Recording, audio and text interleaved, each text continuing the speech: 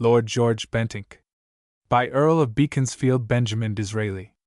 Lord George Bentinck. A Political Biography. Chapter 1. The political career of Lord George Bentinck was peculiar. He had, to use his own expression, sate in 8 parliaments without having taken part in any great debate, when remarkable events suddenly impelled him to advance and occupy not only a considerable but a leading position in our public affairs. During 3 years, under circumstances of great difficulty, he displayed some of the highest qualities of political life, courage and a lofty spirit, a mastery of details which experience usually alone confers, a quick apprehension and a clear intelligence, indomitable firmness, promptness, punctuality, and perseverance which never failed, an energy seldom surpassed, and a capacity for labor which was perhaps never equaled.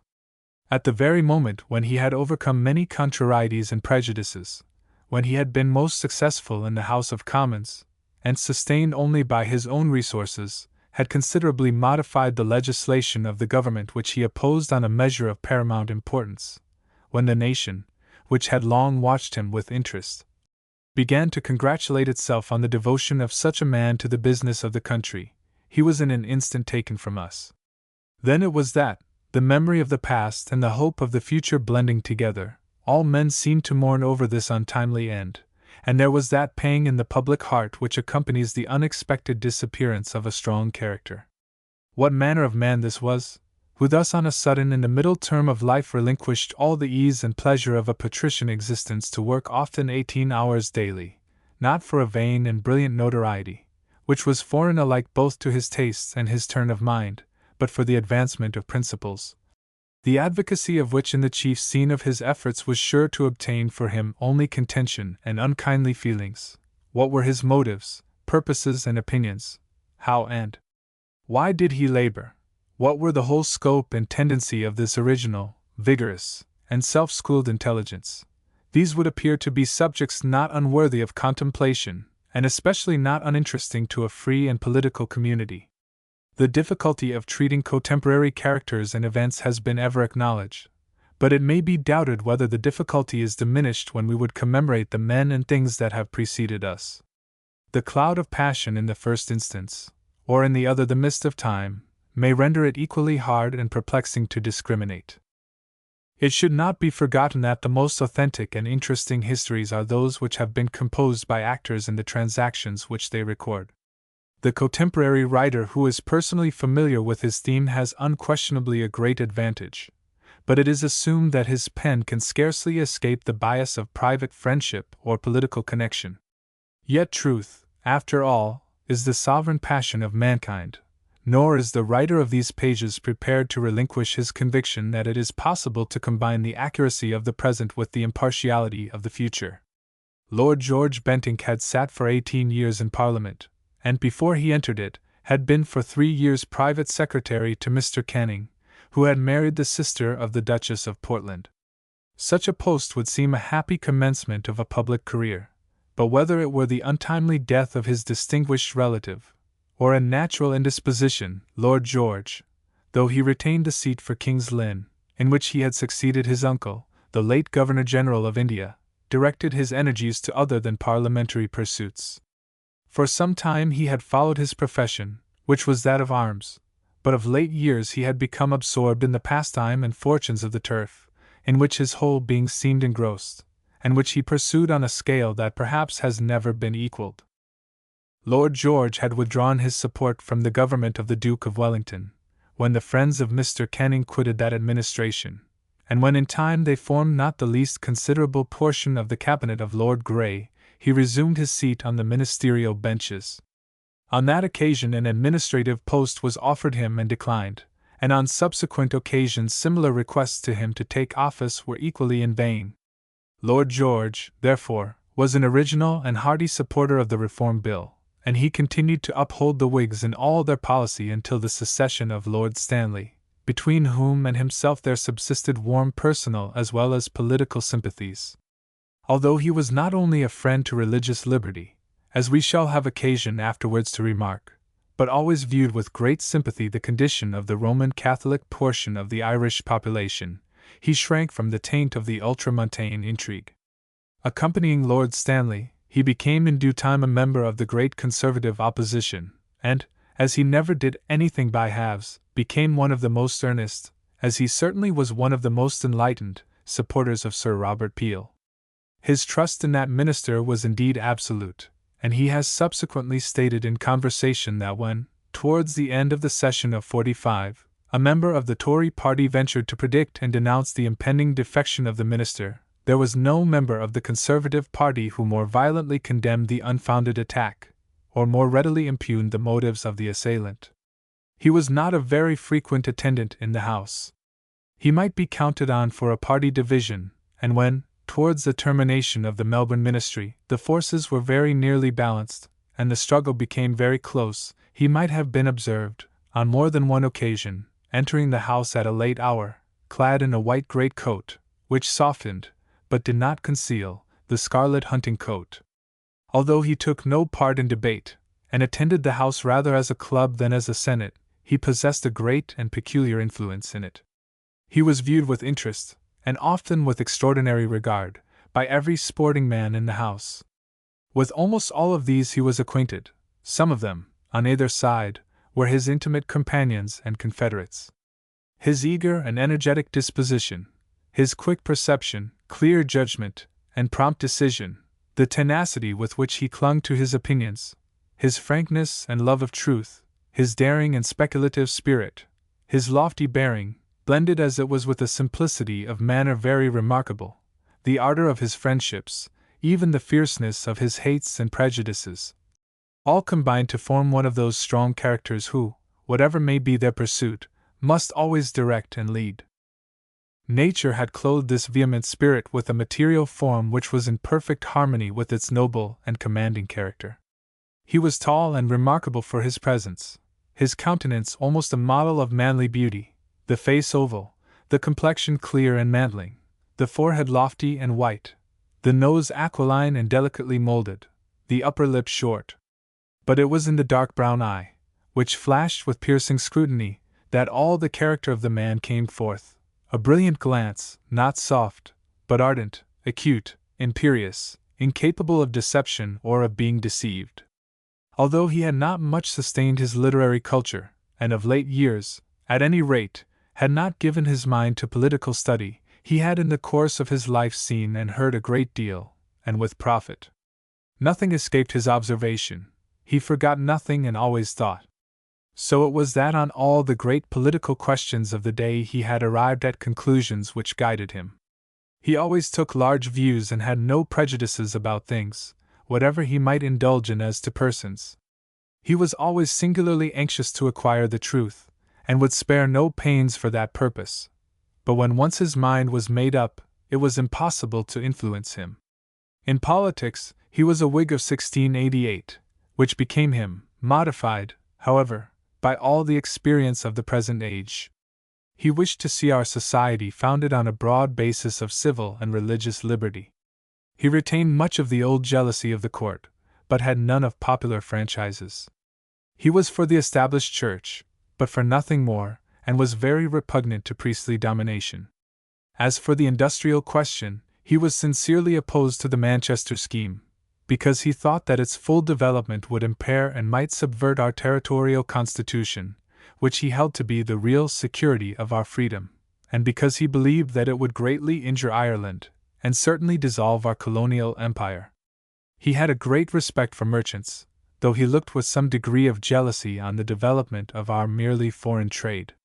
His knowledge of character qualified him in a great degree to govern men.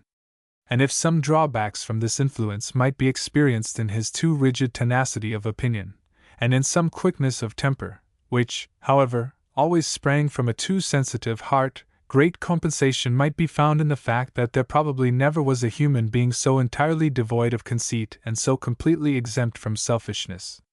Nothing delighted him more than to assist and advance others. All the fruits of his laborious investigations were always at the service of his friends without reserve or self-consideration. He encouraged them by making occasions for their exertions, and would relinquish his own opportunity without a moment's hesitation, if he thought the abandonment might aid a better man. Chapter 2. There was at this time a Metropolitan Society for the Protection of Agriculture, of which the Duke of Richmond was chairman, and which had been established to counteract the proceedings of the Manchester Confederation.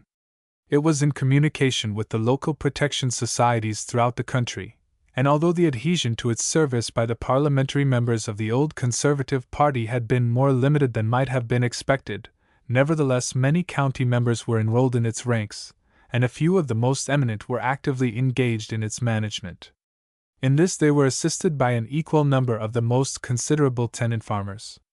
In the present state of affairs, the Council of the Protection Society afforded the earliest and readiest means to collect opinion and methodize action, and it was therefore resolved among its managers to invite all members of Parliament who sympathized with their purpose, though they might not be members of their society, to attend their meeting and aid them at the present crisis with their counsel. A compliance with this request occasioned the first public appearance of Lord George Bentinck, as one of the organizers of a political party, for he aspired to no more. The question was, whether a third political party could be created and sustained, a result at all times and under any circumstances difficult to achieve, and which had failed even under the auspices of accomplished and experienced statesmen. In the present emergency, was there that degree of outraged public feeling in the country, which would overcome all obstacles and submit to any inconveniences, in order to ensure its representation in the House of Commons? It was the opinion of Lord George Bentinck that such was the case, that if for the moment that feeling was inert and latent, it was an apathy which arose from the sudden shock of public confidence, and the despair which under such circumstances takes possession of men, that if it could be shown to the country that the great bulk of the Conservative party were true to their faith, and were not afraid, even against the fearful odds which they would have to encounter, to proclaim it, the confidence and the courage of the country would rally, and the party in the House of Commons would find external sympathy and support. With these views it became of paramount importance that the discussion on the government measure should be sustained on the part of the protectionists with their utmost powers. They must prove to the country that they could represent their cause in debate, and to this end all their energies must be directed. It would be fatal to them if the discussion were confined to 1 or 2 nights, and they overborne by the leading and habitual speakers. They must bring forward new men, they must encourage the efforts of those now unrecognized and comparatively unknown, they must overcome all reserve and false shame, and act as became men called upon to a critical and leading part, not by their arrogance or ambition, but by the desertion and treachery of those to whose abilities they had bowed without impatience and reluctance. There was a probability of several vacancies immediately taking place in counties where the seats were filled by converts, but men of too scrupulous an honor to retain the charge which they had sought and accepted as the professors of opinions contrary to those which now received their mournful adhesion. The result of these elections would greatly depend upon the spirit and figure of the party in the House of Commons, in their first encounter with the enemy. These views, so just and so spirited, advanced with high-bred earnestness by one rarely met in political turmoils, and enforced with a freshness and an affable simplicity which were very winning, wonderfully encouraged those to whom they were addressed. All seemed touched by the flame which burned in the breast of that man, so lofty in his thoughts but so humble in his ambition, who counselled ever the highest deeds, and was himself ever prepared to undertake the humblest duties. The business of this day was notable. Calculations were made of those who might be fairly counted on to take a part in debate. Some discussion even ensued as to who should venture to reply late at night to the minister. A committee was appointed to communicate with all members on either side supposed to be favorable to the principle of protection to the labor of the country. A parliamentary staff was organized, not only to secure the attendance of members, but to guard over the elections. Finally, the form of the amendment to the government measure was discussed and settled, and it was agreed that, if possible, it should be moved by Mr. Philip Miles, the member for the city of Bristol, and who had the ear of the House not merely from the importance of his constituency, and seconded by Sir William Heathcote, the member for the county of Hampshire, a country gentleman of great accomplishments, and so highly considered by both sides that he was very generally spoken of as a probable successor to the chair. All was furnished by this lately forlorn party except a leader, and even then many eyes were turned and some hopeful murmurs addressed towards Lord George Bentinck, who in the course of this morning had given such various proofs of his fitness and such evidence of his resource. But he shook his head with a sort of suppressed smile, a faint blush, and an air of proud humility that was natural to him. "I think," he said, "we have had enough of leaders. It is not in my way. I shall remain the last of the rank and file." So little desirous, originally, was Lord George Bentinck to interfere actively in that great controversy in which ultimately he took so leading a part, that before the meeting of Parliament in 1846 he begged a gentleman whom he greatly esteemed, a member of the legal profession, and since raised to its highest honors, to call upon him at Harcourt House. When he said that he had taken great pains to master the case of the protective system, that he was convinced its abrogation would ultimately be very injurious to this country, but although, both in point of argument and materials, he feared no opponent, he felt constitutionally so incapable of ever making a speech, that he wished to induce some eminent lawyer to enter the House of Commons, and avail himself of his views and materials, which he had, with that object, reduced to writing. He begged, therefore, that his friend, although a free trader, would assist him, by suggesting a fitting person for this office. Accordingly, the name of a distinguished member of the bar, who had already published a work of merit, impugning the principles of the new commercial system, was mentioned, and this learned gentleman was applied to, and was not indisposed to accept the task. A mere accident prevented this arrangement being accomplished.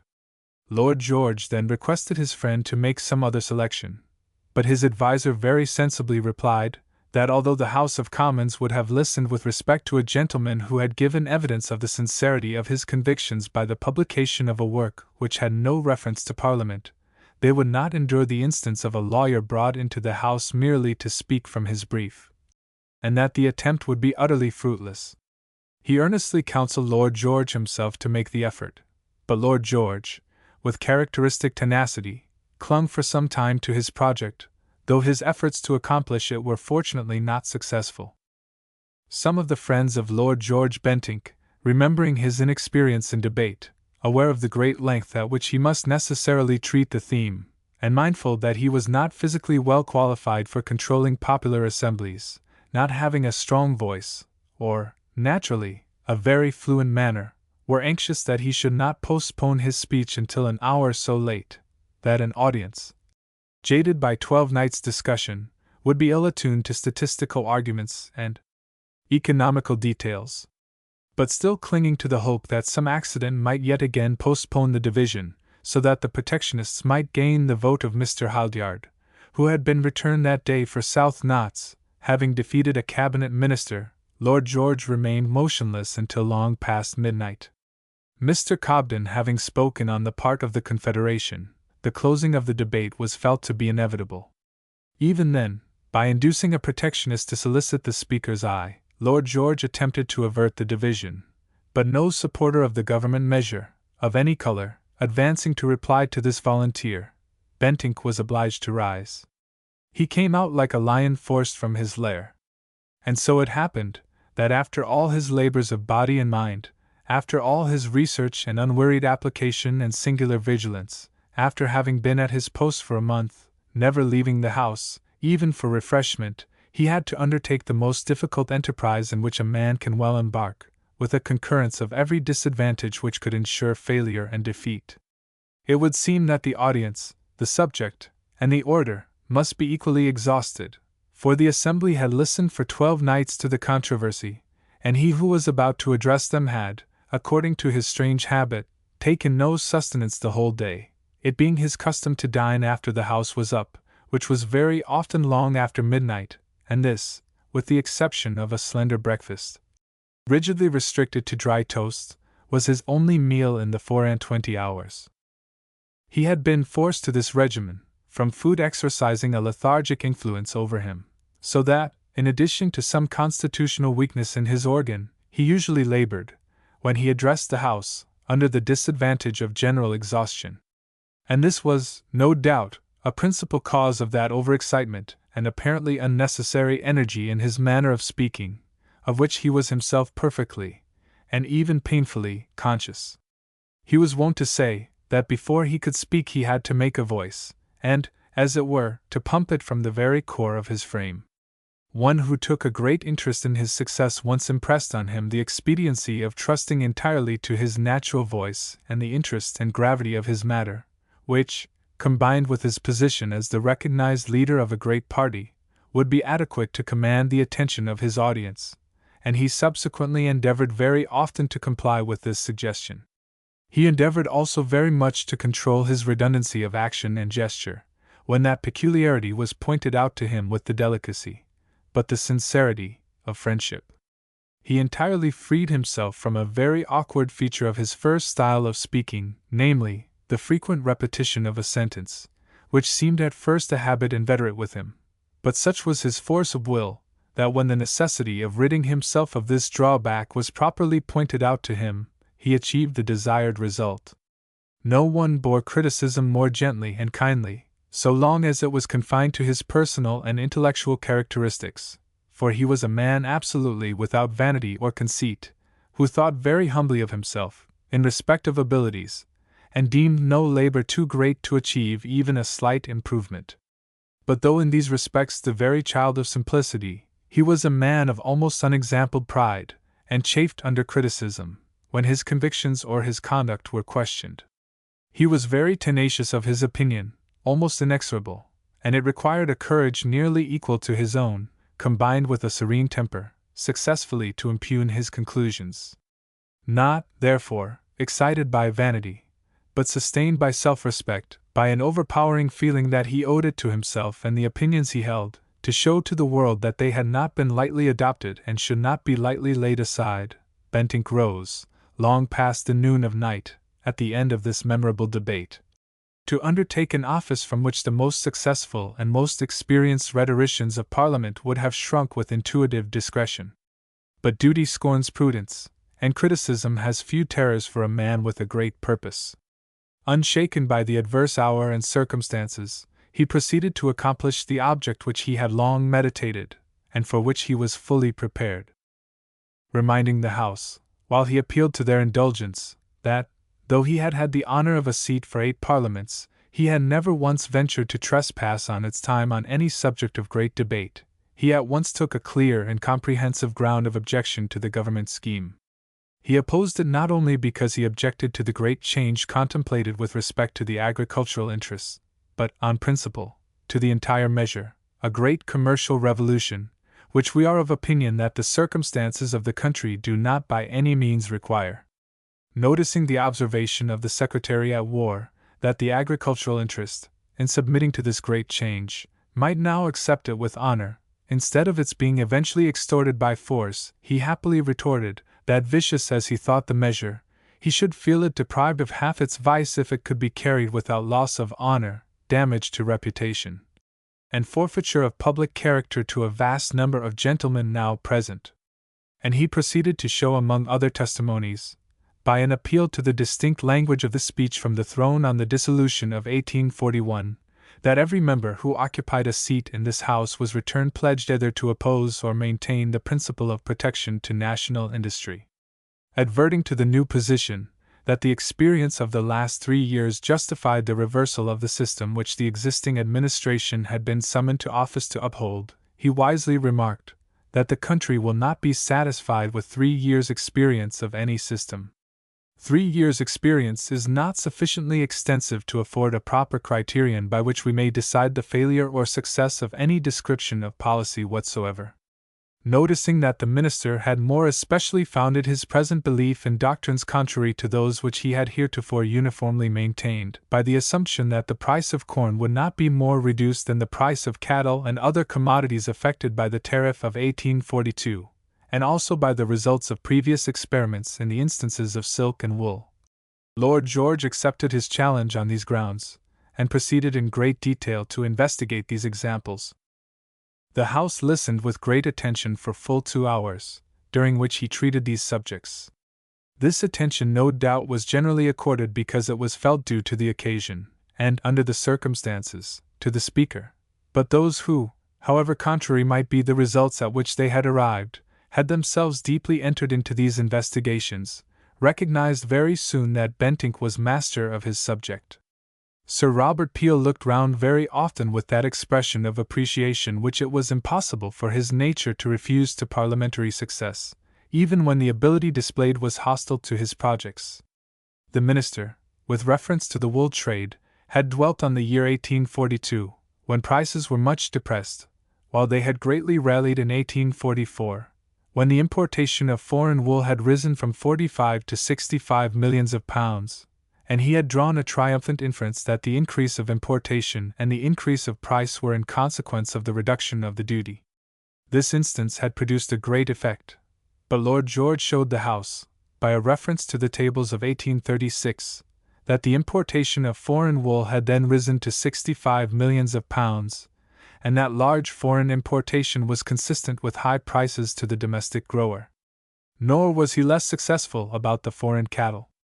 He reminded his friends on the Treasury bench how strenuously, previously to the introduction of the tariff of 1842, they had urged upon their agricultural friends that no foreign cattle could enter under their regulations, and that the whole object of the change was to strengthen the hands of the agricultural interest, as regarded more essential protection, by removing the odium of a nominal protection. Convinced by my right honourable friends, in 1842, that their tariff would be as inoperative as it has proved, I gave my cordial support to the measure.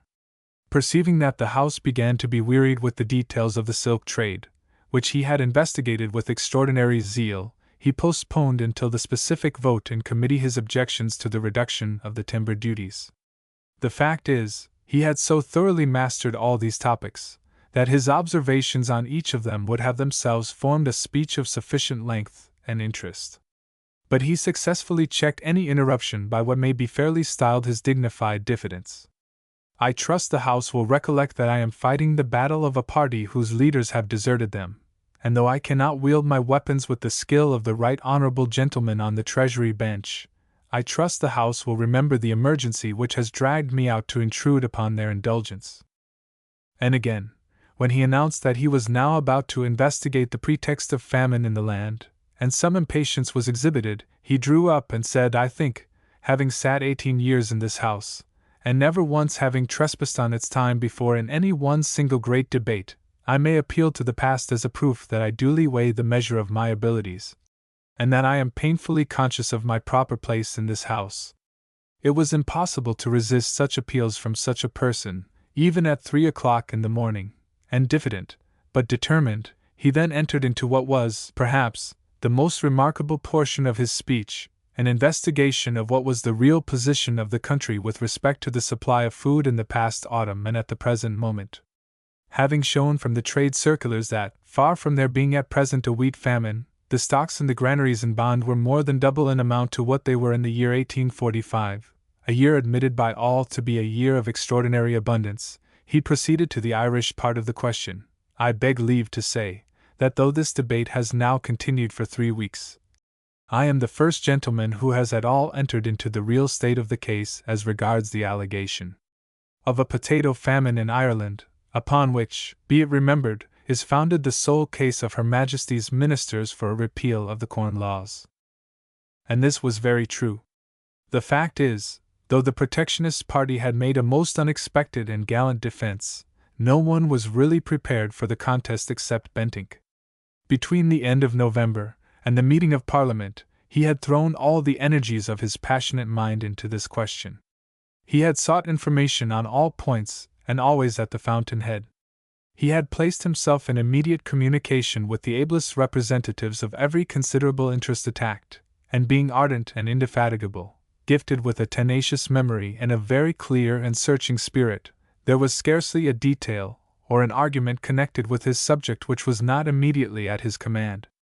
No speeches in favor of the protective system have ever been made in the House of Commons compared with his in depth and range of knowledge, and had there been any member not connected with the government, who had been able to vindicate the merits of British agriculture, as he did when the final struggle occurred, the impression which was made by the too often unanswered speeches of the Manchester Confederation would never have been effected. But the great Conservative party, exhausted by the labors of 10 years of opposition, thought that after the triumph of '41 it might claim a furlough. The defense of their cause was left entirely to the ministers of their choice, and ministers, distracted with detail and wearied with official labor, are not always the most willing or the most efficient champions of the organic principles of a party. Sir Robert Peel, with respect to the disease in the Irish potato, had largely referred to the statements of the inspectors of police. Lord George wanted to know why the reports of the lieutenants of the Irish counties were not given.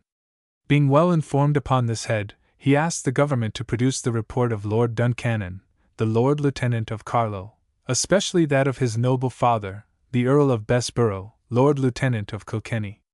Is there any man in England or in Ireland whose opinion, from his business-like habits, his great practical knowledge, and the warm and affectionate interest which for a long period of years he has taken in everything which concerns the interests of Ireland, especially of the Irish peasantry, is there any man whose opinion would have greater weight? The opinion of Lord Bessborough on an Irish subject, the lieutenant of an Irish county, and himself long a cabinet minister? Well, sir, I am assured that, having taken the utmost pains to investigate this matter, Lord Bessborough has made an elaborate report to the Irish government. Well, then, I desire to know why Lord Bessborough's report to the Irish government is suppressed? Is it because that report would not assist the present policy of Her Majesty's government? He alleged the names of many other individuals of high station who had officially reported on the subject to the government, of Lord Castlereagh, the Lieutenant of Down, a member of the House, of Lord de Vesey, whose son was sitting for the Queen's county, over which his father presided in the name of the Queen. A murmur ran round the house that it would have been as well if these reports had been produced. The last portion of this argumentative harangue referred to the most important division of the subject. Bentinck met it boldly, without evasion, nor was there any portion of his address more interesting, more satisfactory, and more successful. I now come, he said, to the great challenge, which is ever and anon put forth by the Anti-Corn Law League, and now by their disciples, Her Majesty's ministers. How are we, they ask, with our limited extent of territory, to feed a population annually and rapidly increasing at the rate of 300,000 a year, as generally stated by the member for Stockport, a rate increased by my noble friend, the member for the West Riding, to 1,000 a day, or 365,000 a year.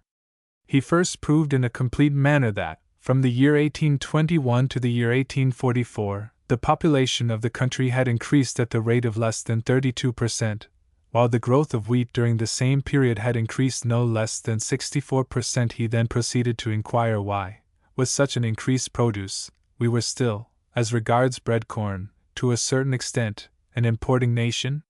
This he accounted for by the universally improved condition of the people, and the enlarged command of food by the working classes. He drew an animated picture, founded entirely on the representations of writers and public men adverse to the protective system, of the superior condition of the people of England, happy England, to that of other countries, how they consumed much more of the best food, and lived much longer. This was under protection, which Lord John Russell had stigmatized, in his letter, The Bane of Agriculture. In the history of my noble friend's illustrious family, he continued, I should have thought that he would have found a remarkable refutation of such a notion.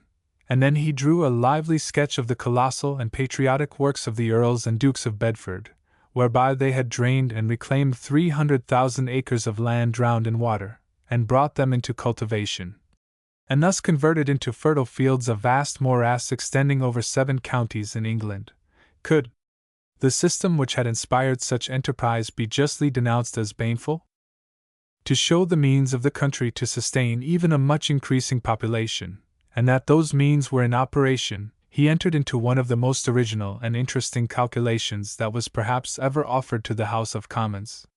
Reminding the House that in the preceding year, 1845, the farmers of England, at a cost of 2 millions sterling, had imported 280,000 tons of guano, he proceeded to estimate what would be the effect on the productive powers of the land of that novel application.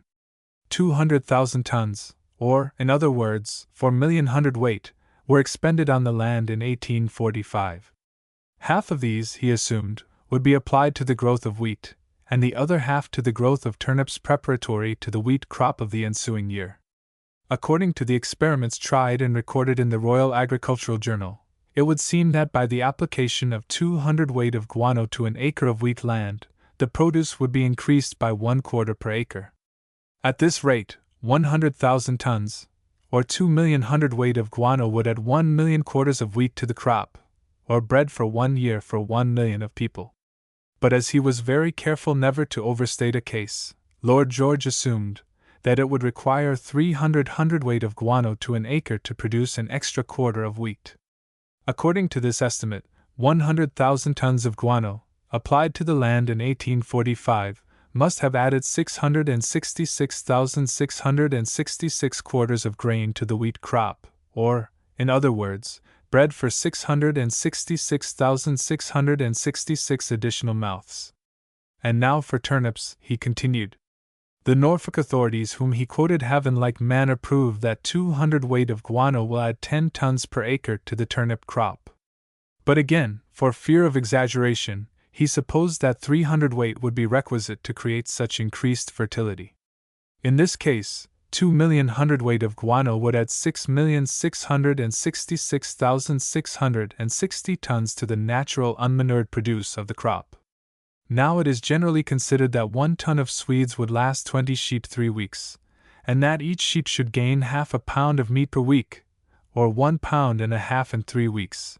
Thus 20 sheep feeding on 1 ton of turnips in 3 weeks should in the aggregate make, as the graziers say, 30 pounds of mutton. But to be safe in his estimate, he would assume that 1 ton of turnips makes only half this quantity. Multiply, then, exclaimed Bentinck with the earnest air of a crusader, 6,666,660 by 15, and you have no less than 99,999,900 pounds of mutton as the fruits of 100,000 tons of guano, which, at 92 pounds per man, the average Englishman's allowance, affords meat for 1,860,955, nearly 2,000,000 of Her Majesty's subjects. This is a specimen of those original and startling calculations to which the House was soon to become accustomed from his lips. They were received at first with astonishment and incredulity, but they were never impugned. The fact is, he was extremely cautious in his data, and no man was more accustomed ever to impress upon his friends the extreme expediency of not overstating a case. It should also be remarked of Lord George Bentinck that in his most complicated calculations he never sought aid from notes. We have necessarily only noticed a few of the traits of this remarkable performance. Its termination was impressive. We have heard in the course of these discussions a good deal about an ancient monarchy, a reformed House of Commons, and a proud aristocracy. Sir, with regard to our ancient monarchy, I have no observation to make, but if so humble an individual as myself might be permitted to whisper a word in the ear of that illustrious and royal personage who, as he stands nearest, so is he justly dearest, to her who sits upon the throne, I would take leave to say, that I cannot but think he listened to ill advice, when, on the first night of this great discussion, he allowed himself to be seduced by the first minister of the crown to come down to this house to usher in, to give eclat, and as it were by reflection from the Queen, to give the semblance of the personal sanction of Her Majesty to a measure which, be it for good or for evil, a great majority at least of the landed aristocracy of England, of Scotland, and of Ireland, imagine fraught with deep injury, if not ruin, to them. A measure which, not confined in its operation to this great class, is calculated to grind down countless smaller interests engaged in the domestic trades and interests of the empire, transferring the profits of all these interests, English, Scotch, Irish, and colonial, great and small alike, from Englishmen, from Scotchmen, and from Irishmen, to Americans, to Frenchmen, to Russians, to Poles, to Prussians, and to Germans.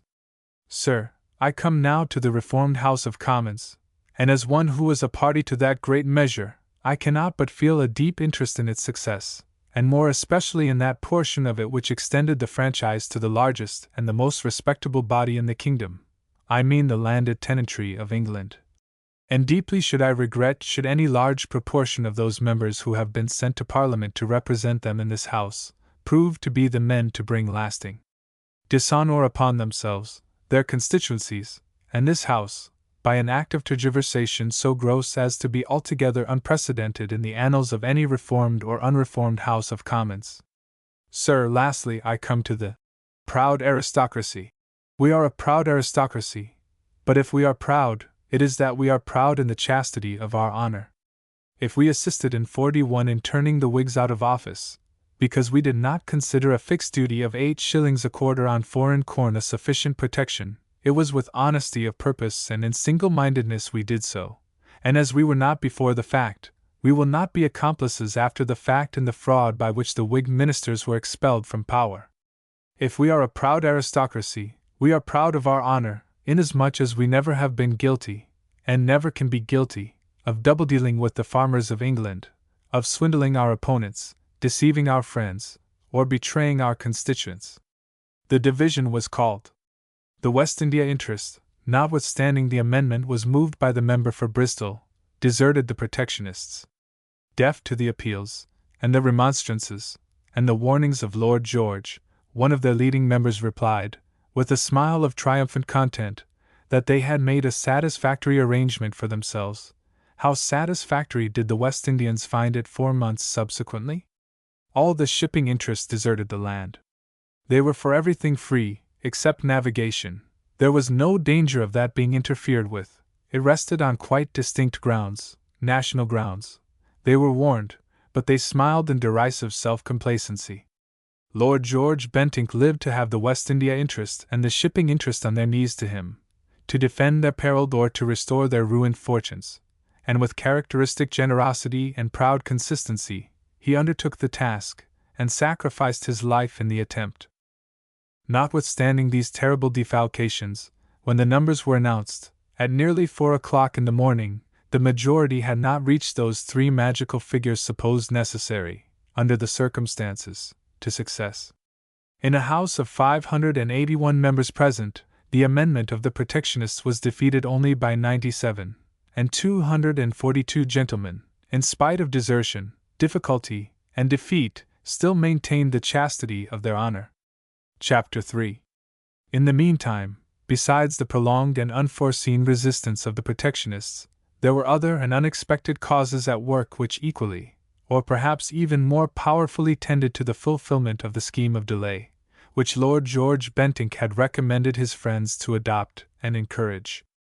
In the latter months of the year 1845, there broke out in some of the counties of Ireland one of those series of outrages which have hitherto periodically occurred in districts of that country. Assassination and crimes of violence were rife. Men on the Queen's highway were shot from behind hedges, or suddenly torn from their horses and beaten to death with clubs. Houses were visited in the night by bodies of men, masked and armed, their owners dragged from their beds, and in the presence of their wives and children, maimed and mutilated. The administration of unlawful oaths, with circumstances of terror, indicated the existence of secret confederations, whose fell intents, profusely and ostentatiously announced by threatening letters, were frequently and savagely perpetrated. These barbarous distempers had their origin in the tenure of land in Ireland, and in the modes of its occupation. A combination of causes, political, social, and economical, had for more than a century unduly stimulated the population of a country which had no considerable resources except in the soil.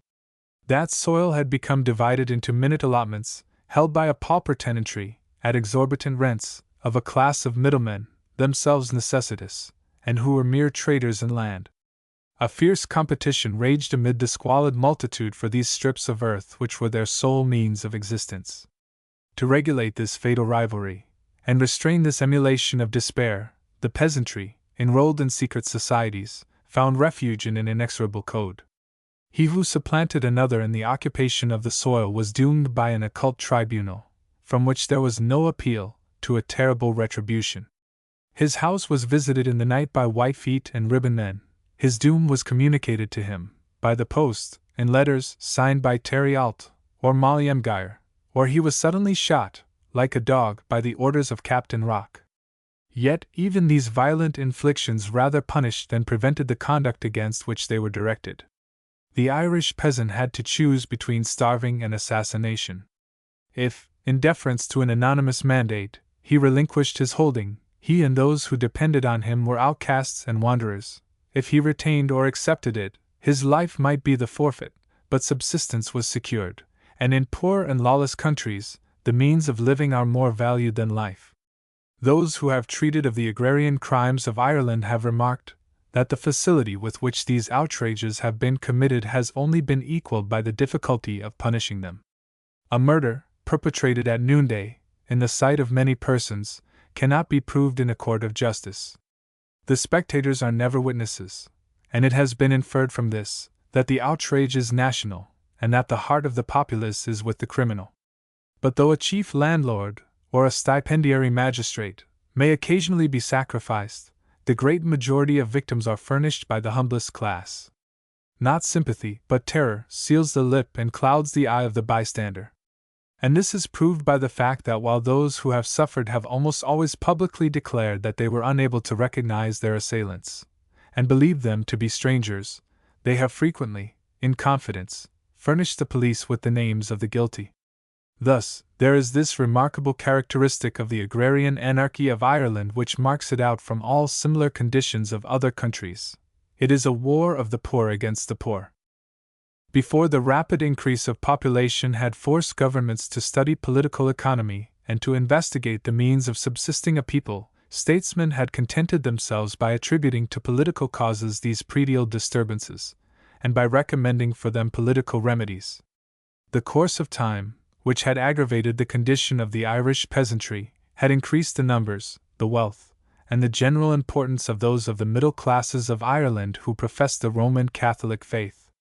Shut out from the political privileges of the Constitution, these formed a party of discontent that was a valuable ally to the modern Whigs, too long excluded from that periodical share of power which is the lifeblood of a parliamentary government and the safeguard of a constitutional monarchy. The misgovernment of Ireland became therefore a stock topic of the earlier opposition of the present century, and advocating the cause of their clients, who wished to become mayors, and magistrates, and members of the legislature, they argued that in the concession of those powers and dignities, and perhaps in the discreet confiscation of the property of the Church, the only cures could be found for threatening notices, robbery of arms, administering of unlawful oaths, burglary, murder, and arson. Yet if these acts of violence were attributable to defective political institutions, why, as was usually the case, were they partial in their occurrence? Why were they limited to particular districts? If political grievances were the cause, the injustice would be as sharp in tranquil Wexford as in turbulent Tipperary. Yet out of the 32 counties of Ireland, the outrages prevailed usually in less than a third. These outrages were never insurrectionary. They were not directed against existing authorities. They were stimulated by no public cause or clamor.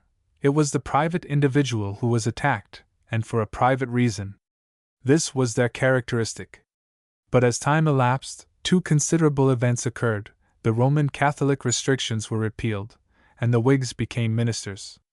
Notwithstanding these great changes, the condition of the Irish peasantry remained the same. The tenure of land was unchanged. The modes of its occupation were unaltered, its possession was equally necessary and equally perilous. The same circumstances produced the same consequences.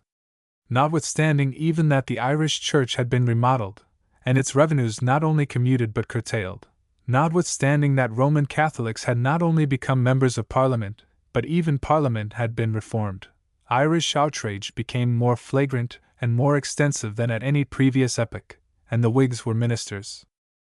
Placed in this responsible position, forced to repress the evil, the causes of which they had so often explained, and which with their cooperation had apparently been so effectually removed, the Whig government were obliged to have recourse to the very means which they had so frequently denounced when recommended by their rivals, and that, too, on a scale of unusual magnitude and severity. They proposed for the adoption of Parliament one of those measures which would suspend the Constitution of Ireland, and which are generally known by the name of Coercion Acts. The main and customary provisions of these Coercion Acts were of severe restraint, and scarcely less violent than the conduct they were constructed to repress.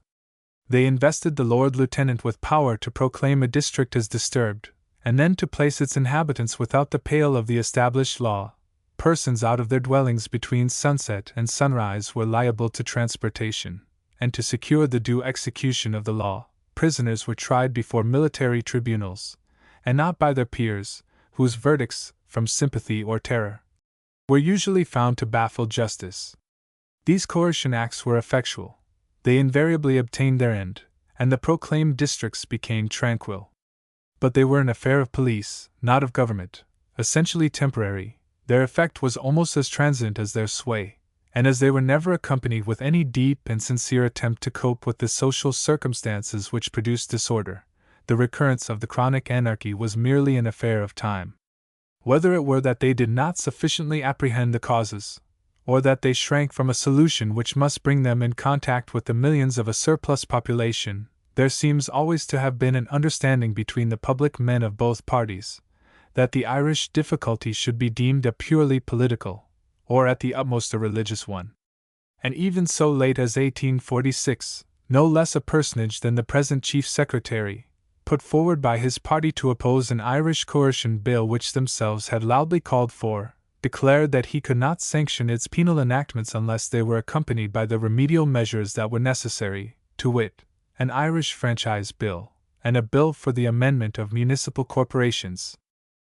When Sir Robert Peel, in 1841, after a memorable opposition of 10 years, acceded to office, sustained by all the sympathies of the country, his Irish policy, not sufficiently noticed amid the vast and urgent questions with which he had immediately to deal, was, however, to the political observer significant and interesting.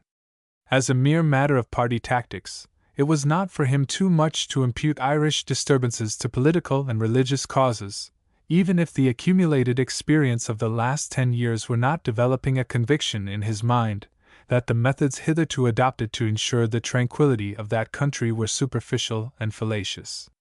His cabinet immediately recognized a distinction between political and predial sources of disorder.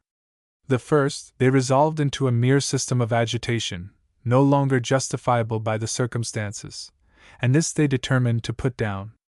The second they sought in the conditions under which land was occupied, and these they determined to investigate. Hence, on the one hand, the O'Connell prosecution, on the other, the Devon Commission. This was the bold and prudent policy of a minister who felt he had the confidence of the country and was sustained by great parliamentary majorities, and when the summoner of monster meetings was convicted, and the efficient though impartial manner in which the labors of the Land Commission were simultaneously conducted came to be bruited about, there seemed at last some prospect of the system of political quackery of which Ireland had been so long the victim being at last subverted. But there is nothing in which the power of circumstances is more evident than in politics. They baffle the forethought of statesmen, and control even the apparently inflexible laws of national development and decay. Had the government of 1841 succeeded in its justifiable expectation of terminating the trade of political agitation in Ireland, armed with all the authority and all the information with which the labors of the Land Commission would have furnished them, they would in all probability have successfully grappled with the real causes of Irish misery and misrule. They might have thoroughly reformed the modes by which land is holden and occupied, have anticipated the spontaneous emigration that now rages by an administrative enterprise scarcely more costly than the barren loan of '47, and which would have wafted native energies to imperial shores, have limited under these circumstances the evil of the potato famine. Even if the improved culture of the interval might not have altogether prevented that visitation, while the laws which regulated the competition between home and foreign industry in agricultural produce might have been modified with so much prudence, or, if necessary, ultimately repealed with so much precaution, that those rapid and startling vicissitudes that have so shattered the social fabric of Ireland might altogether have been avoided. But it was decreed that it should be otherwise. Having achieved the incredible conviction of O'Connell, by an Irish jury, the great culprit baffled the vengeance of the law by a quirk which a lawyer only could have devised.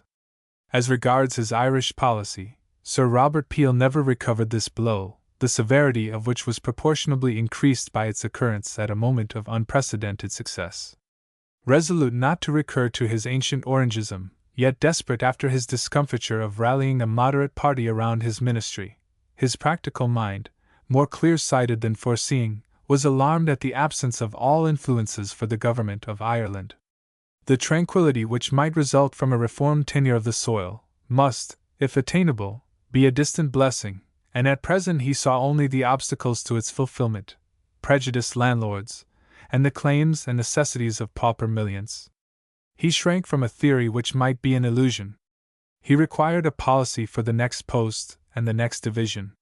There was in his view only one course to take: to outbid his predecessors as successfully in Irish politics as he was doing in taxes and tariffs.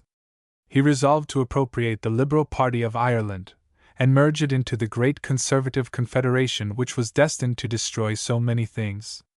He acted with promptitude and energy, for Sir Robert Peel never hesitated when he had made up his mind. His real character was very different from his public reputation.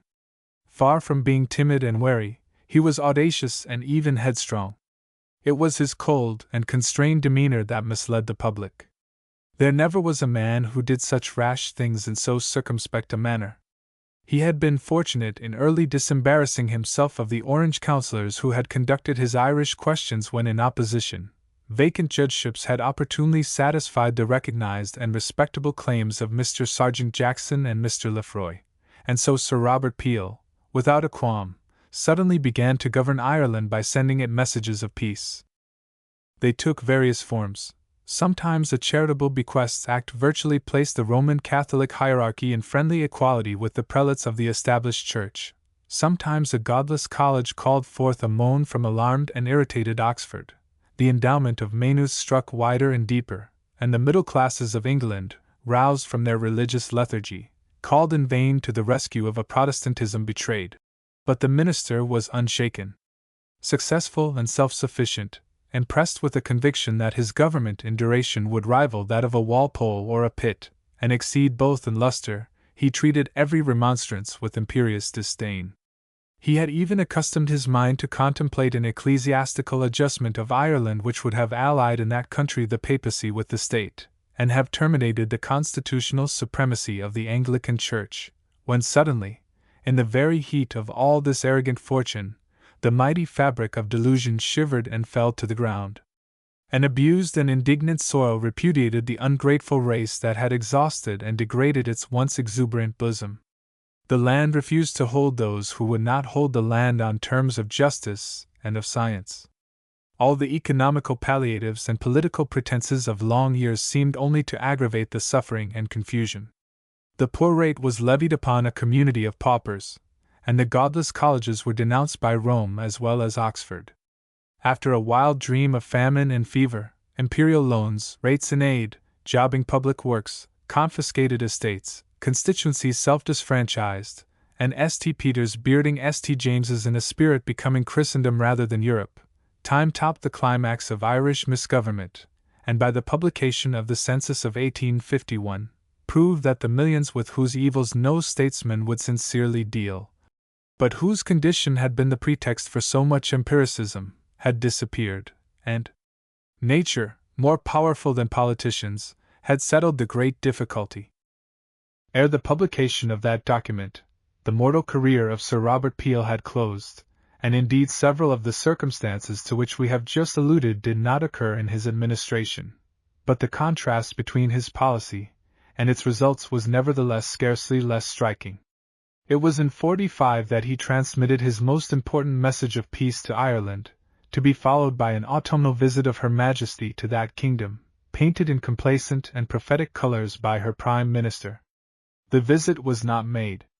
In the course of that autumn, 10 counties of Ireland were in a state of anarchy, and mainly in that period, there were 136 homicides committed, 138 houses burned, 483 houses attacked, and 138 fired into. There were 544 cases of aggravated assault, and 551 of robbery of arms. There were 89 cases of bands appearing in arms. There were more than 200 cases of administering unlawful oaths, and there were 1,944 cases of sending threatening letters. By the end of the year, the general crime of Ireland had doubled in amount, an enormity compared with the preceding year. Chapter 4. Lord George Bentinck had large but defined views as to the policy which should be pursued with respect to Ireland. He was a firm supporter of the constitutional preponderance allotted to the land in our scheme of government, not from any jealousy or depreciation of the other great sources of public wealth, for his sympathy with the trading classes was genuine, but because he believed that constitutional preponderance, while not inconsistent with great commercial prosperity, to be the best security for public liberty and the surest foundation of enduring power. But as reality was the characteristic of his vigorous and sagacious nature, he felt that a merely formal preponderance, one not sustained and authorized by an equivalent material superiority, was a position not calculated to endure in the present age, and one especially difficult to maintain with our rapidly increasing population. For this reason he was always very anxious to identify the policy of Great Britain with that of Ireland, the latter being a country essentially agricultural, and he always shrank from any proposition which admitted a difference in the interests of the two kingdoms. Liberal politicians, who some years ago were very loud for justice to Ireland, and would maintain at all hazards the identity of the interests of the two countries, have of late frequently found it convenient to omit that kingdom from their statistical bulletins of national prosperity. Lord George Bentinck, on the contrary, would impress on his friends that if they wished to maintain the territorial constitution of their country, they must allow no sectarian considerations to narrow the basis of sympathy on which it should rest, and in the acres and millions of Ireland, in its soil and its people, equally neglected, he would have sought the natural auxiliaries of our institutions, to secure for our Irish fellow subjects a regular market for their produce, to develop the resources of their country by public works on a great scale, and to obtain a decent provision for the Roman Catholic priesthood from the land and not from the Consolidated Fund, were three measures which he looked upon as in the highest degree conservative. When the project of the Cabinet of 1846 had transpired, Lord George at once declared, and was in the habit of reiterating his opinion, that it would ruin the 500,000 small farmers of Ireland, and he watched with great interest and anxiety the conduct of their representatives in the House of Commons. It was with great difficulty that he could bring himself to believe that political liberalism would induce the members for the south and west of Ireland to support a policy in his opinion so fatal to their countrymen as the unconditional repeal of the Corn Laws, and indeed, before they took that step, which almost all of them have since publicly regretted and attempted to compensate for by their subsequent votes in the House of Commons, the prospect of their conduct frequently and considerably varied. The Earl of St. Germans, the Chief Secretary of the Lord Lieutenant, introduced the Coercion Bill to the House of Lords on the 24th of February, and considering the exigency, and the important reference to it in the speech from the throne, this step on the part of the government was certainly not precipitate.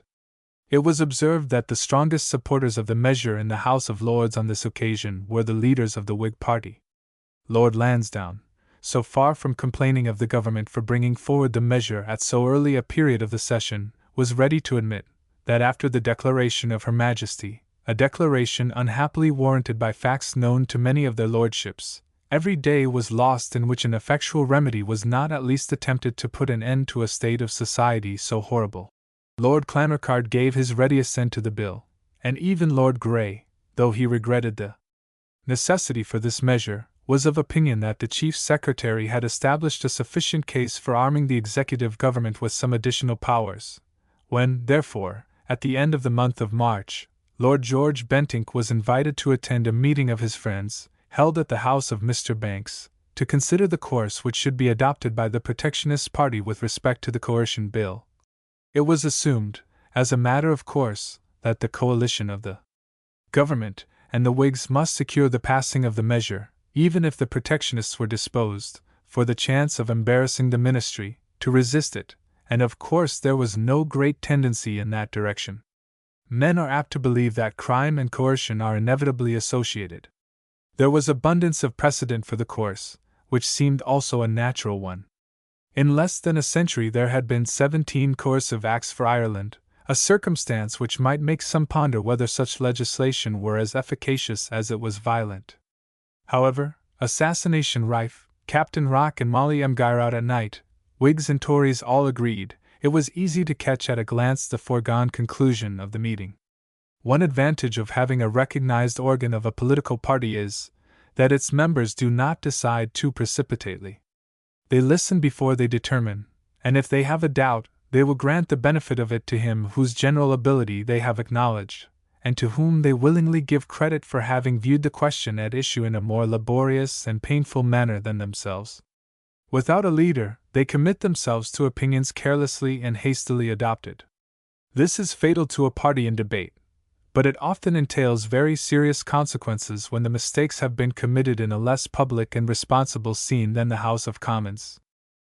In the present case, there was only one individual who took any considerable lead in the management of the party who ventured to suggest the expediency of pausing before they pledged themselves to support an unconstitutional measure, proposed by a government against which they were arrayed under circumstances of urgent and unusual opposition. The support of an unconstitutional measure may be expedient, but it cannot be denied that it is the most indubitable evidence of confidence. This suggestion, though received with kindness, elicited little sympathy, and Lord George Bentinck, who had not yet spoken, and who always refrained at these meetings from taking that directing part which he never wished to assume, marking the general feeling of those present, and wishing to guide it to a practical result advantageous to their policy, observed that the support of the coercion bill by the protectionists ought to be made conditional on the government proving the sincerity of their policy by immediately proceeding with their measure, that if life were in such danger in Ireland as was officially stated, and as he was bound to believe, no corn or customs bill could compete in urgency with the necessity of pressing forward a bill, the object of which was to arrest wholesale assassination. He was, therefore, for giving the government a hearty support, provided they proved they were in earnest in their determination to put down murder and outrage in Ireland, by giving a priority in the conduct of public business to the measure in question. This view of the situation, which was certainly adroit, for it combined the vindication of order with an indefinite delay of the measures for the repeal of the protective system, seemed to please every one. There was a murmur of approbation, and when one of the most considerable of the country gentlemen expressed the prevalent feeling, and added that all that was now to be desired was that Lord George Bentinck would kindly consent to be the organ of the party on the occasion, and state their view to the House, the cheering was very hearty. It came from the hearts of more than 200 gentlemen, scarcely one of whom had a personal object in this almost hopeless struggle beyond the maintenance of a system which he deemed advantageous to his country, but they wished to show their generous admiration of the man who, in the dark hour of difficulty and desertion, had proved his courage and resource, had saved them from public contempt, and taught them to have confidence in themselves. And after all, there are few rewards in life which equal such sympathy from such men. The favor of courts and the applause of senates may have their moments of excitement and delight, but the incident of deepest and most enduring gratification in public life is to possess the cordial confidence of a high-spirited party, for it touches the heart as well as the intellect, and combines all the softer feelings of private life with the ennobling consciousness of public duty. Lord George Bentinck, deeply moved, consented to become the organ of the protectionists in this matter, but he repeated in a marked manner his previous declaration, that his duty must be limited to the occasion. He would serve with them, but he could not pretend to be the leader of a party. In that capacity, however, the government chose to recognize him, and there occurred in consequence, very shortly after this meeting, a scene in the House of Commons, which occasioned at the time a great deal of surprise and scandal. The Secretary of the Treasury, in pursuance of one of his principal duties, which is to facilitate by mutual understanding the conduct of public business in the House of Commons, applied to Lord George Bentinck, confessedly at the request of Sir Robert Peel, to enter into some arrangement as to the conduct of public business before Easter. The arrangement suggested was, that if the protectionists supported the coercion bill, which it was the wish of Sir Robert Peel should be read a first time before Easter, the third reading of the bill for the repeal of the Corn Laws should be postponed until after Easter. The interview by appointment took place in the vote office, where the Secretary of the Treasury called Lord George aside and made this proposition.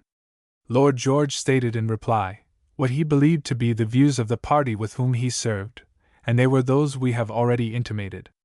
The arrangement was concluded, and it was at the same time agreed that certain questions, of which notice had been given by Lord John Russell, relative to the progress of these very measures, should be allowed by the protectionists to pass sub silentio. This pledge, made by the noble lord for himself and his friends, was scrupulously observed. Nevertheless, after all this, a letter arrived from the Secretary of the Treasury, addressed to the noble lord, stating that the Secretary had not been authorized in saying as much as he had said, and requesting that the conversation which had taken place might be considered private. Upon this, Lord George Bentinck drew up a statement, setting forth all that had passed, and forwarded it to the Secretary as his reply. Subsequently, he met that gentleman, who admitted that every word in that statement, as respected the conversation which had passed, was perfectly correct. This being the state of the case, on the second night of the debate on Mr. Elliot York's amendment, which we have noticed, and after the adjournment had been moved and carried, the government proceeded with some motions of form, which indicated their intention to secure, if possible, the third reading of the Corn Bill before Easter. Upon this, Lord George Bentinck, after a hurried and apparently agitated conversation with the Secretary of the Treasury and others connected with the government, rose to move the adjournment of the House. He then gave as his reason the circumstances which we have briefly conveyed. A scene of considerable confusion occurred. The Secretary of the Treasury admitted the correctness of the statement. The First Lord of the Treasury rejected the alleged authority of the Secretary. Mr. Tufnell, on the part of the Whigs, intimated that public business could not be carried on if the recognized organs were repudiated by their chief. The feeling of all parties coincided with Mr. Tufnell. Finally, an Irish repealer rose and announced that the government were bartering their Corn Bill to secure coercion to Ireland. Lord George Bentinck said the Coercion Bill was a second Curfew Act, that nothing but necessity could justify it, and if it were necessary it must be immediate. Sir Robert remained irritated and obstinate. He would not give up a stage either of the Corn Bill or the Coercion Bill. He wanted to advance both before Easter. The mere division of the House between Free Traders and Protectionists had already ceased. There were breakers ahead, and it was not difficult from this night to perceive that the course of the government would not be so summary as they had once expected. This strange interlude occurred after midnight on the 26th of March. On Friday, the 27th, the House divided on the amendment of Mr. Elliot York, and the Corn Bill was read for the second time. On the reassembling of the House on Monday, the 30th, an extraordinary scene took place. It appears that the Cabinet, after painful deliberation, had arrived at the conclusion that, notwithstanding the importance of sending up the Corn Bill to the House of Lords before Easter, it was absolutely necessary to proceed at once with the Coercion Bill. And it was resolved that the Secretary of State should on this evening lay before the House the facts and reasons which induced the government to believe in the necessity of the measure. Mr. O'Connell and his followers had already announced their intention of opposing the first reading of the bill, an allowable but very unusual course.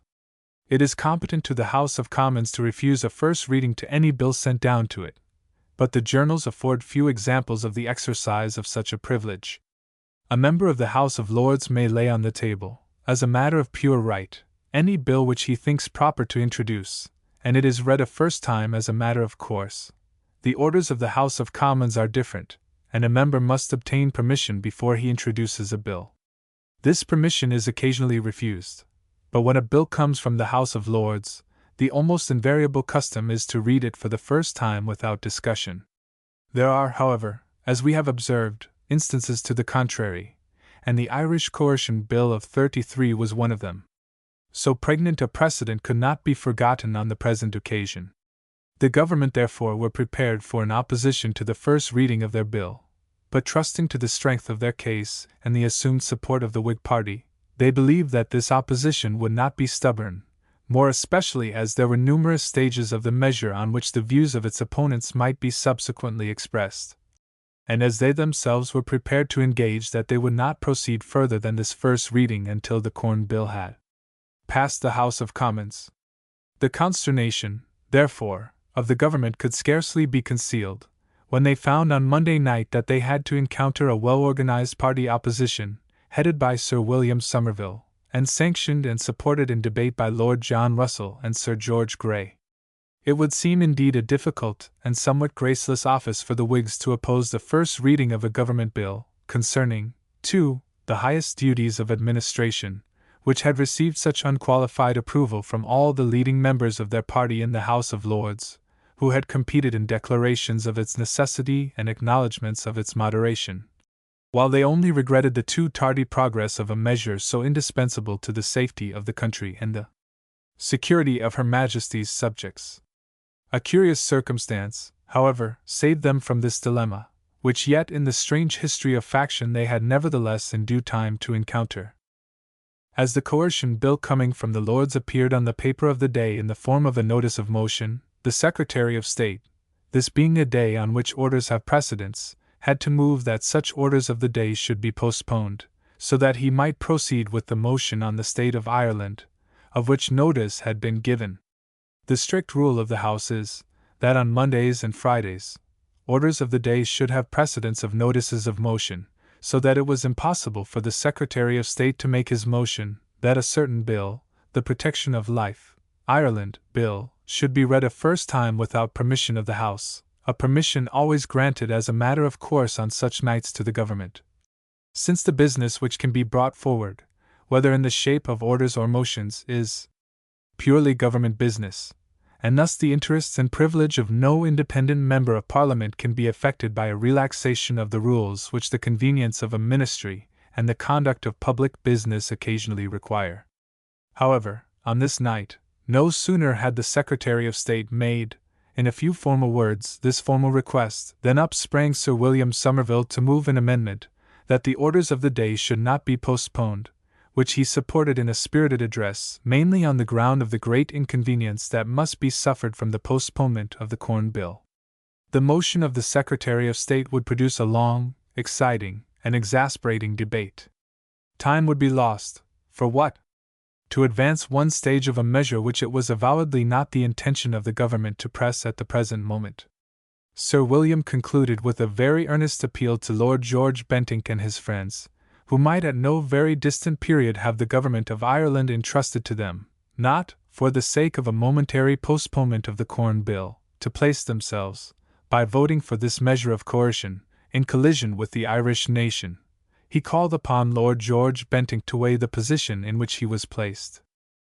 This amendment was seconded by Mr. Smith O'Brien, the member for the county of Limerick, who warned the government that they were entering on a contest which would continue for months. He taunted the minister with governing the country without a party. What chance was there of reconciliation with his estranged friends?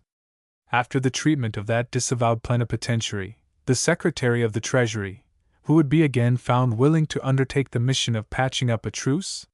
He was not present when the terms of the treaty were exposed, but he understood that if the government introduced this coercion bill before Easter, then that Lord George Bentinck would deem it wise, proper, and expedient.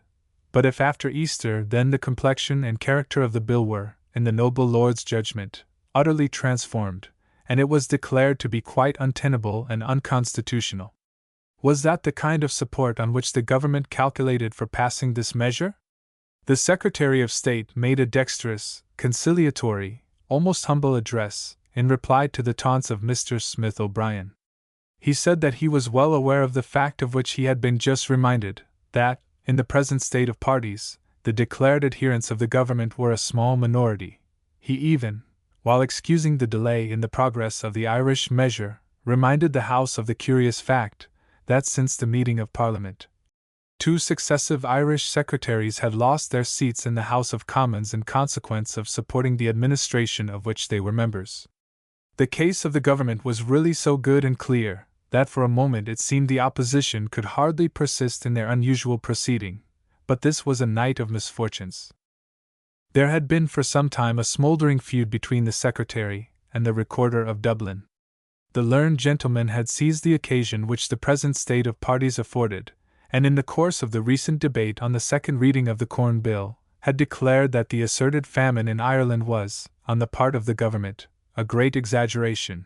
The Secretary had addressed himself particularly to this observation in his speech on the 27th, the night of the division, and had noticed it in a tone of acerbity. He had even intimated that it might have been used by one who was a disappointed solicitor for high office, and whom the government had declined to assist in an unwarrantable arrangement of the duties and salary of the judicial post he at present occupied. The learned recorder, justly indignant at this depreciating innuendo, resolved to make an opportunity on the following Monday for his vindication and retort. He rose, therefore, immediately after the skilful and winning appeal of the secretary, and pronounced an invective against the right honorable gentleman which was neither ill-conceived nor ill-delivered. It revived the passions that for a moment seemed inclined to lull, and the protectionists, who on this occasion were going to support the government, forgot the common point of union, while the secretary was described as the evil genius of the cabinet. After this, it was impossible to arrest the course of debate. Mr. O'Connell, who appeared to be in a state of great debility, made one of those acute points for which he was distinguished. He said the government complained of the threat held out by those who opposed the bill, that they would avail themselves of the forms of the House to give it every opposition in their power. But what did the government do themselves? Why, they were trying to trample upon one of the sessional orders and to abrogate the forms of the House in order to coerce the Irish people. Lord George Bentinck said that the Chief Minister had told them that this was a bill to put down murder and assassination. In that case, if this bill were delayed, the blood of every man murdered in Ireland was on the head of Her Majesty's ministers. Sir George Grey followed, and avoiding any discussion of the state of Ireland, in which Lord George had entered, supported the amendment of Sir William Somerville, on the broad ground that the bill for the repeal of the Corn Laws ought not to be for a moment delayed. The debates on that measure had continued several weeks, and all who had any lengthened parliamentary experience must be convinced that if the further progress of the Corn Bill was postponed until after Easter, they would have much longer and protracted debates in its future stages, than if the bill were pushed to die in diem. As he had understood, the government had intended that this bill should have gone up to the House of Lords before Easter, when it would have been printed, and the second reading could have taken place at an early day after the holidays.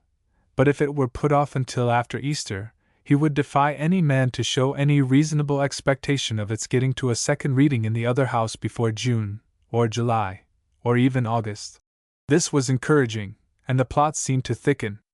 The Secretary at War was put up by the government to neutralize the effect of the speech of Sir George Grey, and he said, "I speak not only as a cabinet minister, but also as a considerable Irish proprietor." He said that anything so horrible as the state of demoralization and crime in which many parts of Ireland were plunged, anything so perfect as the suspension of the law in those parts of the country, anything, in short, so complete as the abrogation of liberty that obtained there, was perhaps never known.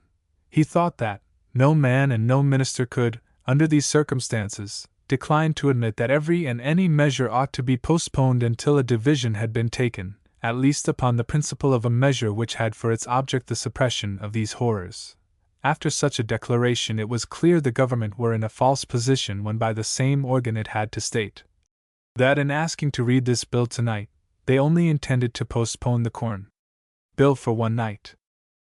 Lord John Russell, following, admitted that in voting for the motion of Sir William Somerville it was not to be supposed that if the Secretary of State made out a case, he would not support the government bill.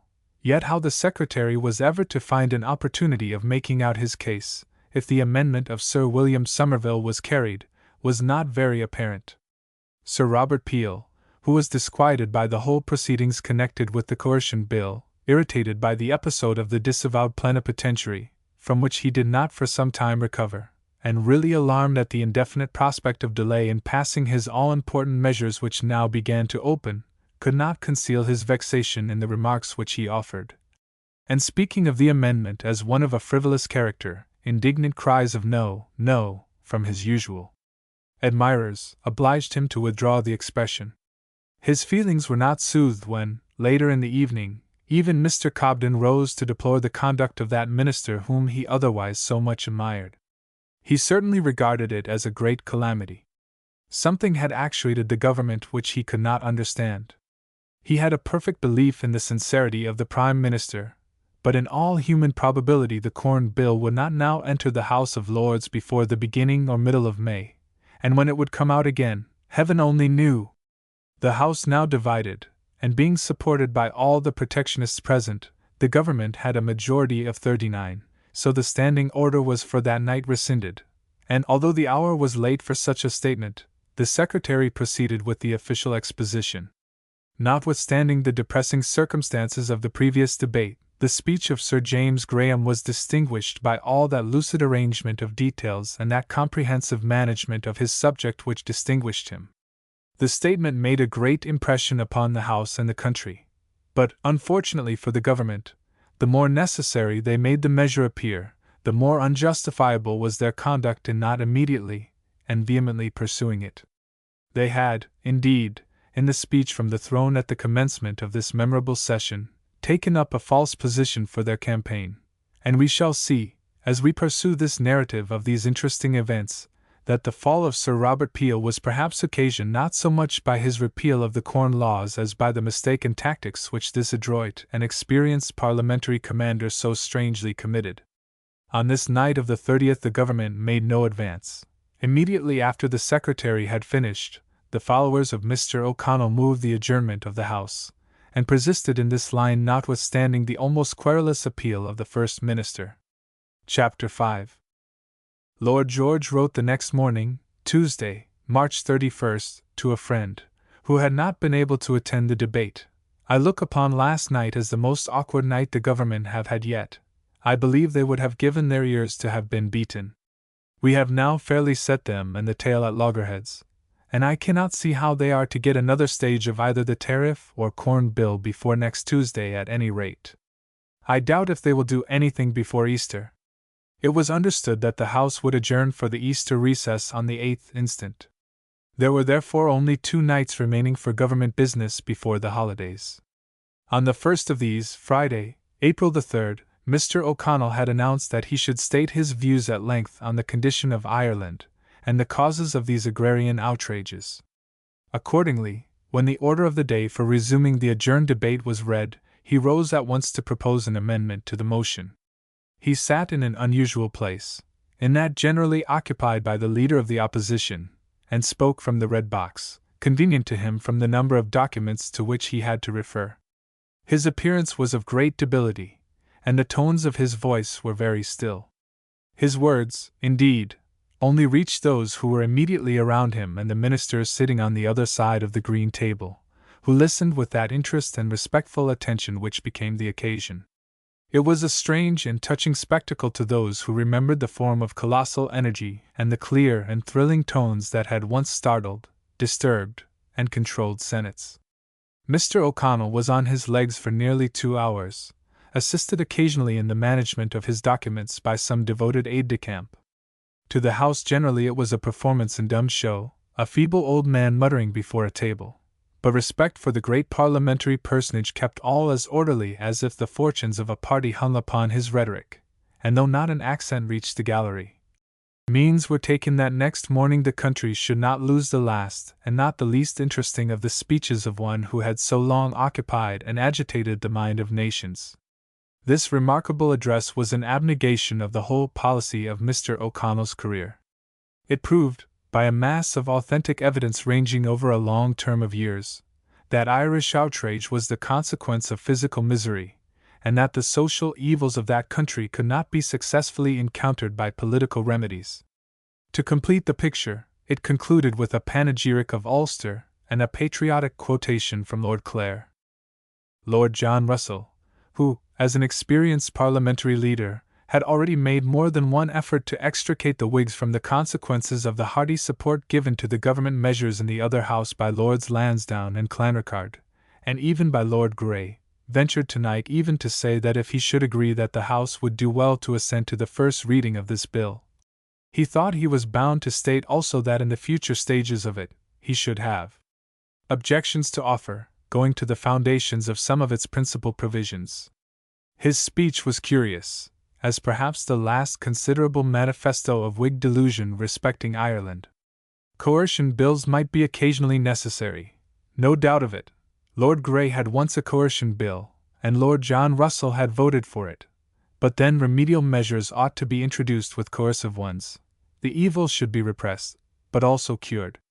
Thus, Lord Althorp, when the government introduced their great coercion bill, introduced also a measure which, besides making a great reform in the Protestant Church of Ireland, exempted the whole Catholic community of Ireland from the payment of church cess, which had previously been felt as a very great grievance.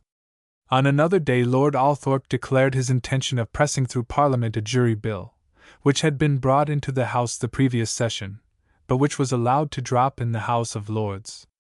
Again, there was another declaration which Lord Althorp had made, which, somehow or other, seemed to have been forgotten. It was a declaration with respect to the municipal corporations of Ireland. Lord Althorp said it was exceedingly desirable that the institutions of the two countries should be assimilated as much as possible, and that, as a general rule, the corporate bodies of Ireland should be the same as England. Mr. O'Connell had said on that occasion that there was no greater grievance in Ireland than the existence of corporations in their then shape. Lord John contrasted this language of Lord Althorp, simple, plain, emphatic, and decided, with the language of the government of Sir Robert Peel, and held up to admiration the Whig policy of 1833, certainly coercive, but with remedial measures, a measure for the abolition of church cess, introduced 10 days before the Coercion Bill, and a promise of municipal reform made simultaneously with the proclamation of martial law. This was real statesmanship and touching the root of the evil. Whereas Sir Robert Peel had only consented to passing the municipal bill in a crippled state, and only now, in 1846, promised that the corporations of Ireland should be placed on the same footing as the corporations of England. Who could be surprised that such a policy should end in famine and pestilence? The followers of Mr. O'Connell again succeeded in adjourning the debate until Monday the 6th. On that day Sir Robert Peel made an earnest appeal to extricate himself from the almost perilous position in which he found his administration suddenly involved. In case the division on the first reading of the Irish Bill should not take place that night, he endeavoured to prevail on those members who had notices on the paper for the following night, Tuesday the 7th, the last night before the holidays, to relinquish their right and to permit the Irish debate to proceed and conclude. He had no wish to interfere with the due discussion of the measure, but he believed that the Irish members, if they permitted the House to proceed with the Corn Bill, by concluding the discussion on the Irish Bill, would be rendering an essential service to their country. But this earnest appeal only influenced still more the fiery resolves of Mr. Smith O'Brien and his friends. They threw the responsibility for delay of the Corn Bill on the government. The inconvenience which the country suffered was occasioned by the minister, not by the Irish members. He ought, on Friday last, to have adjourned the discussion on the Coercion Bill until after Easter. He and other members who were on the paper for tomorrow would willingly relinquish their right of priority in favor of the Corn Bill, or of any measure of a remedial kind, but not in favor of a Coercion Bill. He did not wish to have any concealment with the minister as to the course which the Irish members would pursue. It was their bounden duty to take care that pari passu with the discussion of the Coercion Bill there should be discussions as to the misgovernment of Ireland, and that, in the absence of any remedial measures of the government, they should have an opportunity of suggesting such as they thought advisable for removing those evils which they utterly denied that the measure now before the House would remove. In vain Sir Robert, in his blandest tones and with that remarkable command of a temper not naturally serene which distinguished him, acknowledged to a certain degree the propriety of the course intimated by Mr. Smith O'Brien, but suggested at the same time that it was compatible with allowing the Irish Bill to be now read for a first time, since on its subsequent stages Mr. O'Brien and his friends would have the full opportunity which they desired, of laying before the House the whole condition of the country. All was useless. No less a personage than Mr. John O'Connell treated the appeal with contempt, and lectured the First Minister on the great mistake which he had made. Little traits like these revealed the true parliamentary position of the once omnipotent leader of the great Conservative party. With the legions of the Protectionists watching their prey in grim silence, while the Liberal sections were united in hostile maneuvers against the government, it was recognized at once that the great minister had a staff without an army. Not a reconnoitering could take place without the whole cabinet being under orders, and scarcely a sharpshooter sallied from the opposite ranks without the Prime Minister returning his fire in person. Sir Robert Peel mournfully observed that he did not wish to provoke a recriminatory discussion, and he resigned himself to his fate. Immediately the third night of the adjourned debate on the Irish Bill commenced, and was sustained principally by the Irish members until a late hour. It had not been the intention of Lord George Bentinck to have spoken on this occasion, though he had never been absent for a moment from his seat, and watched all that occurred with that keen relish which was usual with him when he thought things were going right. But having been personally and not very courteously appealed to by the late Mr. Dillon Brown, and deeming also the occasion, just before the holidays, a not unhappy one, he rose and concluded the debate. His speech was not long, it was not prepared, and it was very animated. Recapitulating himself the main features of the disturbed district, he said, "It is because of these things, sir, that I am prepared to support at least the first reading of a bill, which I freely admit to be most unconstitutional in itself." Noticing a speech made in the course of the evening by Lord Morpeth, who had himself once been Chief Secretary of the Lord Lieutenant, Lord George thought it discreet to remind the House of the unequivocal support given to this bill by the Whig leaders in another place. "Sir, I think when we see all the great leaders of the Whig party supporting the measure elsewhere, we cannot be justly impugned for doing as they do."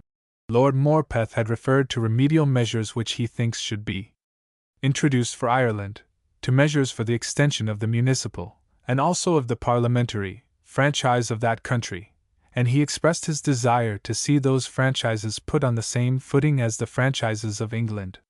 "For the life of me," exclaimed Lord George, "I confess, I cannot see in what way the extension of political franchises of any description in Ireland would afford a remedy for the evils which this measure aims to suppress. I think, sir, it is impossible not to perceive that there is a connection between agrarian outrage and the poverty of the people." After noticing the inadequate poor law which then existed in Ireland, he added, "There is also another point immediately connected with this subject to which I must refer. I allude, sir, to the system of absenteeism. I cannot disguise from myself the conviction that many of the evils of Ireland arise from the system of receiving rents by absentee landlords who spend them in other countries. I am well aware that, in holding this doctrine, I am not subscribing to the creed of political economists. I am well aware that Messrs. Senior and McCulloch hold that it makes no difference whether the Irish landlord spends his rents in Dublin, on his Irish estates, in London, in Bath, or elsewhere. I profess, sir, I cannot understand that theory. I believe that the first ingredient in the happiness of a people is, that the gentry should reside on their native soil, and spend their rents among those from whom they receive them. I cannot help expressing a wish that some arrangement may be made connected with the levying of the poor rate in Ireland, by which absentee landlords may be made to contribute in something like a fair proportion to the wants of the poor in the district in which they ought to reside. There is an arrangement in the hop-growing districts in England in respect to tithe, which might, I think, afford a very useful suggestion. There are two tithes, the one, the ordinary tithe, the other, extraordinary, which is levied only so long as the land is cultivated in hops. I think if there were two poor rates introduced into Ireland, the one applying to all occupiers of land, and the other to all those who did not spend a certain portion of the year on some portion of their estates in Ireland, it would prove useful. I think that by thus appealing to their interests, it might induce absentee landlords to reside much more in Ireland than is now unfortunately the case. But, sir, I think there are other remedial measures. Some days ago, the Secretary of State told the member for Stroud, Mr. Paulette Scrope, when he suggested some such measure, that he was treading on dangerous ground, and that the doctrines he was advocating might be written in letters of blood in Ireland.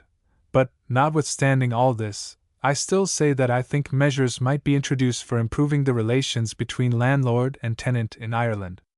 I do not think that some guarantee might, and ought to be given to the tenantry of Ireland for the improvements they make upon their farms. Sir, the Secretary of State, in introducing this measure, maintained a doctrine which, I think, much more likely to be written in letters of blood, for he bound up the question of the corn laws with the present one. He said that unless he could have prevailed on his colleagues to accede to his free trade measures as regards corn, he would not have introduced this bill. Why, sir, far from giving food to the people of Ireland, in my opinion the measures of Her Majesty's ministers will take away from the people of Ireland their food by destroying the profits of their only manufacture, the manufacture of corn, and injuring their agriculture, depriving them of employment, in fact, by taking away from them the very means of procuring subsistence. Sir, I cannot see how the repeal of those laws affecting corn can be in any way connected with the suppression of outrage and the protection of life. What is this but to say, that unless we have a free trade in corn, we must be prepared to concede a free trade in agrarian outrage, a free trade in maiming and hoffing cattle, a free trade in incendiarism, a free trade in the burning and sacking of houses, a free trade in midnight murder, and in noonday assassination. What is this but telling the people of Ireland that assassination, murder, incendiarism, are of such light consideration in the eyes of the Secretary of State, that their sanction or suppression by the Minister of the Crown hinges upon the condition of the corn market and the difference in the price of potatoes? Sir, what has the potato disease to do with the outrages in Ireland? Some think a great deal. I have taken the trouble of looking into the matter. I have examined into the state of crime in at least 5 counties, Tipperary, Roscommon, Limerick, Leitrim, and Clare, and I find that during the 3 months prior to the first appearance of the potato disease, and when in fact food was as cheap in Ireland as at almost any former period, when plenty abounded in all quarters of the empire, that the amount of crime exceeded that in the 3 months immediately following. Now, those who doubt this statement will have an opportunity of ascertaining the correctness of my figures, for I will not deal in general assertions. Well then, sir, I find in the 3 months, May, June, and July last, that the number of crimes committed in the 5 counties I have mentioned amounted to no less than 1,180, while in the 3 months immediately after the potato disease, or famine as it is called, the amount of crime committed in the same 3 months was not 1,180, but 870. I should like to know, therefore, what this agrarian outrage has to do with the potato famine, and where is the justification for a minister coming down to this House, and declaring that unless we pass a free trade measure, we are not to obey Her Majesty's commands by passing a measure for the protection of life in Ireland. Why, sir, I think when this language reaches the people of Ireland, coming, too, as it does from the Treasury, above all, from the Secretary of State for the Home Department, there is indeed danger to be apprehended that such a doctrine may be written in letters of blood in that country. Why, sir, if we are to hear such language as this from that minister of the Crown charged with the peace of the country, we may just as well have Captain Rock established as Lord Lieutenant in the Castle of Dublin, a Whitefoot for Chief Secretary, and Molly Emgire installed at Whitehall with the seals of the Home Department. And afterwards he remarked, I have been taunted that when I may be entrusted with the government of Ireland, I should perhaps then learn that Tyrone was in Orange County. Sir, in answer to that taunt, I must take leave to ask what expression of mine, either in this House or out of it, justifies any such remark? When or where can it be said that I have ever permitted myself to know any distinction between an Orangeman and a Catholic? When, in the whole course of my parliamentary career, have I ever given a vote or uttered a sentiment hostile or unfriendly to the Roman Catholics, either of England or Ireland? This speech, though delivered generally in favor of the Irish Bill, attracted very much the attention and, as it appeared afterwards, the approbation of those Irish members who, although sitting on the Liberal benches, did not acknowledge the infallible authority of Mr. O'Connell, and was the origin of a political connection between them and Lord George Bentinck, which, on more than one subsequent occasion, promised to bring important results. 2 successive motions were now made for the adjournment of the debate, and Sir Robert Peel at length said that he saw it was useless to persist.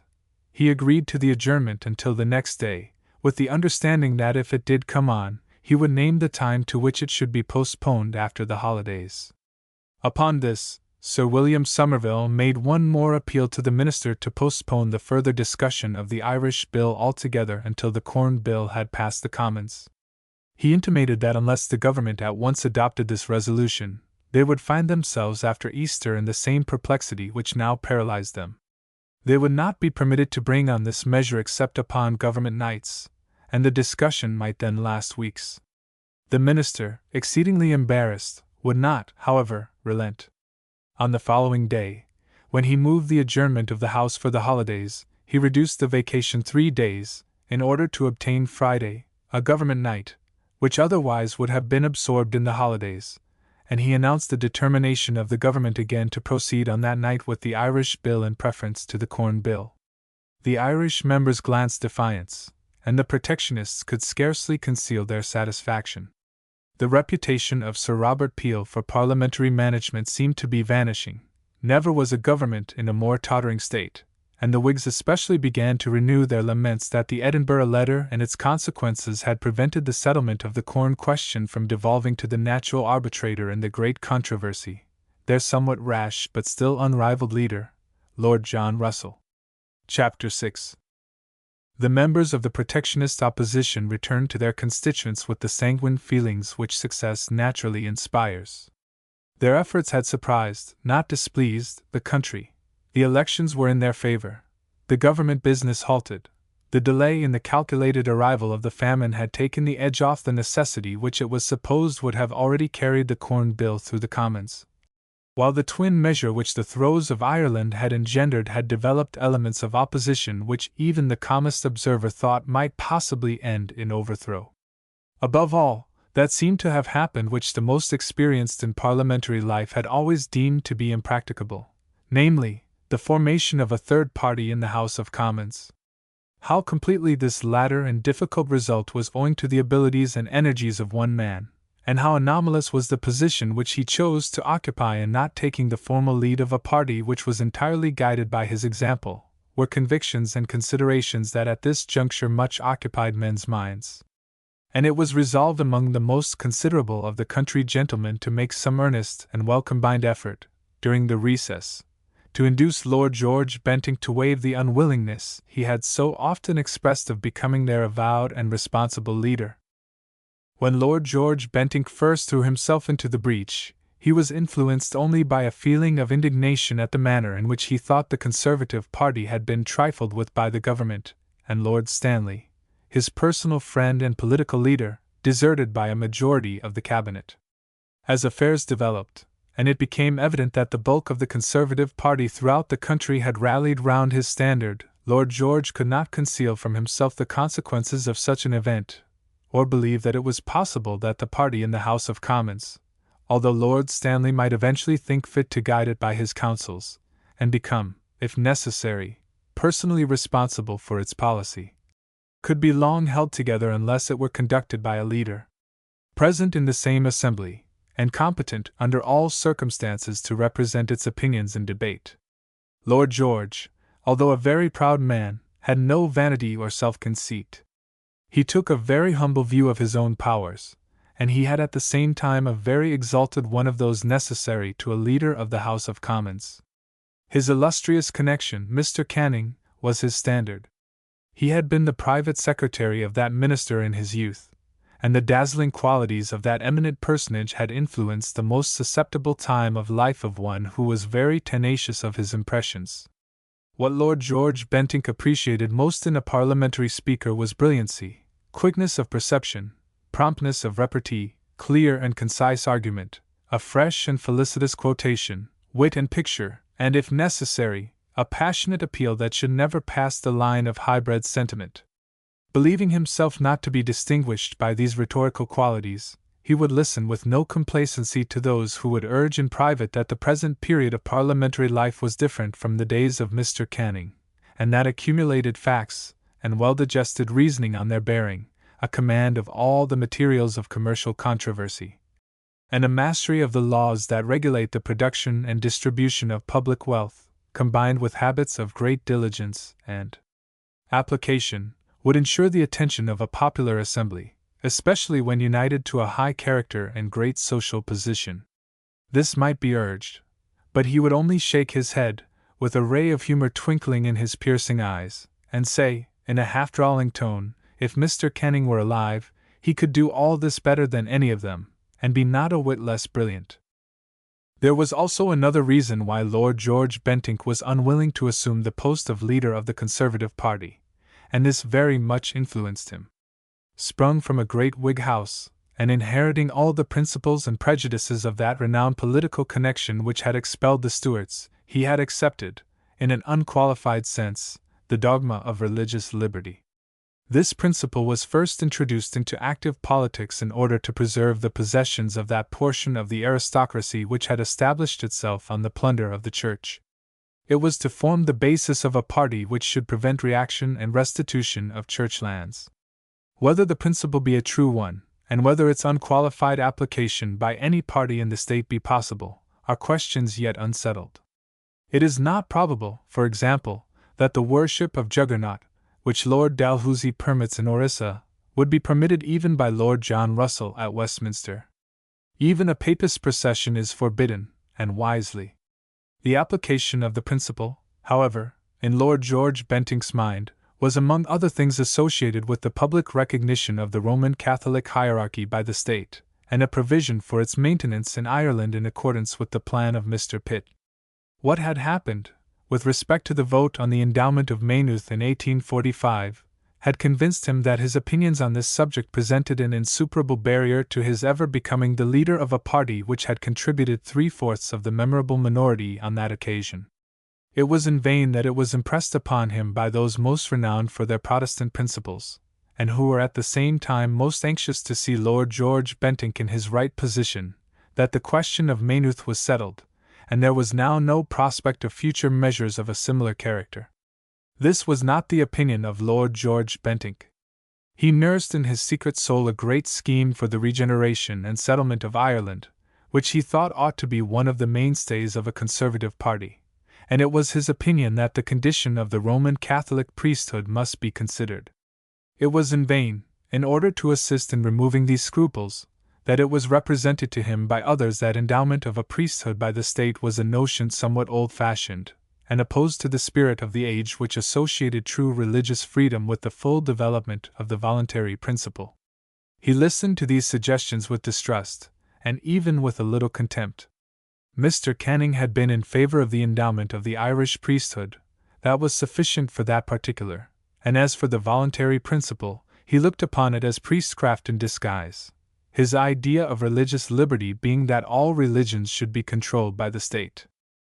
Besides these two prominent objections to accepting the offered post, namely, his unaffected distrust in his parliamentary abilities and his assumed want of concordance with his followers on a great principle of modern politics, we must also remember that his compliance with the request involved no ordinary sacrifice of much which renders life delightful.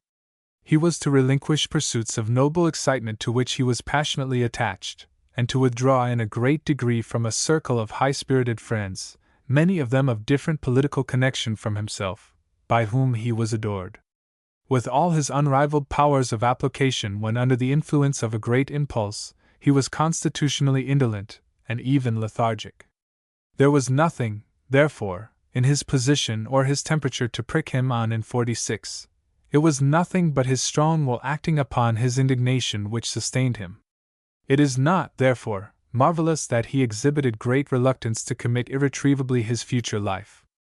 At a subsequent period, indignation had become ambition, and circumstances of various kinds had made him resolve to succeed or die.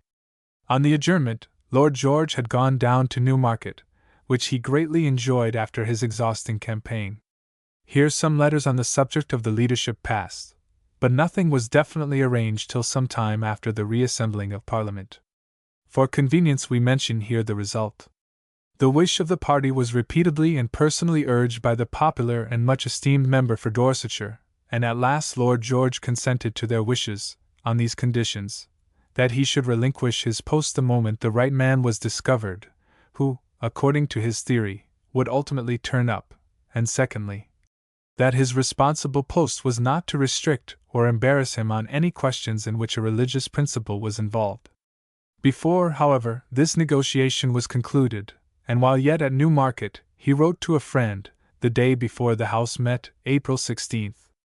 I think there is no doubt, but that the Irish will take care of Friday, tomorrow, night. I have not much hope of their keeping up the debate beyond Friday. It is quite clear from O'Connell's language at Dublin that we have no hope from the Irish tale. I still think myself, that delay affords a great chance of something turning up in our favor. Already the rejection of any reciprocity by M. Guizot has provided us with a grand weapon, which, I trust, you drive well home into ************************************************************************************************************************************************************************************************************************่ very short delay would probably bring over similar intelligence from the United States and their Congress. I trust we shall have an important deputation over from Canada, representing that the inevitable results of these free trade measures in corn and timber will be to alienate the feelings of our Canadian colonists, and to induce them to follow their sordid interests, which will now, undoubtedly, be best consulted and most promoted by annexation to the United States. Lord S. intended tergiversation has been, I believe, some time known. He admits that all farmers without capital, in short, all little men, must be sacrificed. What a barbarous and odious policy, that goes upon the principle that none but capitalists are henceforth to be allowed to live, as farmers at least. We must turn the tables upon Lord, and all such heartless doctrinaires. I fear the majority in the Lords will be greater than was expected. I am told that we must endeavor to put ministers in a minority 2 or 3 times before the bill gets to its second reading in the Lords, no matter upon what question. I hear there are many peers whose votes depend entirely upon their notions, whether or not Peel can, by hook or by crook, carry on. Chapter 7. If we take a general view of the career of Lord George Bentinck during the last year, from the time indeed when he was trying to find a lawyer to convey his convictions to the House of Commons until the moment when Her Majesty prorogued her Parliament, the results will be found to be very remarkable. So much was never done so unexpectedly by any public man in the same space of time. He had rallied a great party which seemed hopelessly routed. He had established a parliamentary discipline in their ranks which old political connections, led by experienced statesmen, have seldom surpassed. He had brought forward from those ranks, entirely through his discrimination and by his personal encouragement, considerable talents in debate. He had himself proved a master in detail and in argument of all the great questions arising out of the reconstruction of our commercial system. He had made a vindication of the results of the protective principle as applied to agriculture, which certainly, so far as the materials are concerned, is the most efficient plea that ever was urged in the House of Commons in favor of the abrogated law. He had exhibited similar instances of investigation in considerable statements with respect to the silk trade and other branches of our industry. He had asserted the claims of the productive classes in Ireland, and in our timber and sugar producing colonies, with the effect which results from a thorough acquaintance with the subject. He had promulgated distinct principles with regard to our financial as well as to our commercial system. He had maintained the expediency cf. Relieving the consumer by the repeal of excise in preference to customs duties, and of establishing fiscal reciprocity as a condition of mercantile exchange. On subjects of a more occasional but analogous nature he had shown promptitude and knowledge, as in the instances of the urgent condition of Mexico and of our carrying trade with the Spanish colonies, both of which he brought forward in the last hours of the session, but the importance of which motions was recognized by all parties. Finally, he had attracted the notice, and in many instances obtained the confidence, of large bodies of men in the country, who recognized in him a great capacity of labor combined with firmness of character and honesty of purpose. At the close of the session, August 28th, Lord George visited Norfolk, where he received an entertainment from his constituents at King's Lynn, proud of their member, and to whom he vindicated the course which he had taken, and offered his views generally as to the relations which should subsist between the legislation of the country and its industry. From Norfolk he repaired to Belvoir Castle, on a visit to the Duke of Rutland, and was present at a banquet given by the agriculturists of Leicestershire to his friend and supporter the Marquis of Granby. After this he returned to Welbeck, where he seems to have enjoyed a little repose. Thus he writes to a friend from that place on the September 22nd. Thanks for your advice, which I am following, having got Lord Malmesbury's diary, but I am relapsing into my natural dawdling, lazy, and somnolent habits, and can with difficulty get through the leaders even of the Times. The vehemence of the farmers is personal against Peel. It is quite clear that the rising price of wheat has cured their alarm. The railway expenditure must keep up prices and prosperity, both of which would have been far greater without free trade, but in face of high prices, railway prosperity, and potato famine, depend upon it we shall have an uphill game to fight. O'Connell talks of Parliament meeting in November to mend the Irish Labour Rate Act. Do you believe this? The Labour Rate Act, passed at the end of the session, 46, was one by which the Lord Lieutenant was enabled to require special barony sessions to meet in order to make presentments for public works for the employment of the people, the whole of the money requisite for their construction to be supplied by the imperial treasury, though to be afterwards repaid.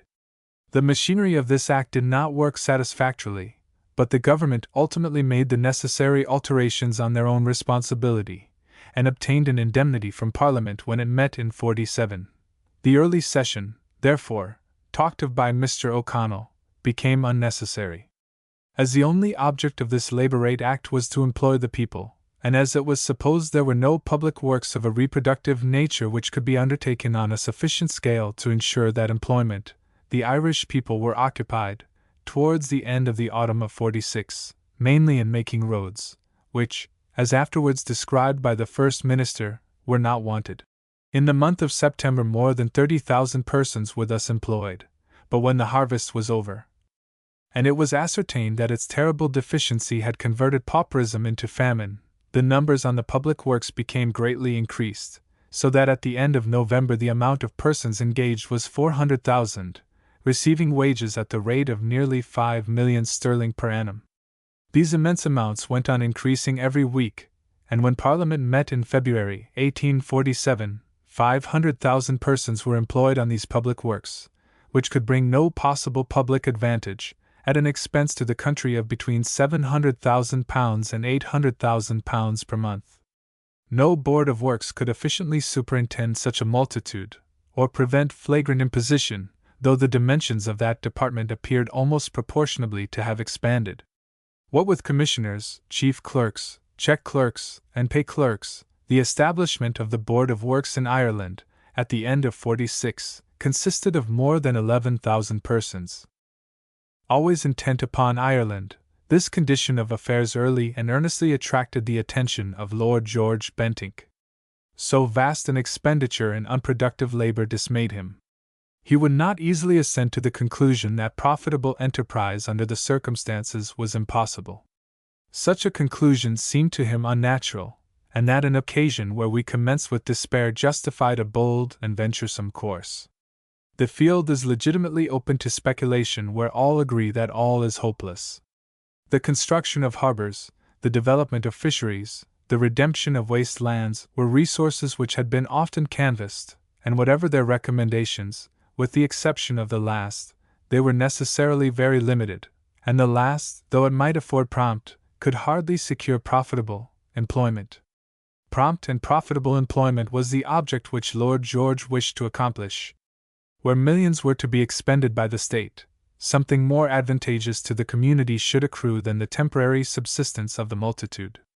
Lord George had always been a great supporter of railway enterprise in England, on the ground that, irrespective of all the peculiar advantages of those undertakings, the money was spent in the country, and that if our surplus capital were not directed to such channels, it would go, as it had gone before, to foreign mines and foreign loans, from which in a great degree no return would arrive.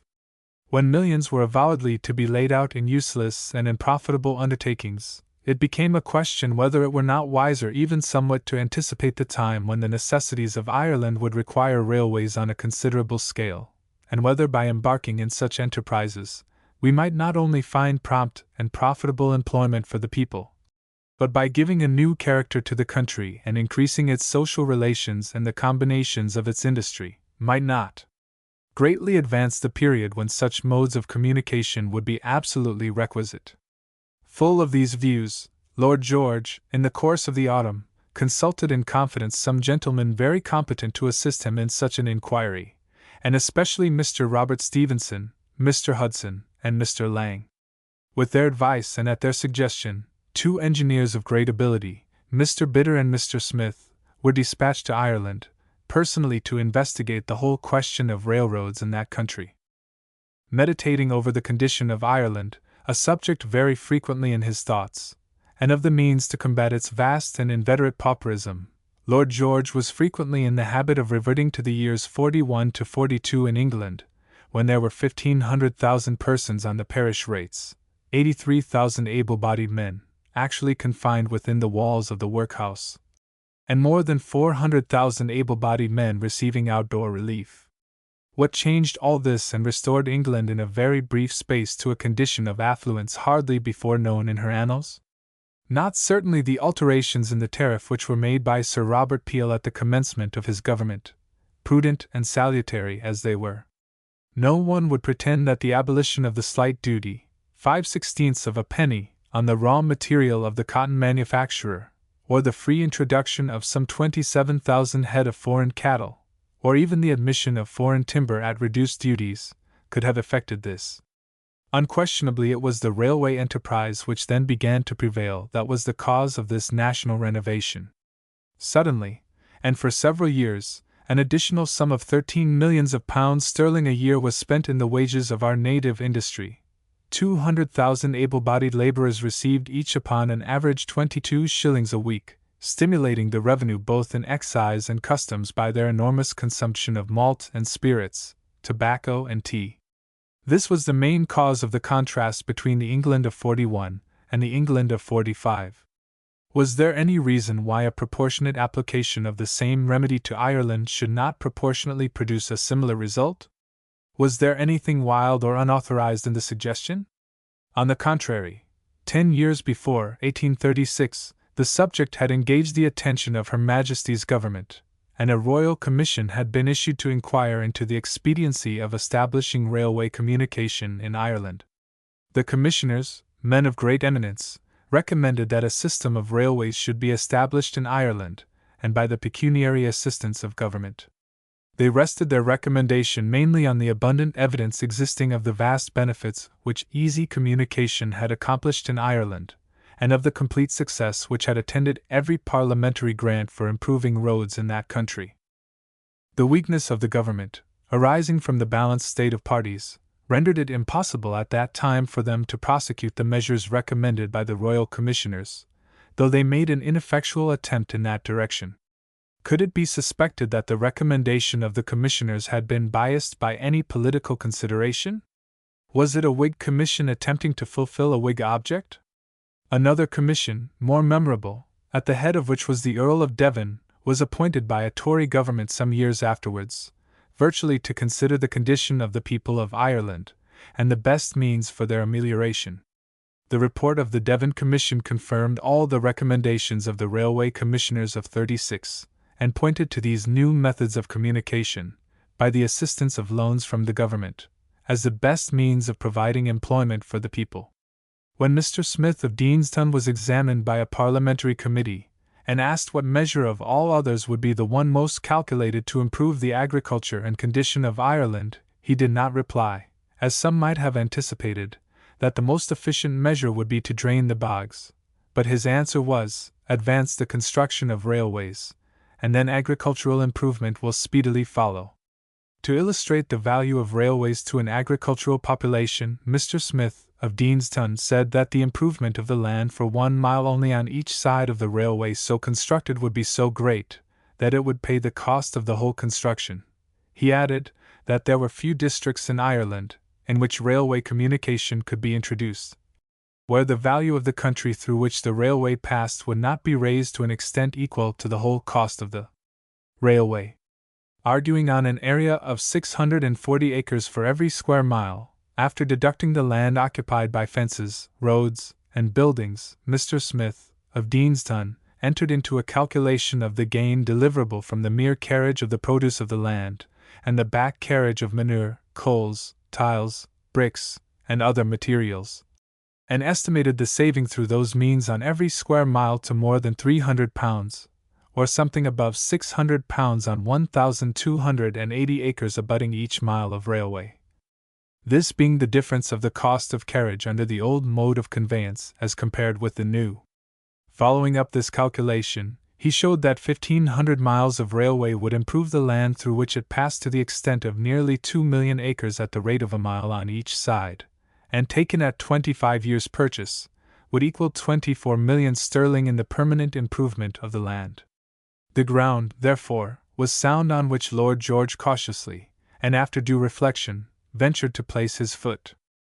And now, after the reports of these two royal commissions, what was the state of railway enterprise in Ireland in the autumn of '46, when a vast multitude could only subsist by being employed by the government, and when the government had avowedly no reproductive or even useful work whereon to place them, but allotted them to operations which were described by Colonel Douglas, the inspector of the government himself, as works which would answer no other purpose than that of obstructing the public conveyances?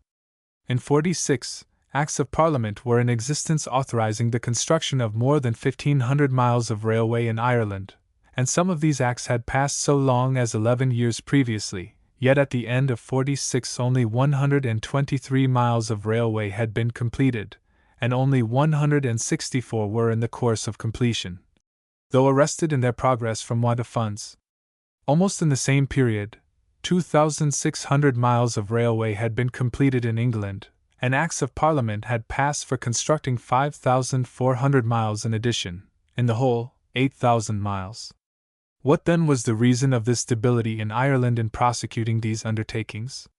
Were they really not required? Were the elements of success wanting?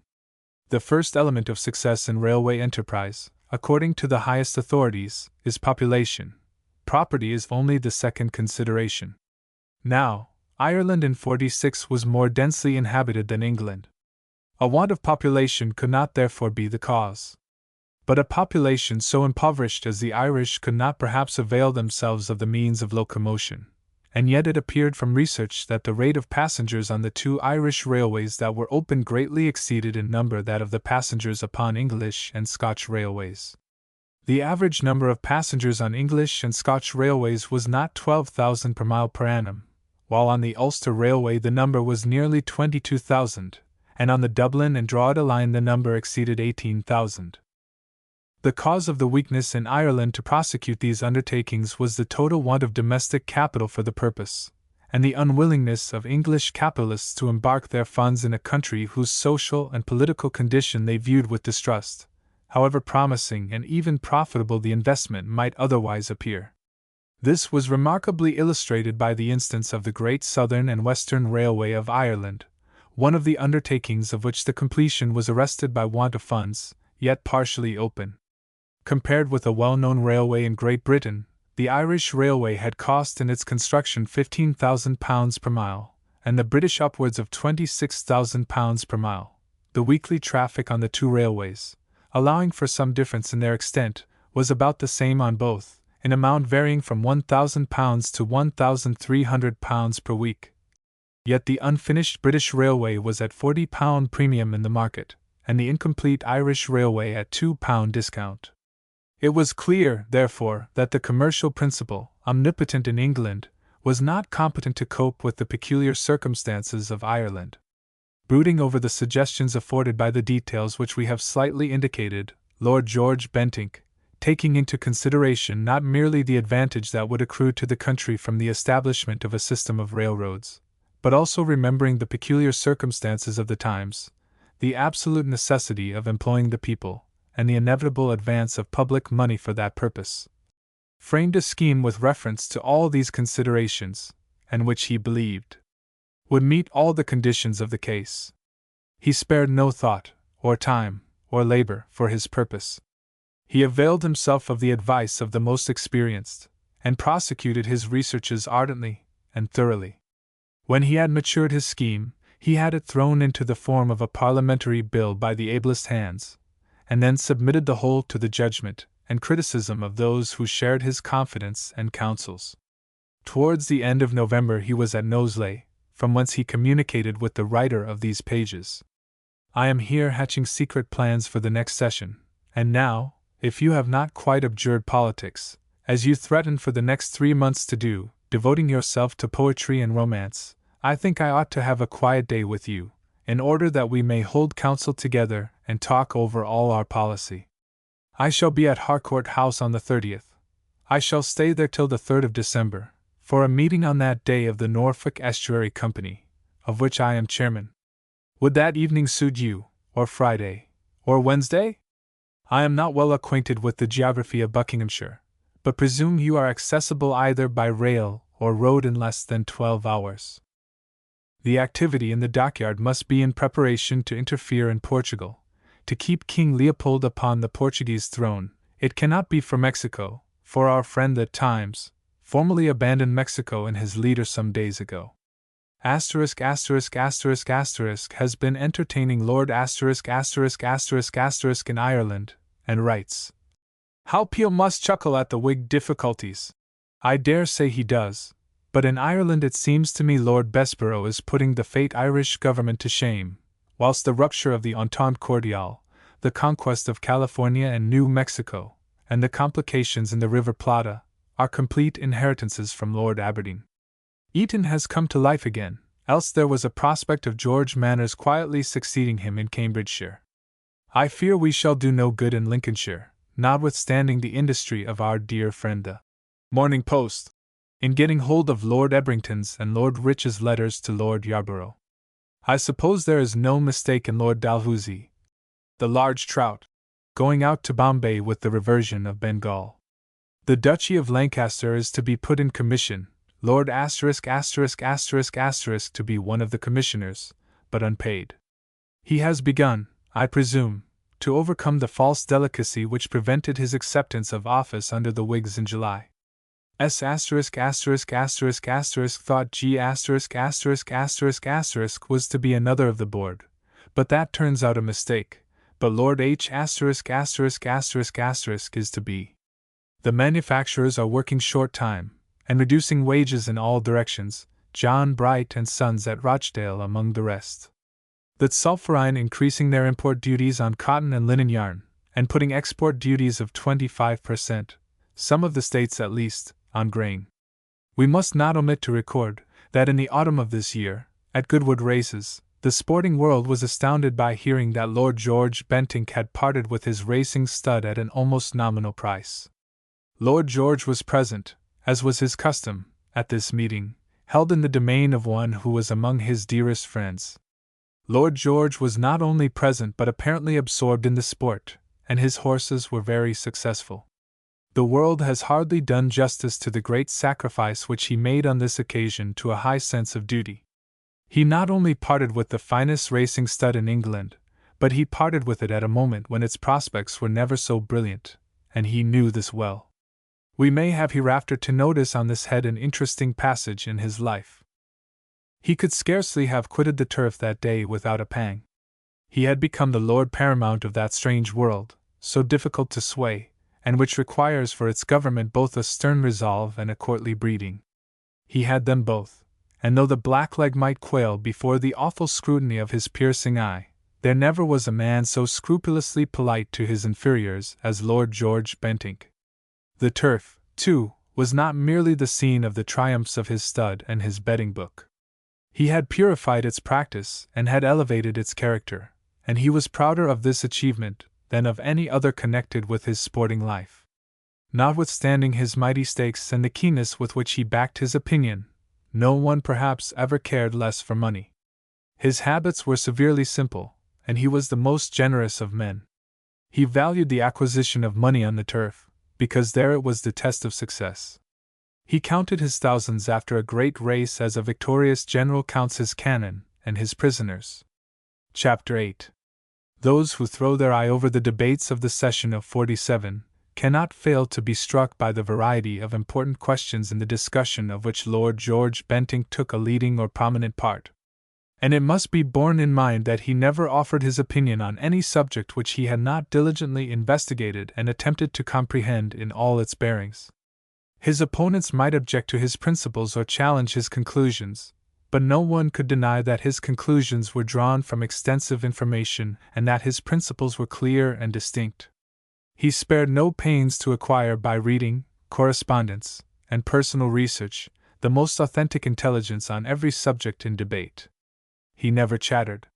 He never uttered a sentence in the House of Commons which did not convey a conviction or a fact. He was too profuse indeed with his facts, he had not the art of condensation. But those who have occasion to refer to his speeches and calmly to examine them, will be struck by the amplitude and the freshness of his knowledge, the clearness of his views, the coherence in all his efforts, and often, a point for which he never had sufficient credit, by his graphic idiom.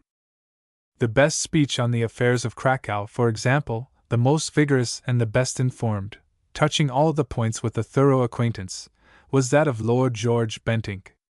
The discussion on Krakow, which lasted several nights and followed very shortly after the defeat of his Irish bill, appeared to relate to a class of subjects which would not have engaged his attention, but on the contrary, he had given days and nights to this theme, had critically examined all the documents, and conferred with those qualified to supply him with any supplementary information requisite. He spoke several times this session on questions connected with our foreign affairs, and always impressed the House with a conviction that he was addressing it after a due study of his subject, as for example, his speech against our interference in Portugal, and the statement in which he brought forward the claims of the holders of Spanish bonds on the government of Spain before the House of Commons. In the instance of Portugal, a motion of censure on the conduct of ministers had been introduced by Mr. Hume, and the government were only saved from a minority by the friendly interposition of Mr. Duncombe, who proposed an amendment to the motion of Mr. Hume which broke the line of the Liberal force. Lord George Bentinck in this case followed Mr. Macaulay, whose speech, as was his wont, had been rich in historical illustration. The Right Honourable and learned member for Edinburgh, Lord George replied, had entered into a very interesting history of various interferences which had taken place in the affairs of Portugal, but in making that statement he forgot to mention one circumstance which had occurred in that history, and it was this: that when Philip II of Spain sought to conquer Portugal, the method he had recourse to for that purpose was one which he thought Her Majesty's ministers had successfully practiced on the present occasion. He persuaded the leaders in Portugal to mix sand with the powder of their troops. And so, on this occasion, Her Majesty's ministers had prevailed on the member for Finsbury, and those other members who were so ready to profess a love of liberty, to mix sand with their powder. In a previous chapter we have treated at some length of the means proposed or adopted by the Parliament for the sustenance and relief of the people of Ireland. The new poor law for that country also much engaged the attention of both Houses this session. Lord George Bentinck took a very active part in these transactions, and moved the most important of all the amendments to the government measure, namely, an attempt to assimilate the poor law of Ireland as much as possible to that of England, and make the entire rates be paid by the occupying tenant. His object, he said, was to prevent lavish expenditure and encourage profitable employment to the people. This amendment was only lost by a majority of 4. On the 26th of March, on the government bringing forward their bill on the rum duties, Lord George Bentinck brought before the House the case of the British and Irish distillers, not with any preference or partiality towards English, Scotch, or Irish distillers over the colonial producer. I am no advocate of any monopoly whatever. I desire only equal and exact justice between both parties, and the only way in which that end can, in my opinion, be properly attained is in a select committee upstairs, consisting of impartial members of this House. He often used to say that no subject ever gave him more trouble thoroughly to master than the spirit duties, and he noticed the character of the theme at the beginning of his speech. He said he required, not only the most especial indulgence, but even the toleration of the House, for of all the dry and dull subjects which could possibly be introduced, the question which it is now my misfortune to bring under the consideration of the House is the driest and the dullest. If this question had been one merely of pounds, shillings, and pence, it would have been dull and complicated enough. But this is a question in which are concerned not pounds and shillings, but pence, and halfpence, and farthings. The Whitsuntide holidays occurred at the end of May. It had originally been the intention of Lord George Bentinck, at the request of leading merchants and manufacturers of all parties and opinions, to have brought forward the question of the Bank Act after these holidays, and to move a resolution that some discretionary power should be established as to the issue of notes. He thus alludes to this point in a letter to Mr. Wright, of the 24th of May. I return you number 1019 of the Banker's Circular, with many thanks. This delightful and timely change in the weather will do wonders for the country, and by producing an abundant and seasonable harvest, will save the country, and may save the Bank Charter Act. But it is pretty well settled that I am to give notice immediately after the holidays, of a resolution very much in the spirit of the memorial contained in the paper I am returning to you. Things are better in the city and at Liverpool, and with this weather will continue to improve, but it seems to me any reverse in the weather, such as would occasion a late and deficient harvest, could not fail to bring the commerce of the country to a deadlock. The opinion is gaining ground that in the present state not only of Ireland, but of many districts in England, the government will not venture upon a general election till after the harvest, and not then, unless the harvest should prove favourable. I am glad to read your opinion in opposition to Lord Ashburton's, that railways keep the gold in the country, and do not send it out. Glynn gave strong evidence last year to this effect before the Railway Committee. Neither of the prospects in this letter was realized. The commercial and manufacturing interest, after the Whitsun recess, thought it advisable for reasons of great weight that Lord George Bentinck should postpone for a month or 6 weeks his intended motion on the Bank Charter, and the ministers resolved to dissolve Parliament before the harvest. Thus it happened that the merchants and manufacturers lost their chance of relief from the yoke, and experienced the reign of terror in the autumn, the terrible events of which ultimately occasioned the assembling of the new Parliament in November. Anticipating the immediate dissolution of Parliament, Sir Robert Peel had issued an address to the electors of Tamworth, justifying his commercial policy. In the opinion of Lord George Bentinck it set forth a statement as to the effect and operation of those financial measures which had taken place in the course of the last 6 years, which, if left altogether unrefuted, might have a dangerous tendency at the coming elections. The general effect of that statement was, that by the reduction of duties to a large extent, it was possible to relieve the people of this country of burdens amounting to more than 7 millions and a half sterling with little or no loss whatever to the revenue. But the truth was, Sir Robert Peel in his reductions had dealt only with little more than 10 millions sterling of the revenue of the country, and had left the remaining 37 millions untouched.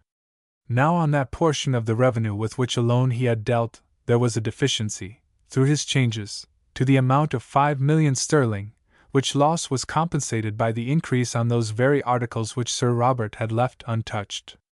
It was the opinion of Lord George Bentinck that the conclusion which Sir Robert Peel had drawn from the comparatively barren results of the increased duties on imports carried by the Whigs in 1840, viz., that indirect taxation had reached its limit, and which was indeed the basis of his new system, was a fallacy, and that the anticipated increase of import duties had not accrued in 1840 in consequence of our having had 3 successive bad harvests, and a bad cotton crop to boot, all of which had checked the consuming power of the community. Sir Robert Peel had been favoured by 3 successive good harvests, and nearly £100 million invested in 6 years in domestic enterprise. The interposition of Providence, said Lord George, is never a part of our debates.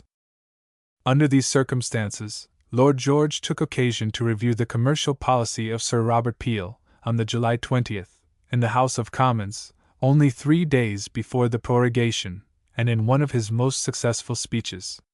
He was much assisted by the fact that the exports of all our staple manufactures had then greatly diminished, and of course he urged this point triumphantly. If we had been indemnified for the dead loss of £650,000 on cotton wool by any great impulse given to our manufacturers, it would be a consolation which unfortunately we could not enjoy. He traced all the consumption to railway enterprise, and showed that it alone had compensated for the fruitless loss of revenue which we had incurred in vainly stimulating the exports of our manufactures, which had actually diminished. He was so impressed with the importance that, on the eve of a dissolution, such a statement as that of Sir Robert Peel should not go forth to the country uncontroverted, as in that case the necessary result would be that the people would come to the opinion that they might abolish taxes altogether, and yet maintain the revenue, that he sat up all night writing an address to his constituents, the electors of King's Lynn, which took up nearly 2 columns of the newspapers, in which he presented his refutation to the public of the commercial manifesto of Tamworth, illustrated by the necessary tables and documents. There is a sentence in this speech which, as a distinct expression of policy, should perhaps be quoted. Sir, I am one of those who seek for the repeal of the malt tax and the hop duties. I am one of those who think that the excise duties ought to be taken off. But, sir, I do not pretend that you can repeal the malt tax or the hop duties, or remove the soap tax without commutation for other taxes. I will not delude the people by pretending that I could take off more than 7.5 millions of taxes without replacing them by others, and not leave the nation bankrupt. But I think these reforms of Sir Robert Peel have been in a mistaken direction. I think that revenue duties on all foreign imports ought to be maintained, and that a revenue equal to those excise duties which I have mentioned can be levied upon the produce of foreign countries and foreign industry, without imposing any greater tax than one which shall fall far short of Mr. Walker's perfect revenue standard of 20%. I say that by imposing a tax far less than 20% upon all articles of foreign import, a revenue might be derived far less burdensome to this country than that of excise, a revenue of which the burden would be largely shared in by foreign countries, and in many cases paid altogether by foreign countries. Lord George at this time watched with great interest a novel feature in our commercial transactions. He wrote on the May 29, 1847, to Mr. Byrne, the editor of the Commercial Glance, and an individual of whose intelligence, accuracy, and zeal he had a high and just opinion, "Can you inform me how the raw cotton purchased for exportation stands in the first 3 weeks of the present month of May, as compared with the corresponding periods of 46, 5, 4, 3?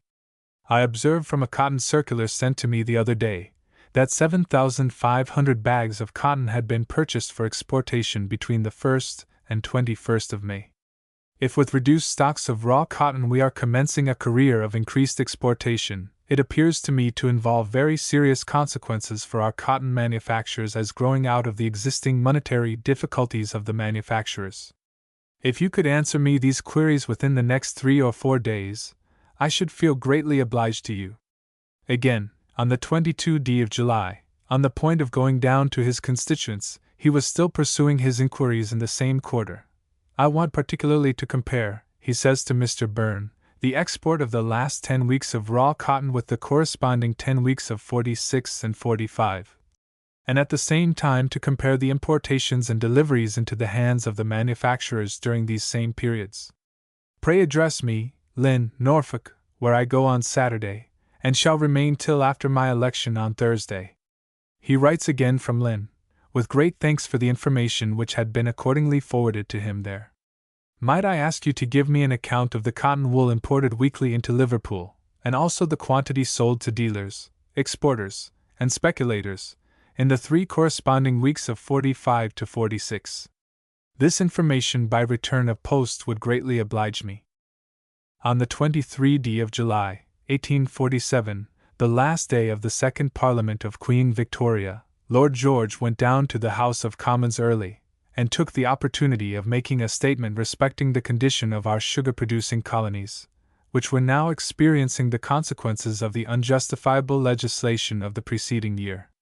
He said there were appearances in the political horizon which betokened that he should not be able to obtain a select committee in the present session, and therefore, if he had the honor of a seat in the next Parliament, he begged to announce that he would take the earliest occasion to move for a committee to inquire into the present power of our colonies to compete with those countries which have still the advantage of the enforced labor of slaves. The returns just laid upon the table of the House could leave no doubt, he thought, on any man's mind on that point. Since the emancipation, the produce of sugar by the colonies, from 31 to 46, had been reduced 1/2, and of rum and coffee had been reduced to 1/4. When the Act of last year which admitted slave-grown sugar was introduced, the allegation of the English colonies, that they could not compete with the labor of slaves, was denied. The proof of that allegation was, that they were already overwhelmed. When one recalls all to which this speech led, the most memorable effort of that ardent, energetic life to which it was perhaps fatal, one can scarcely observe the origin of such vast exertions without emotion. The Under-Secretary of State replied to Lord George, making a cry of cheap sugar for the hustings which were before everybody's eyes, but making also this remarkable declaration, that the island of Mauritius was in a state of the greatest prosperity. While Lord George was speaking, the cannon were heard that announced the departure of Her Majesty from the palace.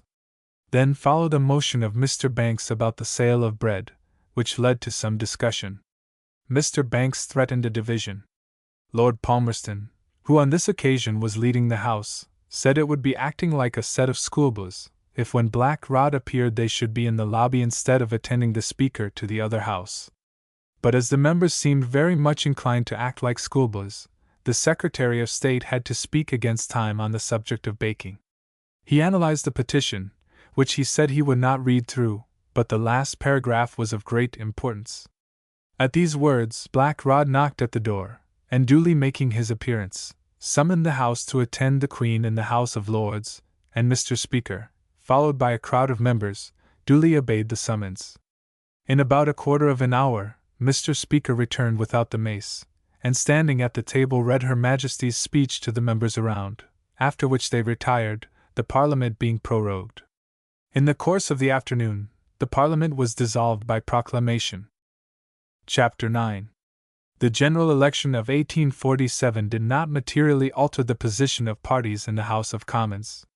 The high prices of agricultural produce which then prevailed naturally rendered the agricultural interest apathetic, and although the rural constituencies, from a feeling of esteem, again returned those members who had been faithful to the protective principle, the farmers did not exert themselves to increase the number of their supporters. The necessity of doing so was earnestly impressed upon them by Lord George Bentinck, who warned them then that the pinching hour was inevitable. But the caution was disregarded, and many of those individuals who are now the loudest in their imprecations on the memory of Sir Robert Peel, and who are the least content with the temperate course which is now recommended to them by those who have the extremely difficult office of upholding their interests in the House of Commons, entirely kept aloof, or would smile when they were asked for their support with sarcastic self-complacency, saying, "Well, sir, do you think after all that free trade has done us so much harm?" Perhaps they think now, that if they had taken the advice of Lord George Bentinck and exerted themselves to return a majority to the House of Commons, it would have profited them more than useless execrations and barren discontent. But it is observable that no individuals now grumble so much as the farmers who voted for free trader in 1847, unless indeed it be the shipowners, every one of whom for years, both in and out of Parliament, supported the repeal of the Corn Laws. The protectionists maintained their numbers, though they did not increase them, in the new Parliament. Lord George Bentinck, however, gained an invaluable coadjutor by the reappearance of Mr. Herries in public life, a gentleman whose official as well as parliamentary experience, fine judgment, and fertile resource have been of inestimable service to the protectionist party. The political connection which gained most were the Whigs. They were much more numerous and compact, but it was in a great measure at the expense of the general liberal element, and partly at the cost of the following of Sir Robert Peel. The triumphant Conservative majority of 1841 had disappeared, but the government, with all shades of supporters, had not an absolute majority. Had the general election been postponed until the autumn, the results might have been very different. That storm, which had been long gathering in the commercial atmosphere, then burst like a typhoon. The annals of our trade afford no parallel for the widespread disaster and the terrible calamities. In the month of September, 15 of the most considerable houses in the City of London stopped payment for between 5 and 6 millions sterling. The Governor of the Bank of England was himself a partner in one of these firms. A gentleman who had lately filled that office was another victim. 2 other bank directors were included in the list. The failures were not limited to the metropolis, but were accompanied by others of great extent in the provinces. At Manchester, Liverpool, and Glasgow large firms were obliged to suspend payments. This shock of credit arrested all the usual accommodation, and the pressure in the money market, so terrible in the spring, was revived. The excitement and the alarm in the City of London were so great that when the Chancellor of the Exchequer hurried up to town on the 1st of October, he found that the interest of money was at the rate of 60% per annum. The bank charter produced the same injurious effect as it had done in April. It aggravated the evil by forcing men to hoard. In vain the commercial world deplored the refusal of the government to comply with the suggestion made by Lord George Bentinck and Mr. Thomas Baring in the spring.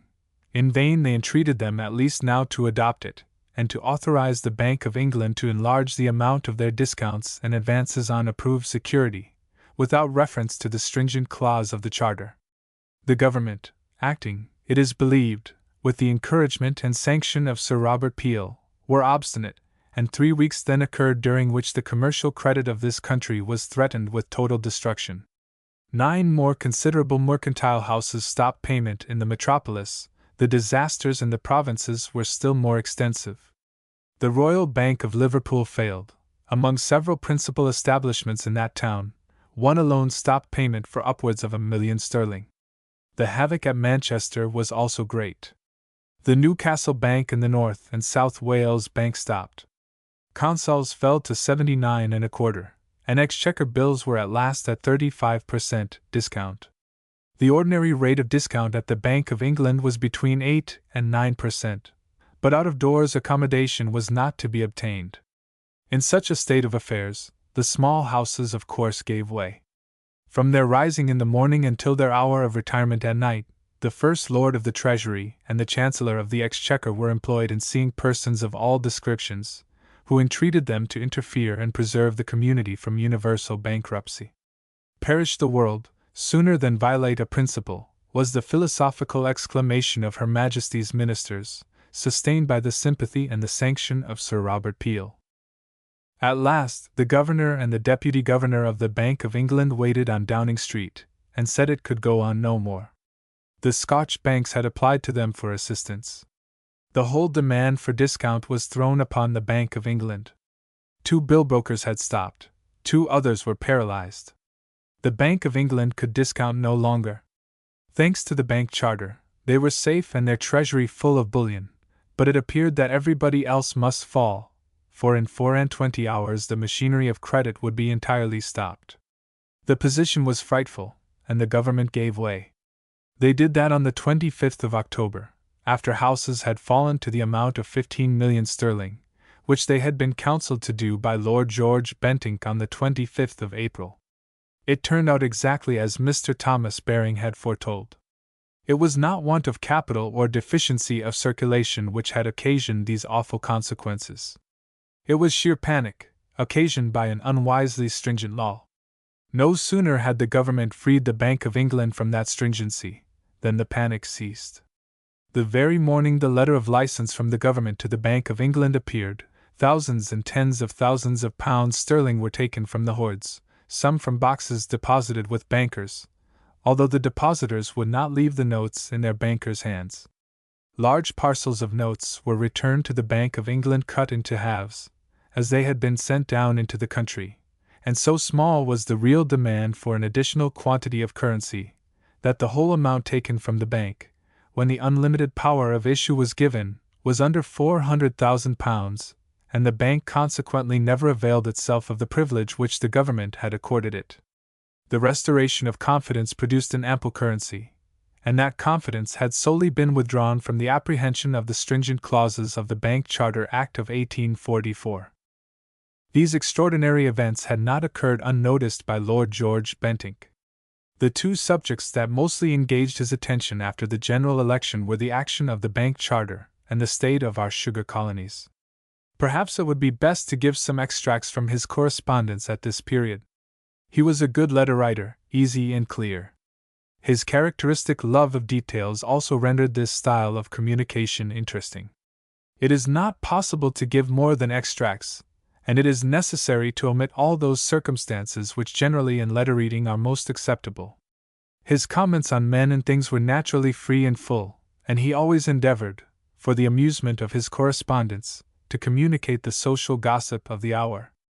But although all this must necessarily be omitted, his letters may afford some illustrations of his earnestness and energy, the constancy of his aim, and the untiring vigilance with which he pursued his object, especially those which are addressed to gentlemen engaged in commercial pursuits who cooperated with him in his investigations. To a friend. Harcourt House, August 30, 1847. An answer has come out to my address to my constituents at King's Lynn, and to my speech in answer to Peel's manifesto. Pray read it. At first I thought I could swear to its being *********. I now think I can swear to its being ********. The servility to Peel, and the official red tape style would equally do for either, but the no popery page, I think,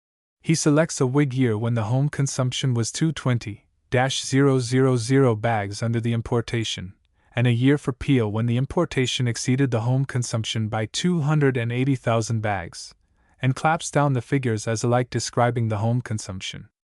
None of the Peel papers have taken up the subject. If they should, the Morning Post will answer the pamphlet, but I should like to have mine back again, in order that I may furnish them with the notes. ****** was with me this morning, and called my attention to the circumstance that the author starts with we, but drops into the singular number. *****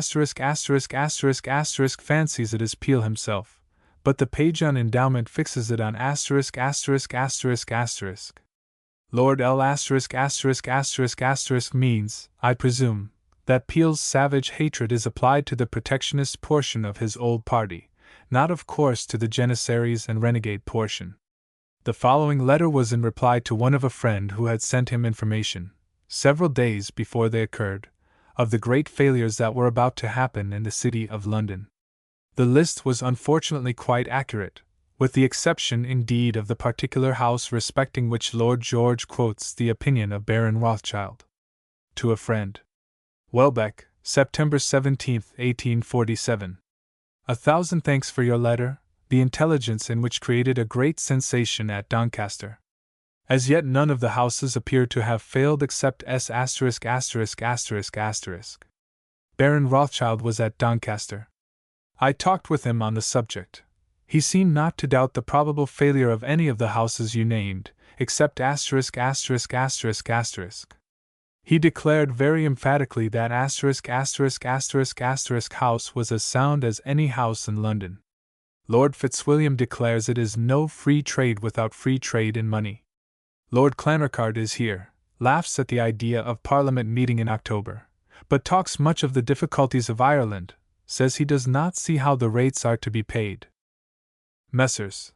Drummond are calling in their mortgages. I expect to hear that this practice will be general. Money dear, corn cheap, encumbrances enhanced, and rents depressed. What will become of the apathetic country gentlemen? I judge from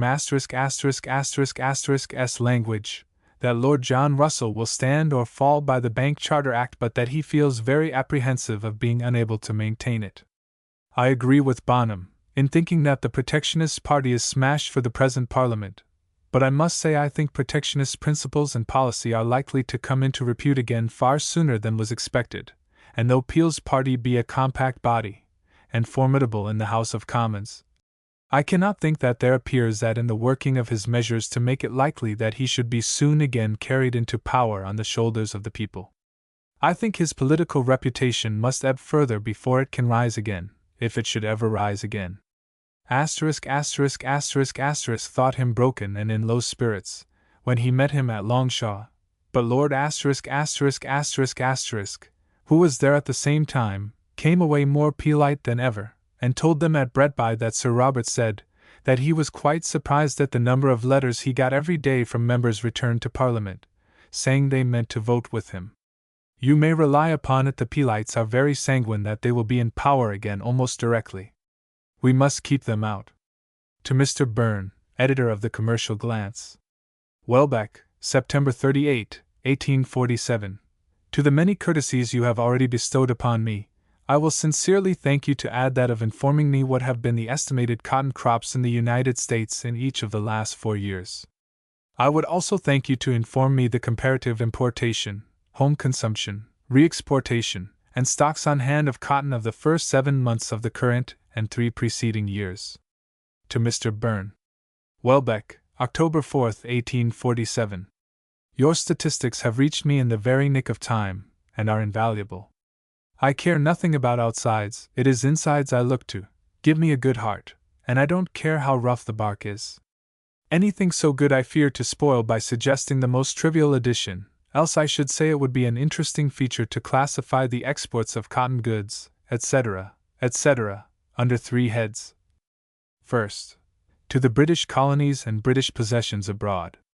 Second, to the northern states of Europe, France, Spain, Germany, Italy, etc., etc., the United States of America, and other countries having high tariffs. Third, to China, Turkey, Africa, and the southern states of America, and countries with low tariffs. I fear these failures of East and West India houses must entail great distress upon Manchester, and the manufacturing interests generally. You have given an account of the bankruptcies in the cotton trade during a long series of years till last year inclusive. Are you able to say how the first 9 months of the current year stands in comparison with its predecessors? I so highly prize your new work that I must ask for a dozen copies to distribute among my friends. P.S. I have already parted with the copy you sent me. May I, therefore, beg another without waiting for any other binding? To a friend. Welbeck, October 5, 1847. I shall go up to town on Friday evening, in my way to Newmarket, and shall be at Harcourt House all Saturday and Sunday, and shall be delighted to see you, and have a thorough good talk with you. Free trade seems working mischief faster than the most fearful of us predicted, and Manchester houses, as I am told, failing in rows, ashamed to do penance in public, are secretly weeping in sackcloth and ashes, and heartily praying that Peel and Cobden had been hanged before they were allowed to ruin the country. Money at Manchester is quoted 1.25% for 10 days, £45 60% per annum. To a friend. Harcourt House, October 22, 1847. I have this moment got a note from Stuart, telling me that the Chancellor has this afternoon sent out his notice of the business to be taken in his own court during Michaelmas term, that is, from the 2nd of November till the 26th, and below it there is this notice, except those days on which the Lord Chancellor may sit in the House of Lords. Surely this must portend a November session. To a friend. Harcourt House, October 23, 1847. The fat banker's gossip is all stuff. Peel goes to Windsor today, I believe on an invitation of some standing. *********, who had been dining at Palmerston's last night, tells me that he does not think that ministers mean calling Parliament together, and is confident they mean to maintain the Bank Charter Act.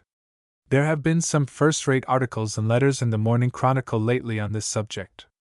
To a friend. Harcourt House, November 6, 1847. I will stay over Tuesday, that I may have the pleasure of a thorough talk with you. I am told things are gradually getting better.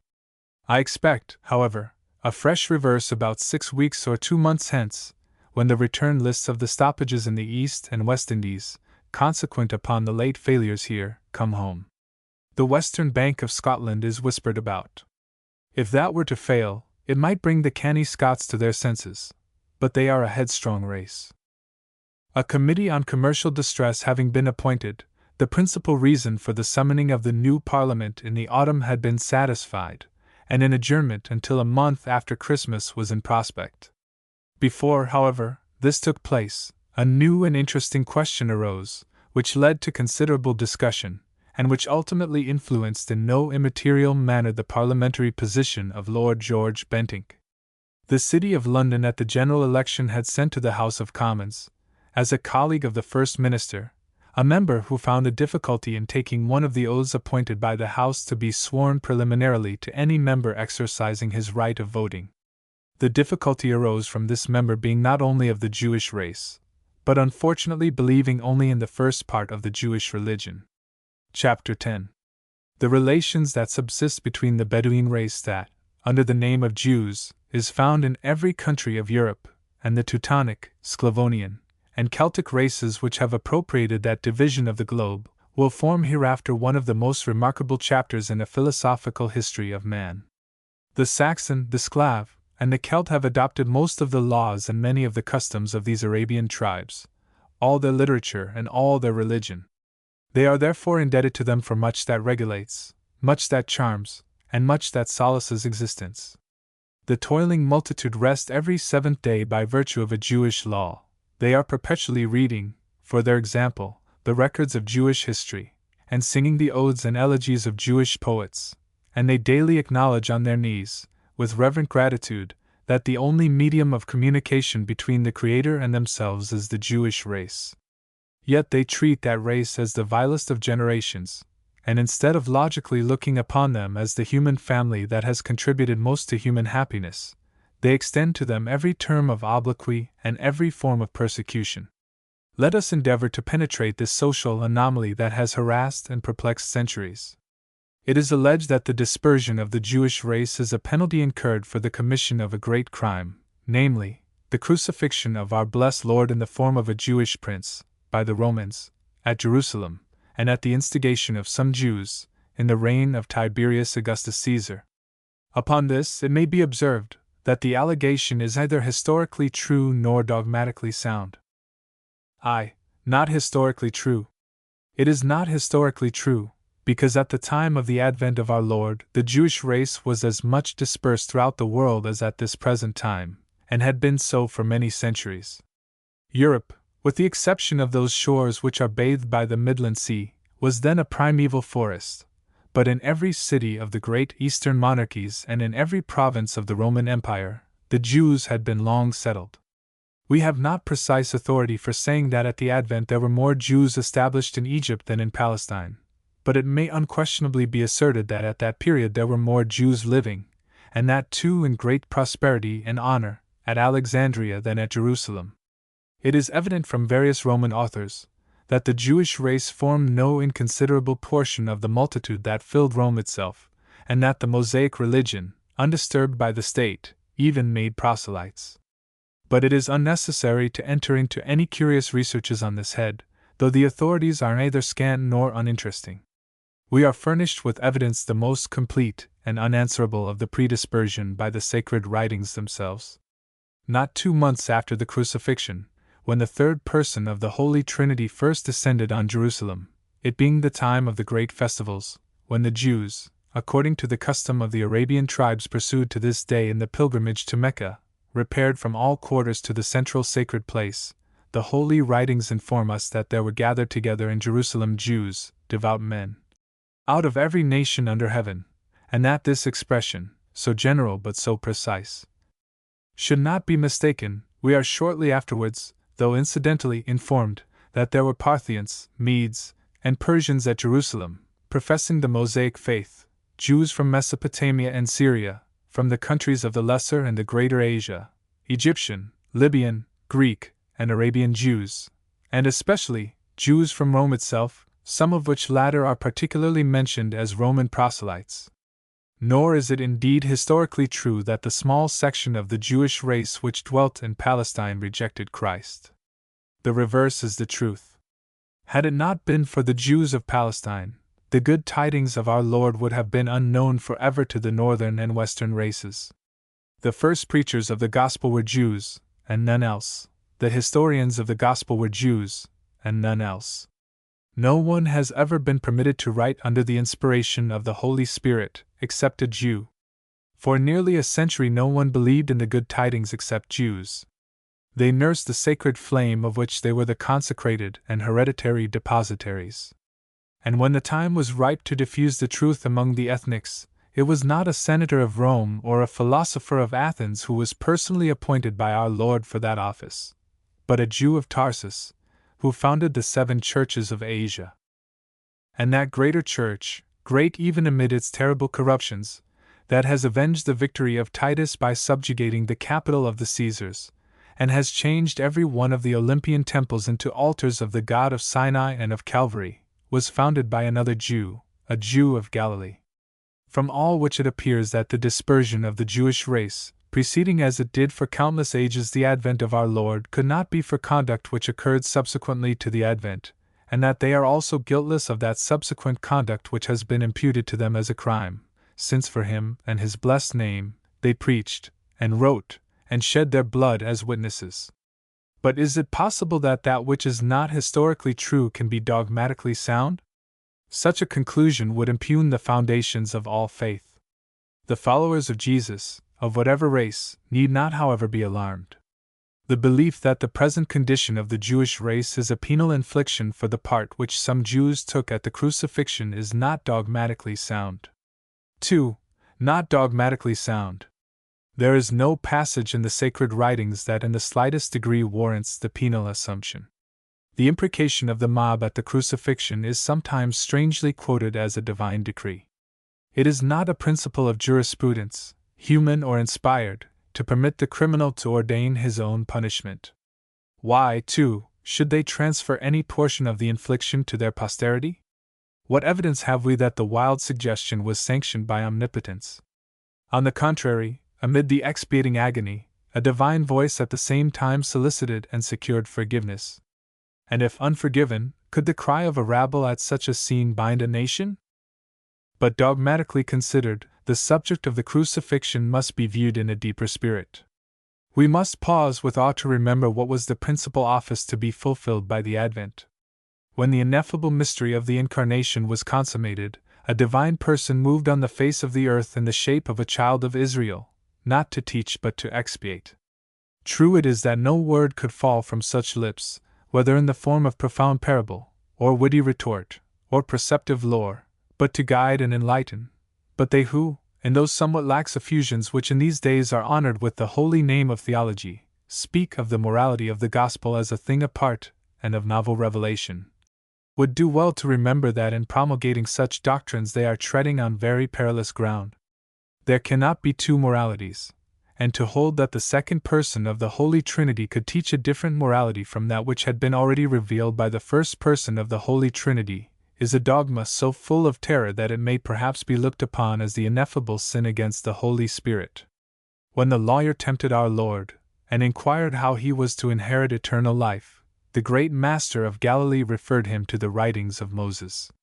There he would find recorded the whole duty of man, to love God with all his heart, and soul, and strength, and mind, and his neighbor as himself.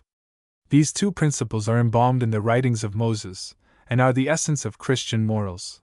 It was for something deeper than this, higher and holier than even Moses could fulfill, that angels announced the coming. It was to accomplish an event preordained by the Creator of the world for countless ages.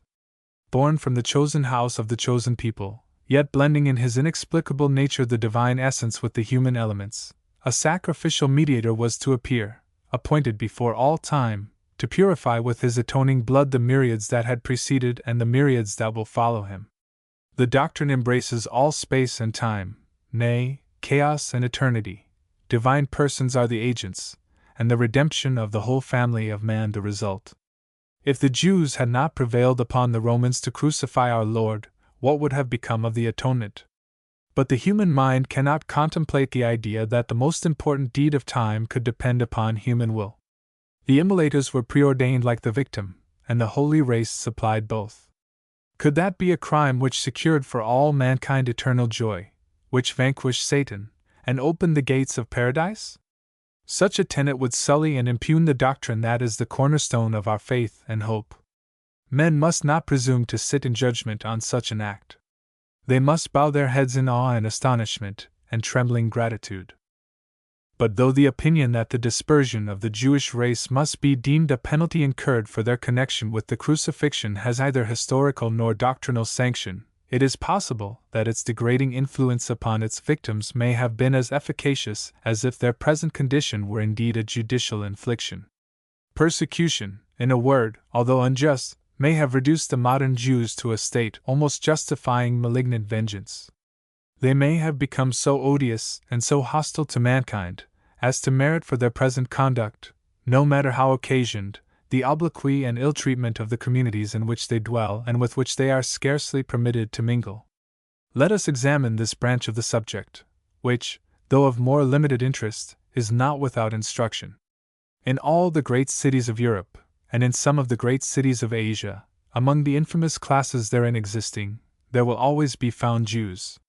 They are not the only people who are usurers, gladiators, and followers of mean and scandalous occupations, nor are they anywhere a majority of such, but considering their general numbers, they contribute perhaps more than their proportion to the aggregate of the vile.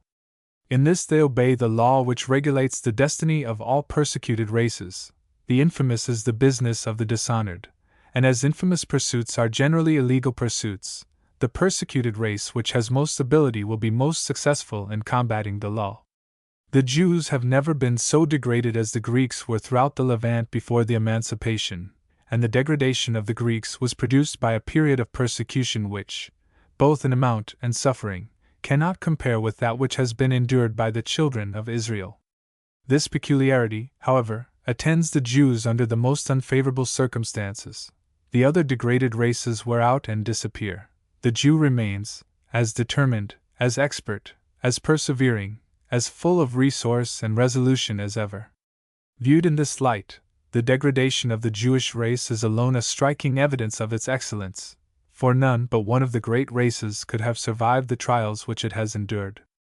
But though a material organization of the highest class may account for so strange a consequence, the persecuted Hebrew is supported by other means. He is sustained by a sublime religion. Obdurate, malignant, odious, and revolting as the lowest Jew appears to us, he is rarely demoralized.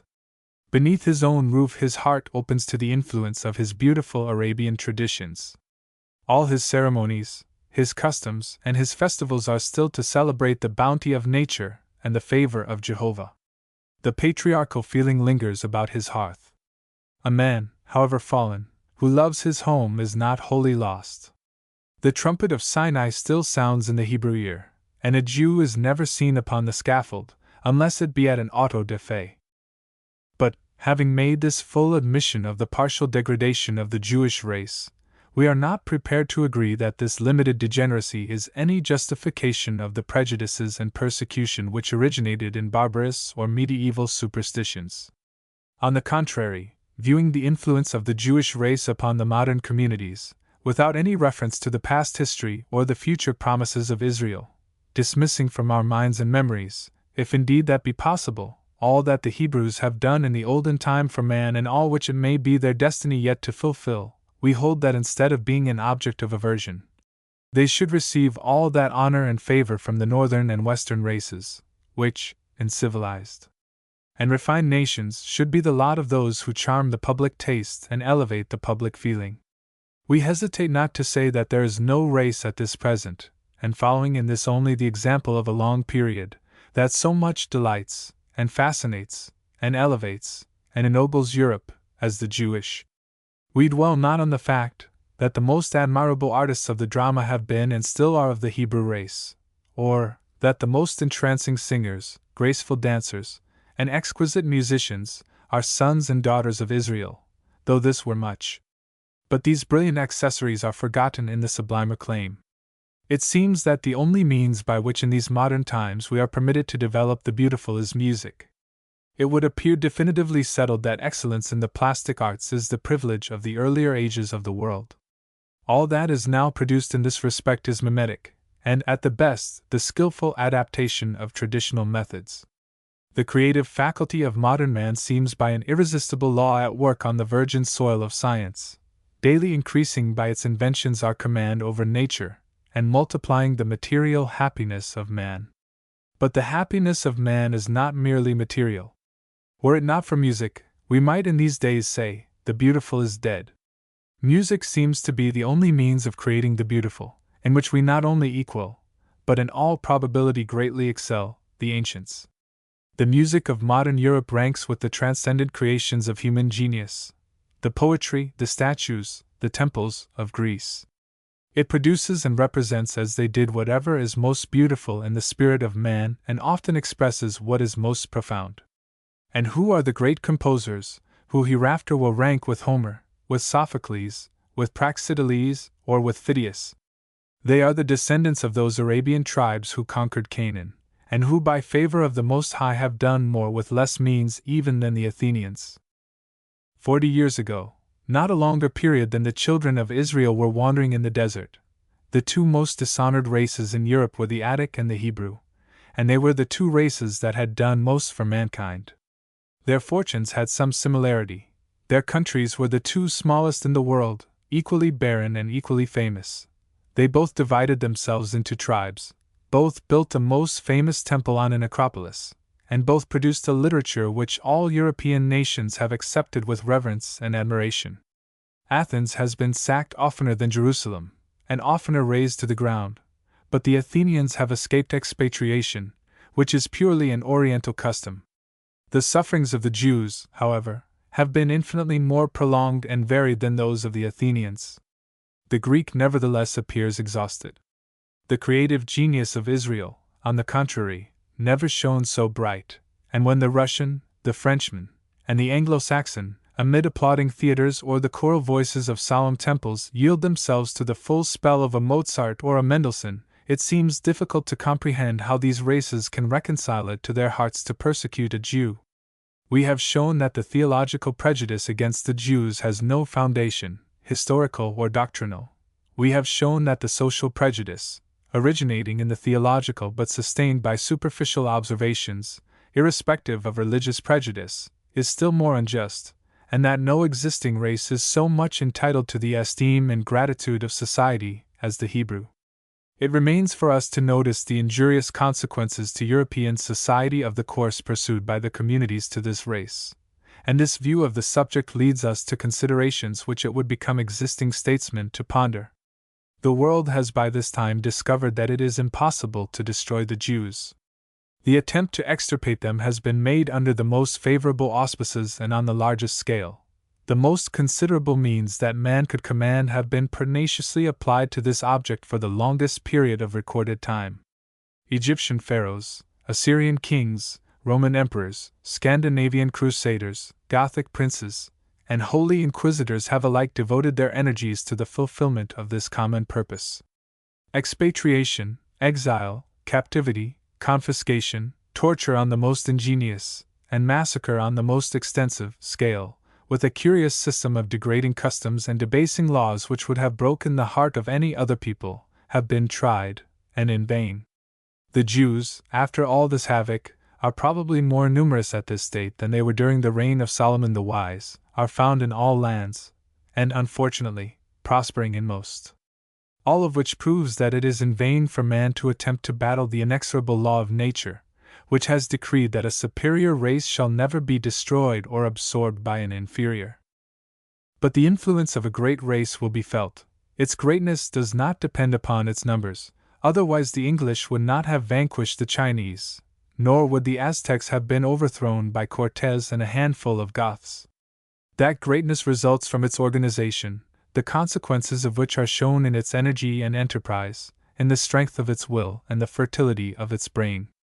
Let us observe what should be the influence of the Jews, and then ascertain how it is exercised. The Jewish race connects the modern populations with the early ages of the world, when the relations of the Creator with the created were more intimate than in these days, when angels visited the earth, and God Himself even spoke with man. The Jews represent the Semitic principle, all that is spiritual in our nature. They are the trustees of tradition and the conservators of the religious element. They are a living and the most striking evidence of the falsity of that pernicious doctrine of modern times, the natural equality of man. The political equality of a particular race is a matter of municipal arrangement, and depends entirely on political considerations and circumstances. But the natural equality of man now in vogue, and taking the form of cosmopolitan fraternity, is a principle which, were it possible to act on it, would deteriorate the great races and destroy all the genius of the world. What would be the consequence on the great Anglo-Saxon Republic, for example, were its citizens to secede from their sound principle of reserve, and mingle with their Negro and colored populations? In the course of time they would become so deteriorated that their states would probably be reconquered and regained by the aborigines whom they have expelled, and who would then be their superiors.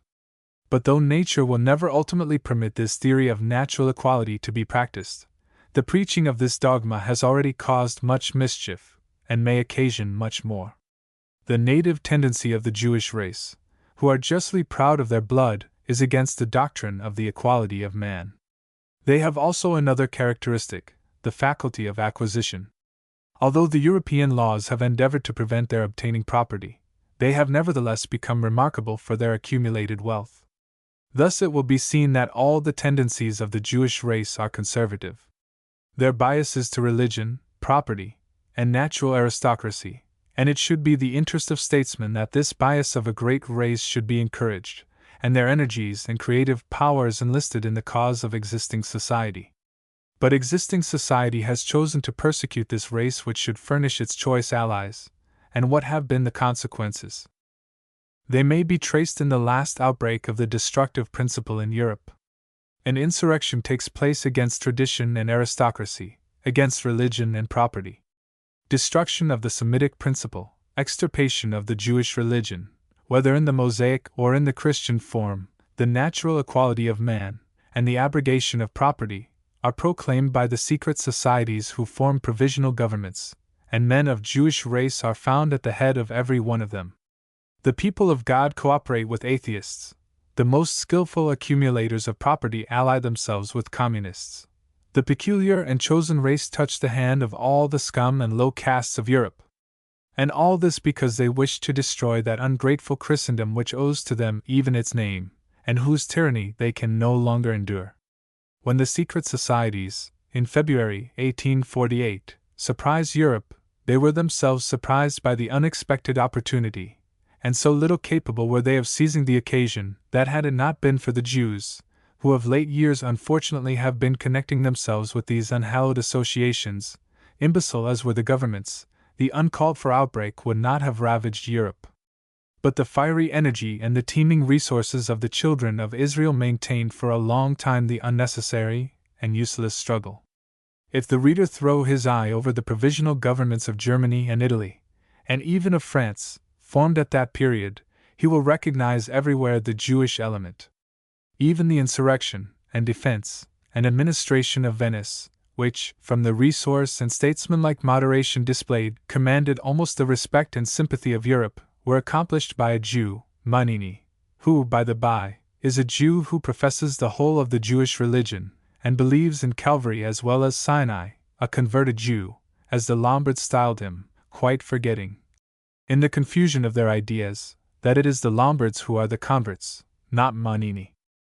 Thus it will be seen that the persecution of the Jewish race has deprived European society of an important conservative element, and added to the destructive party an influential ally. Prince Metternich, the most enlightened of modern statesmen, not to say the most intellectual of men, was, though himself a victim of the secret societies, fully aware of these premises. It was always his custom, great as were the difficulties which in so doing he had to encounter, to employ as much as possible the Hebrew race in the public service. He could never forget that Napoleon, in his noontide hour, had been checked by the pen of the greatest of political writers. He had found that illustrious author as great in the cabinet as in the study. He knew that no one had more contributed to the deliverance of Europe.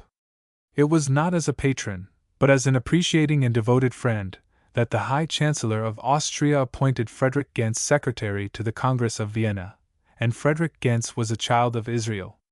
It is no doubt to be deplored that several millions of the Jewish race should persist in believing in only a part of their religion, but this is a circumstance which does not affect Europe, and time, with different treatment, may remove the anomaly which perhaps may be accounted for.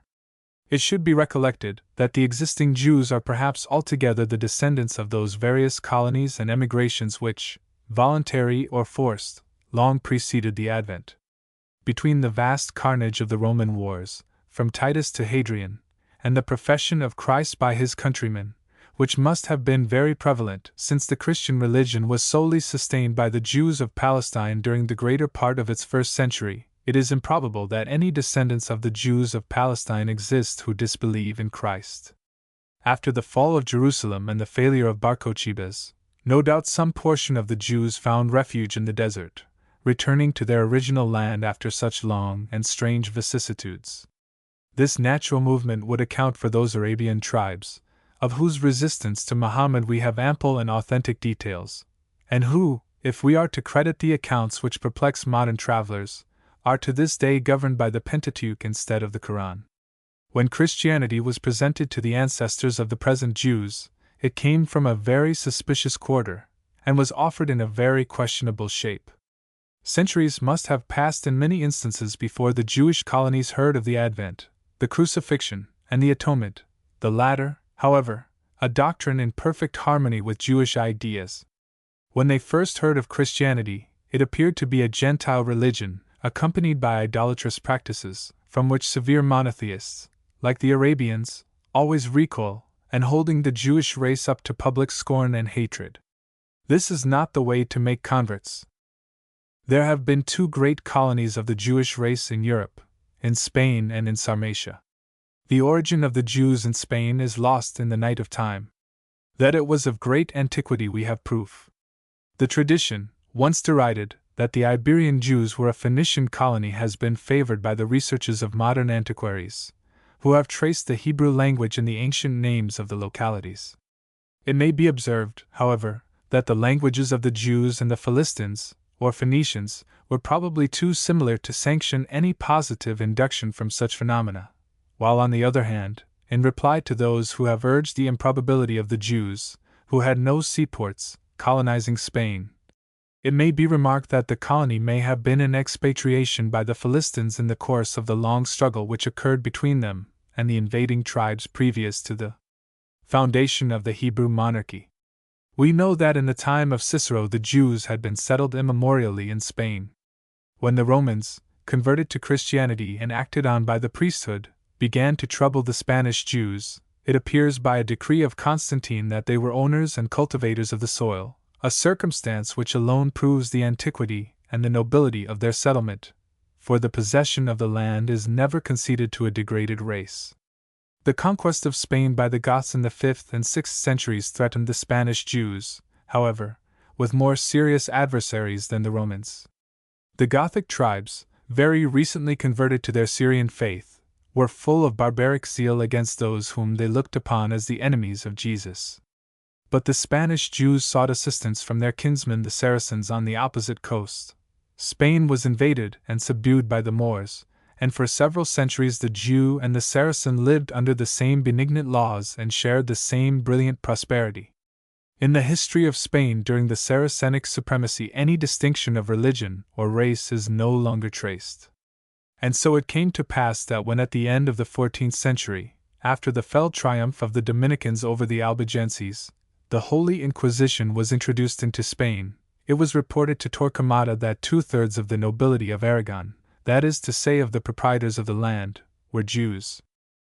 All that these men knew of Christianity was, that it was a religion of fire and sword, and that one of its first duties was to avenge some mysterious and inexplicable crime which had been committed ages ago by some unheard of ancestors of theirs in an unknown land.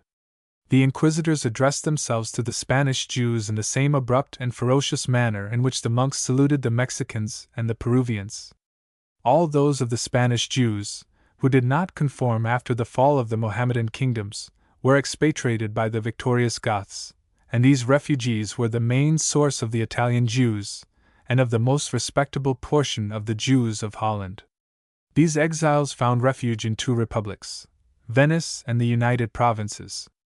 The Portuguese Jews, it is well known, came from Spain, and their ultimate expulsion from Portugal was attended by the same results as the Spanish expatriation. The other great division of Jews in Europe are the Sarmatian Jews, and they are very numerous. They amount to nearly 3 millions. These unquestionably entered Europe with the other Sarmatian nations, descending the Borysthenes and ascending the Danube, and are according to all probability the progeny of the expatriations of the times of Tiglath-Pileser and Nebuchadnezzar. They are the posterity of those devout men, Parthians, Medes, and Elamites, who were attending the festivals at Jerusalem at the time of the descent of the Holy Spirit.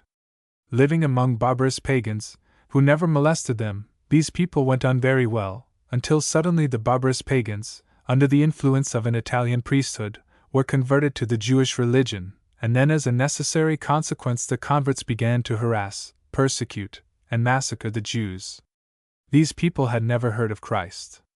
Had the Romans not destroyed Jerusalem, these Sarmatian Jews would have had a fair chance of obtaining from civilized beings some clear and coherent account of the great events which had occurred.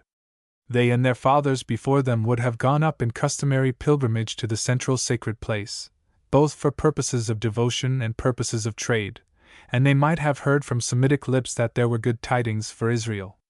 What they heard from their savage companions, and the Italian priesthood which acted on them, was that there were good tidings for all the world except Israel, and that Israel, for the commission of a great crime of which they had never heard and could not comprehend, was to be plundered, massacred, hewn to pieces, and burned alive in the name of Christ and for the sake of Christianity. The Eastern Jews, who are very numerous, are in general the descendants of those who in the course of repeated captivities settled in the great Eastern monarchies, and which they never quitted. They live in the same cities and follow the same customs as they did in the days of Cyrus. They are to be found in Persia, Mesopotamia, and Asia Minor, at Baghdad, at Hamadan, at Smyrna. We know from the Jewish books how very scant was the following which accompanied Esdras and Nehemiah back to Jerusalem. A fortress city, built on a ravine, surrounded by stony mountains and watered by a scanty stream, had no temptations after the gardens of Babylon and the broad waters of the Euphrates. But Babylon has vanished and Jerusalem remains, and what are the waters of Euphrates to the brook of Kedron? It is another name than that of Jesus of Nazareth with which these Jews have been placed in collision, and the Ishmaelites have not forgotten the wrongs of Hagar in their conduct to the descendants of Sarah. Is it therefore wonderful that a great portion of the Jewish race should not believe in the most important portion of the Jewish religion? As, however, the converted races become more humane in their behavior to the Jews, and the latter have opportunity fully to comprehend and deeply to ponder over true Christianity, it is difficult to suppose that the result will not be very different.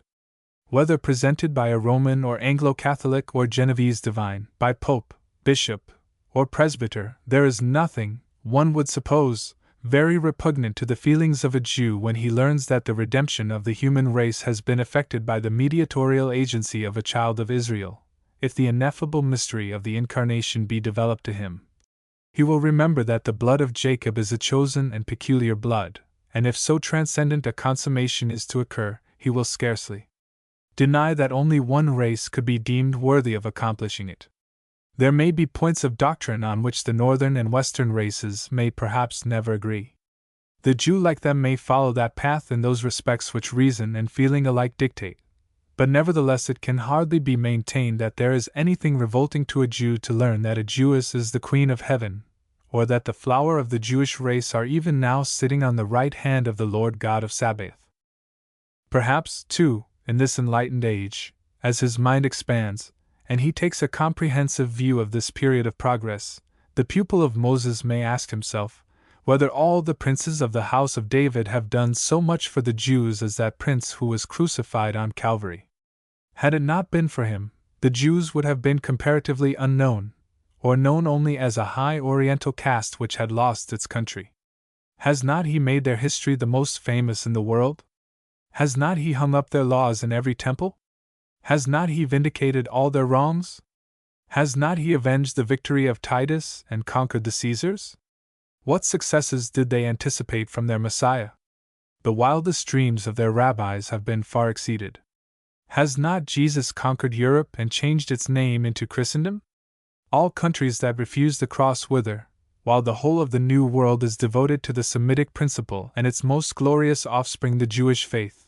And the time will come when the vast communities and countless myriads of America and Australia, looking upon Europe as Europe now looks upon Greece, and wondering how so small a space could have achieved such great deeds, will still find music in the songs of Shaun, and still seek solace in the parables of Galilee.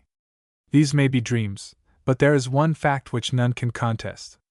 Christians may continue to persecute Jews, and Jews may persist in disbelieving Christians, but who can deny that Jesus of Nazareth, the incarnate Son of the Most High God, is the eternal glory of the Jewish race? Chapter 11. It would seem to follow from the views expressed in the preceding chapter that in communities professing a belief in our Lord, the Jewish race ought not to be subject to any legislative dishonor or disqualification. These views, however, were not those which influenced Lord George Bentinck in forming his opinion that the civil disabilities of those subjects of Her Majesty who professed that limited belief in divine revelation which is commonly called the Jewish religion should be removed. He had supported a measure to this effect in the year 1833, guided in that conduct by his devoted attachment to the equivocal principle of religious liberty, the unqualified application of which principle seems hardly consistent with that recognition of religious truth by the state to which we yet adhere, and without which it is highly probable that the northern and western races, after a disturbing and rapidly degrading period of atheistic anarchy, may fatally recur to their old national idolatries, modified and mythically dressed up according to the spirit of the age. It may be observed that the decline and disasters of modern communities have generally been relative to their degree of sedition against the Semitic principle.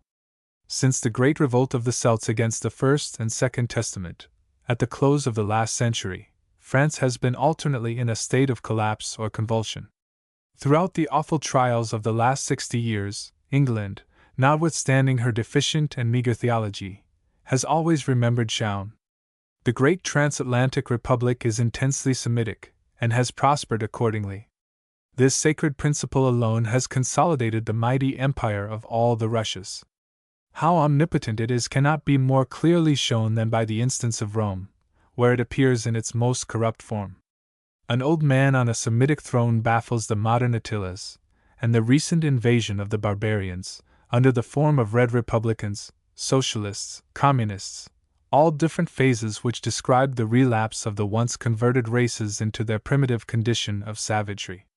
Austria would long ago have dissolved but for the Semitic principle, and if the north of Germany has never succeeded in attaining that imperial position which seemed its natural destiny, it is that the north of Germany has never at any time been thoroughly converted. Some perhaps may point to Spain as a remarkable instance of decline in a country where the Semitic principle has exercised great influence. But the fall of Spain was occasioned by the expulsion of her Semitic population, 1 million families of Jews and Saracens, the most distinguished of her citizens for their industry and their intelligence, their learning and their wealth. It appears that Lord George Bentinck had offended some of his followers by an opinion expressed in his address to his constituency in '47, that in accordance with the suggestion of Mr. Pitt, some provision should be made for the Roman Catholic priesthood of Ireland out of the land. Although this opinion might offend the religious sentiments of some, and might be justly looked upon by others as a scheme ill-suited to the character of an age adverse to any further religious endowments, it must be acknowledged that no member of the Protectionist party had any just cause of complaint against Lord George for the expression of an opinion which he had always upheld, and of his constancy to which he had fairly given his friends notice. This was so generally felt that the repining died away. The Jewish question, as it was called, revived these religious emotions. These feelings, as springing from the highest sentiment of our nature, and founded, however mistaken in their application, on religious truth, are entitled to deep respect and tenderness, but no one can indulge them by the compromise of the highest principles, or by sanctioning a course which he really believes to be destructive of the very object which their votaries wish to cherish. As there are very few Englishmen of what is commonly called the Jewish faith, and as therefore it was supposed that political considerations could not enter into the question, it was hoped by many of the followers of Lord George Bentinck that he would not separate himself from his party on this subject, and very earnest requests and representations were made to him with that view. He was not insensible to them. He gave them prolonged and painful consideration. They greatly disquieted him. In his confidential correspondence he often recurs to the distress and anxiety which this question, and its consequences as regarded his position with those friends to whom he was much attached, occasioned him.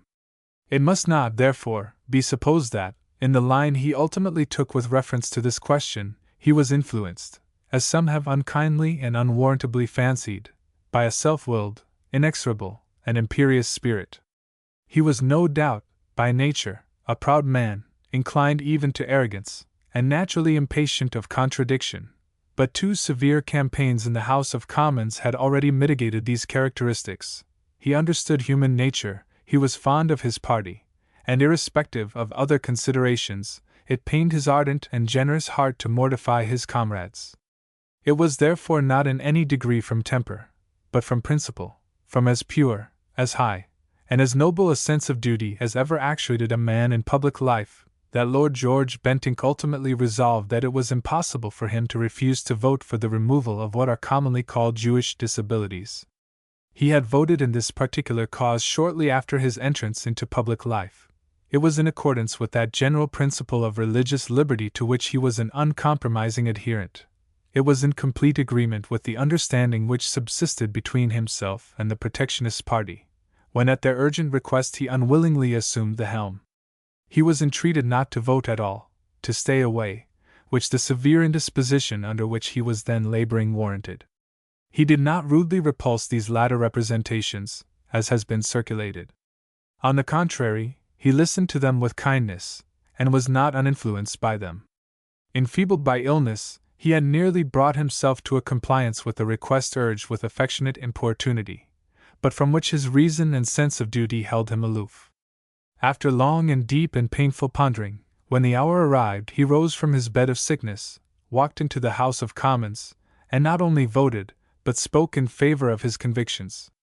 His speech remains one of the best ever delivered on the subject, not only full of weighty argument, but touched with a high and even tender vein of sentiment. This vote and speech of Lord George Bentinck no doubt mortified at the moment a considerable portion of his followers, and occasioned great dissatisfaction among a very respectable though limited section of them.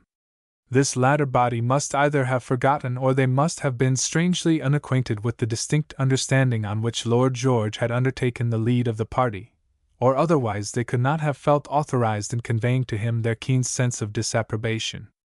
Unfortunately, he received this when the House had adjourned for the holidays, and when Mr. Banks, who had been the organ of communication with him in '46, was in the country, and when the party was of course generally dispersed. Lord George did not take any pains to ascertain whether the representation which was made to him was that of the general feeling of a large party, or that only of a sincere, highly estimable, but limited section. He was enfeebled and exhausted by indisposition. He often felt, even when in health, that the toil of his life was beyond both his physical and moral energies, and though he was of that ardent and tenacious nature that he never would have complained, but have died at his post, the opportunity of release coming to him at a moment when he was physically prostrate was rather eagerly seized, and the world suddenly learned at Christmas, with great astonishment, that the renowned leader of the Protectionist party had relinquished his trust. The numerous communications which he received must have convinced him that the assumed circumstances under which he acted had not been accurately appreciated by him. He was implored to reconsider his course, as one very detrimental to the cause to which he was devoted, and which would probably tend to the triumph of those whose policy he had attempted to defeat, and whose personal conduct he had at least succeeded in punishing. The prophesied time has come, he wrote to his friend Mr. Banks, on the 23rd of December 1847, when I have ceased to be able to serve the party, the great cause of protection, or my country, by any longer retaining the commission bestowed on me in the spring of 1846.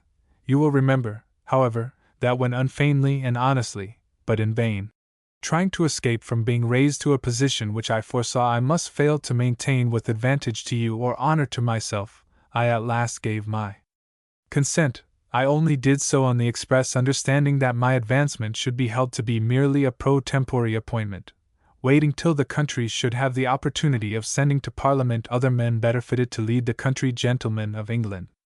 I have recalled these circumstances to your mind with no other purpose than that the party may feel how entirely free they are, without even the suspicion of doing an injustice to me or of showing me in this any disrespect, to remodel their arrangements, and to supersede my lieutenancy by the appointment of a superior and permanent commander. And again on Christmas Day, to the same gentleman, in reply to an acknowledgment of the preceding, he says, while thanking Mr. Banks for his warm-hearted letter as very grateful to his feelings, confidentially I tell you, that far from feeling in the least annoyed, I shall feel greatly relieved by a restoration to privacy and freedom. I worked upon my spirit in 46 and 47, but I have learnt now that I have shaken my constitution to the foundation, and I seriously doubt my being able to work on much longer. He wrote on the 24th of December to one of his most intimate friends and warmest supporters, Mr. Christopher, the member for Lincolnshire, who had remonstrated with him as to his decision. It is not in my nature to retain a station one moment after I get a hint even that any portion of those who raised me to it are wearied of seeing me there. The old members of the party will all recollect how clearly I foresaw and foretold that I should be found a very inconvenient as well as a very inefficient leader, so soon as the great protection battle was brought to a close. I predicted all that has since occurred, and no one more cordially agrees than I do in the wisdom of the present decision, the spirit I presume of which is that no great party or large body of men can be successfully, or to any good purpose, led except by a man who heart and soul sympathizes with them in all their feelings, partialities, and prejudices. Cold reason has a poor chance against such influences. There can be no esprit de corps and no zeal where there is not a union of prejudices as well as of commercial opinions. The election of a leader united with the great body of the party in these respects will tend greatly to reunite its scattered particles, even on those questions where I shall be able to give my aid with all my wonted zeal, which will not be the less spirited because it will be free and independent. At a later period, acknowledging an address signed by the great body of the Protectionist party, and presented to him by the present Earl Talbot, then a member of the House of Commons, Lord George wrote, "The considerations which oblige me to surrender a post of honor which every independent and high-minded English gentleman has at all times prized above the highest rewards in the gift of the crown. The leadership of the country gentlemen of England will never influence me to swerve from any endeavors of which my poor abilities and bodily energies are capable in the promotion of the prosperity of all classes in the British Empire at home and in the colonies, any more than they can ever make me forget the attachment, the friendship, and the enthusiastic support of those who stood by me to the end of the death struggle for British interests and for English good faith and political honor, and to whose continued friendship and constancy I know I am indebted for this graceful and grateful compliment." If Lord George Bentinck was inexorable to the entreaties of his friends, it must not be supposed that he was influenced in the course which he pursued, as was presumed by many at the time not acquainted with the circumstances, by any feeling of pique or brooding sullenness. No high-spirited man under vexatious and distressing circumstances ever behaved with more magnanimity. In this he was actuated in a great degree by a sense of duty, but still more by that peculiar want of selfishness which was one of the most beautiful traits of his character.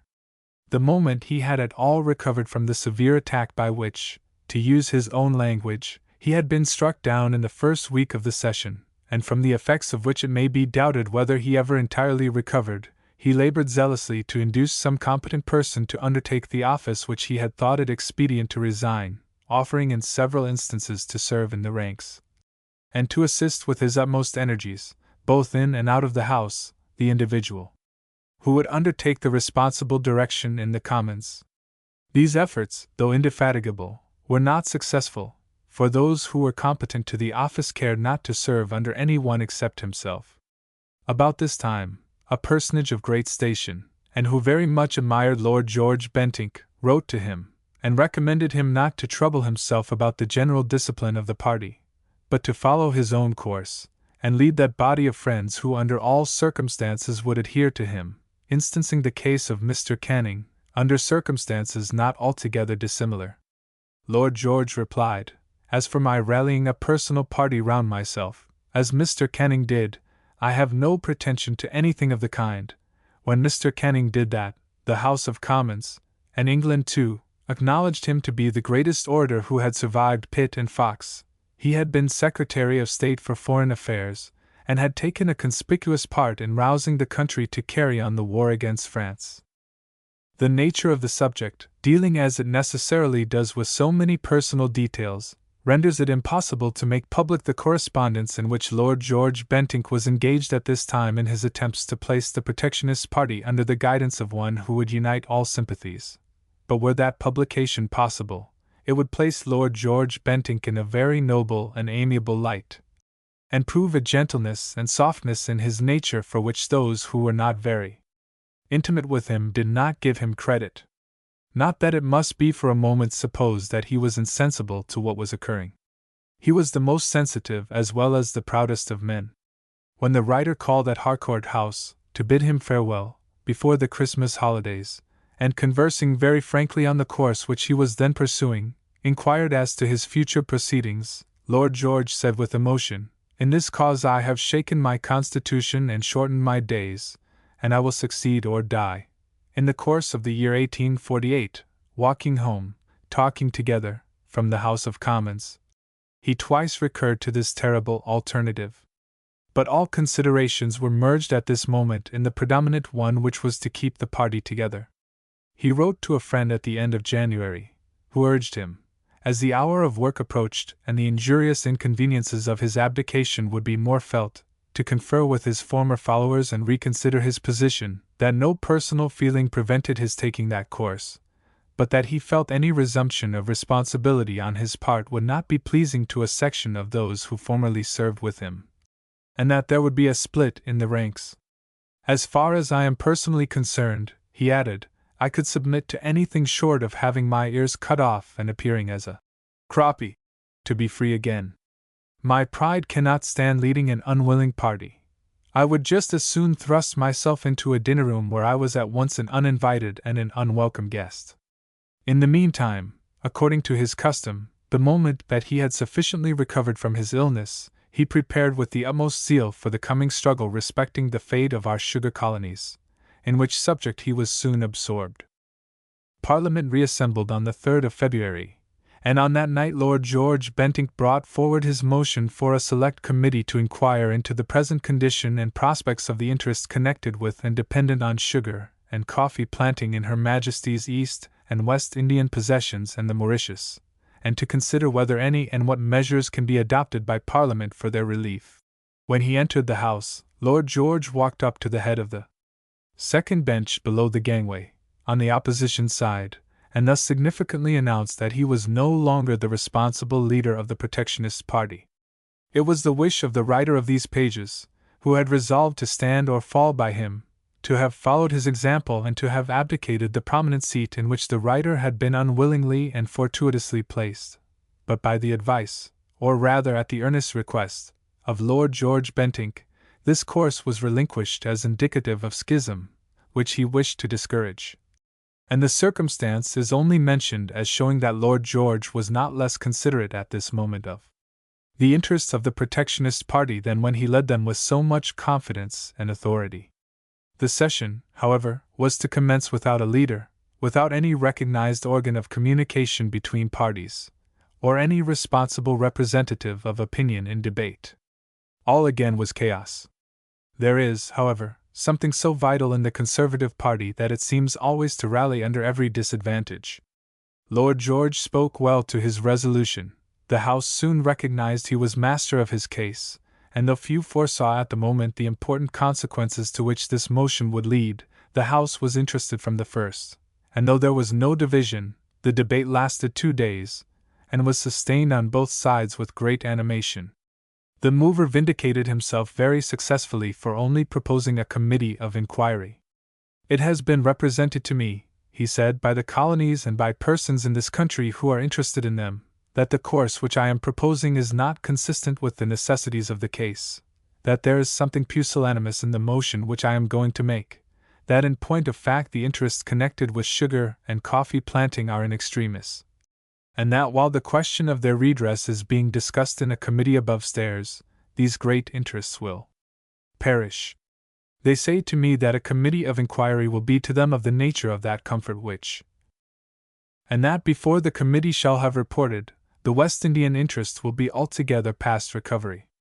But, sir, it is for me to consider what my power is to obtain any substantial relief by a direct vote of this House, and when I remember that in July, 1846, I moved a resolution the purport of which was, to maintain the protection for the West Indian and the East Indian free labor colonies which they now seek, and that I had but 130 gentlemen to support me, while 265 votes were recorded in favor of the measure of the government admitting slave labor. Sugar. I feel that it is hopeless for me to endeavor in this House, where I have no reason to suppose any addition has been made to the members acquiescing in my views, to convert that minority into a majority, and more especially when I recollect that on that occasion but 5 gentlemen connected with the West Indian and East Indian interests recorded their votes with me. I think the West Indian interest has not a good case against me when they blame me for not taking a more resolute step on this occasion." He was not, however, without hope from the course which he had decided to pursue.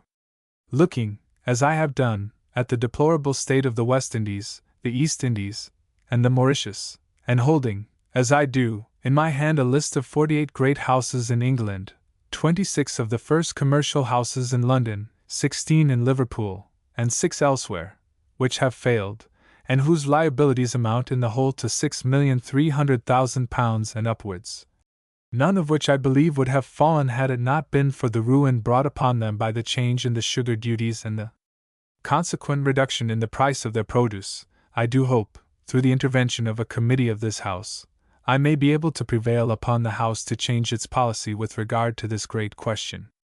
Lord George was supported in this debate by Mr. Thomas Baring, in one of the best speeches ever made in the House of Commons. Few more combine mastery of the case with parliamentary point than this gentleman. It is not impossible to find a man capable of addressing the House of Commons who understands the subject. It is not impossible to find a man who can convey his impressions on any subject to the House in a lively and captivating manner, though both instances are rarer than the world would imagine.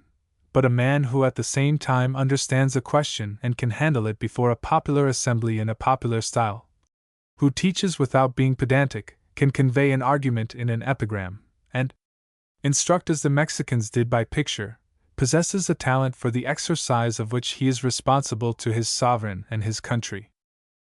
Mr. Baring said that he could not perfectly agree either with Lord John Russell or Lord George Bentinck, that protection or free trade must be in what they call the circle, round which in their legislation they must always move, that they must either give protection to everything or free trade to everything. He could not say that because sugar claimed protection, coals must have protection also. Neither would he, on the other hand, apply free trade to every article. He acknowledged the advantage of competition as a stimulus. He thought that, placing things on equal grounds, competition was undoubtedly a great advantage. He could understand a competition to try the mutual speed of racehorses. But there could be no competition between a racehorse and a steam engine, for the power of the animal could bear no comparison with that of the machine. Mr. Baring could look back to no legislation more humiliating than the legislation regarding our colonies. No great interest was ever so much trifled with, so much sacrificed to the cry of the day, at one moment to no slavery and another to cheap sugar. The committee was granted, and it was generally felt that the question was consequently quieted for the session. Chapter 12. During the first 6 weeks of this famous committee the attendance of its members was not very regular, and its labors attracted little attention. The evidence on the East India part of the question was closed and reported to the House by the end of February. After that period the evidence was reported to the House every week or 10 days. Towards the end of March, rumors began to circulate of the extraordinary vigor and ability with which this investigation was pursued, and of the novel, authentic, and striking evidence that had been elicited. The proceedings were talked of in the House of Commons and on the Royal Exchange. The city men who were examined went back to their companions with wondrous tales of the energy and acuteness of Harcourt House, and the order, method, and discipline of the committee room at Westminster. As time elapsed, the hopes of the colonial interest again revived. It was generally felt that Lord George had succeeded in establishing an irresistible case. It was rumored that the government could not withstand it. Those who had originally murmured at the course which he had adopted of moving for a committee of inquiry, instead of proposing a specific measure of relief, and had treated an investigation as a mere means of securing an action, now recanted their rash criticism, and did justice to his prescience and superior judgment, as well as to his vast information and indefatigable exertions. The week during which the committee sat on their report was a very anxious one. The divisions were known every day in the House of Commons. The alternations of success and discomfiture, and the balanced numbers that so often called for the interposition of the chairman, were calculated to sustain the excitement. And when, on the 29th of May, it was known that the report was at length agreed to, and that a committee of free traders had absolutely recommended a differential duty of 10s in favor of our own produce, one might have fancied from the effect visibly produced, that a government was changed. A few days before, it was the day after the Derby, May 25th, the writer met Lord George Bentinck in the library of the House of Commons. He was standing before the bookshelves, with a volume in his hand, and his countenance was greatly disturbed. His resolutions in favor of the colonial interest after all his labors had been negatived by the committee on the 22nd, and on the 24th, his horse Surplice, whom he had parted with among the rest of his stud, solely that he might pursue without distraction his labors on behalf of the great interests of the country, had won that paramount and Olympian stake, to gain which had been the object of his life. He had nothing to console him, and nothing to sustain him except his pride. Even that deserted him before a heart which he knew at least could yield him sympathy. He gave a sort of superb groan. "All my life I have been trying for this, and for what have I sacrificed it?" he murmured. It was in vain to offer solace. "You do not know what the Derby is," he moaned out. "Yes, I do. It is the blue ribbon of the turf. It is the blue ribbon of the turf," he slowly repeated to himself, and sitting down at the table, he buried himself in a folio of statistics. But on Monday, the 29th, when the resolution in favor of a 10s differential duty for the colonies had at the last moment been carried, and carried by his casting vote, the blue ribbons of the turf were all forgotten. Not for all the honors and successes of all the meetings, spring or autumn, Newmarket, Epsom, Goodwood, Doncaster, would he have exchanged that hour of rapture. His eyes sparkled with fire, his nostril dilated with triumph, his brow was elate like a conqueror. His sanguine spirit saw a future of continued and illimitable success. "We have saved the colonies," he said, "saved the colonies. I knew it must be so. It is the knell of free trade." Notwithstanding the formal renunciation of the leadership of the Protectionist party by Lord George Bentinck, it was soon evident to the House and the country that that renunciation was merely formal. In these days of labor, the leader of a party must be the man who does the work, and that work cannot now be accomplished without the devotion of a life. Whenever a great question arose, the people out of doors went to Lord George Bentinck, and when the discussion commenced, he was always found to be the man armed with the authority of knowledge. There was, however, no organized debate and no party discipline. No one was requested to take a part, and no attendance was ever summoned. The vast majority sitting on the Protectionist benches always followed Bentinck, who, whatever might be his numbers in the lobby, always made a redoubtable stand in the House. The situation, however, it cannot be denied, was a dangerous one for a great party to persevere in, but no permanent damage accrued, because almost every one hoped that before the session was over, the difficulty would find a natural solution in the virtual chief resuming his formal and responsible post.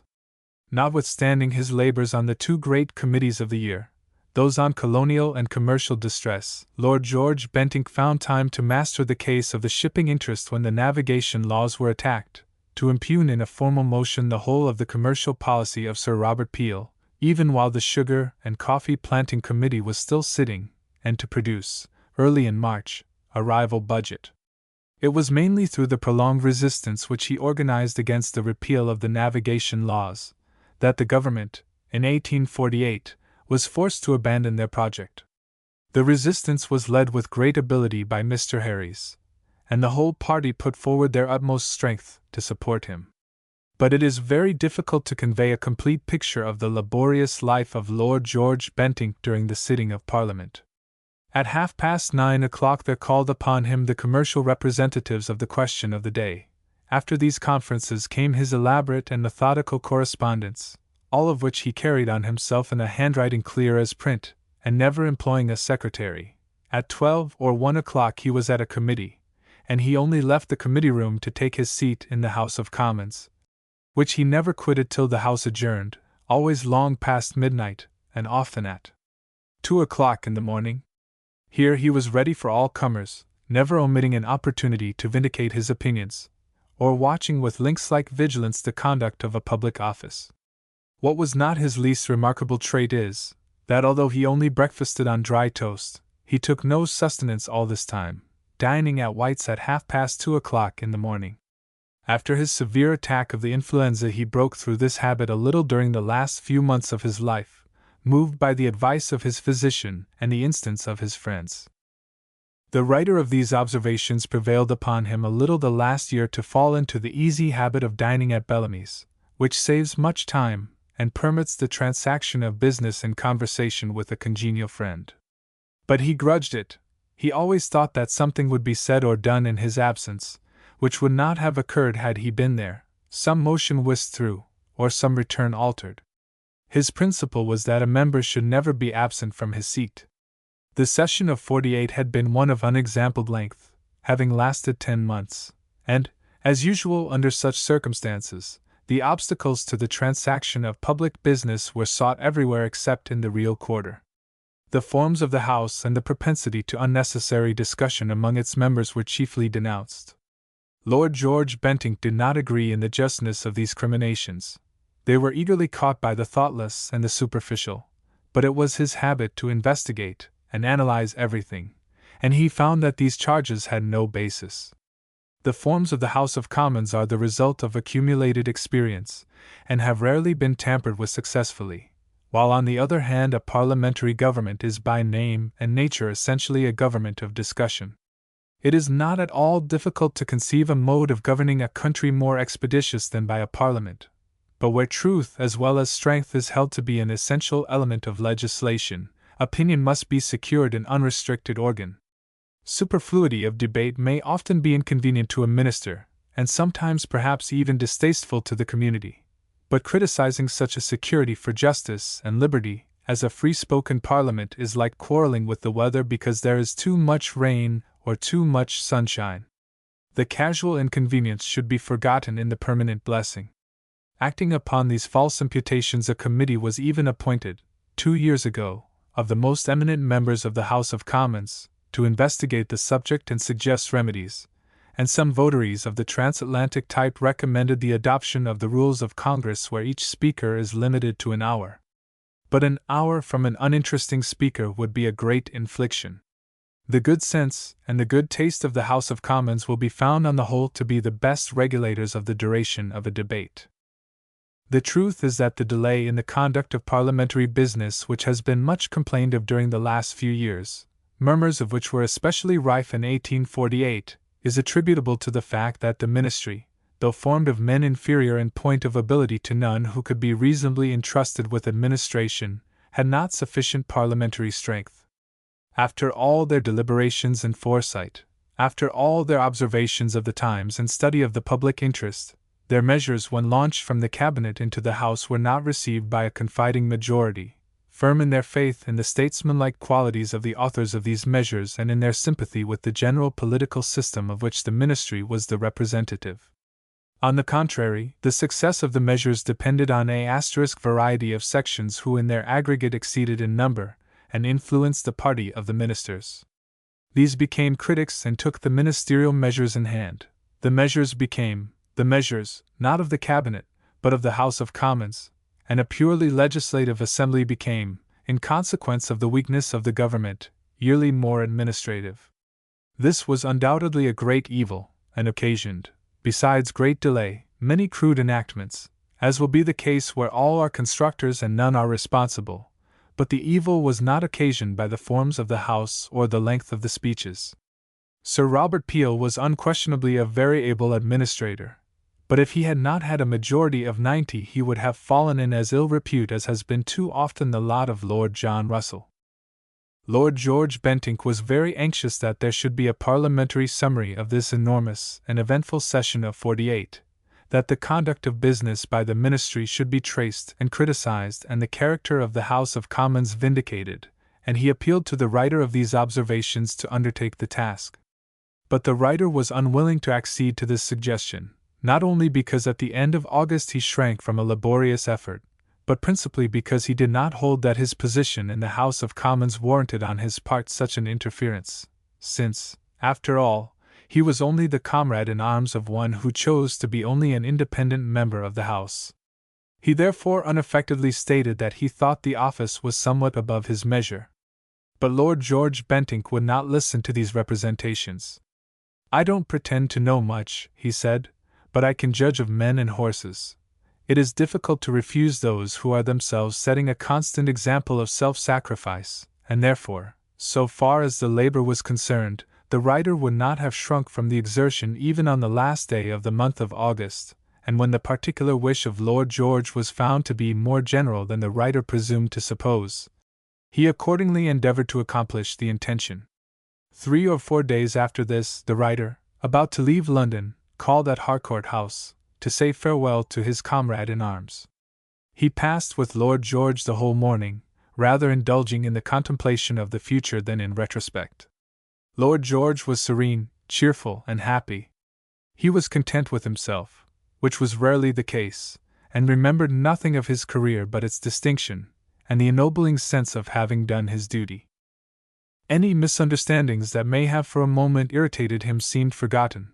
He appeared conscious that he possessed the confidence and cordial regard of the great majority of the Protectionist party, although he chose to occupy a private post, and he was proud of the consciousness. He was still more sensible of the sympathy which he had created out of doors, which he greatly appreciated, and to which, though with his usual modesty, he more than once recurred. "The thing is to get the people out of doors with you," he repeated, "men like the merchants.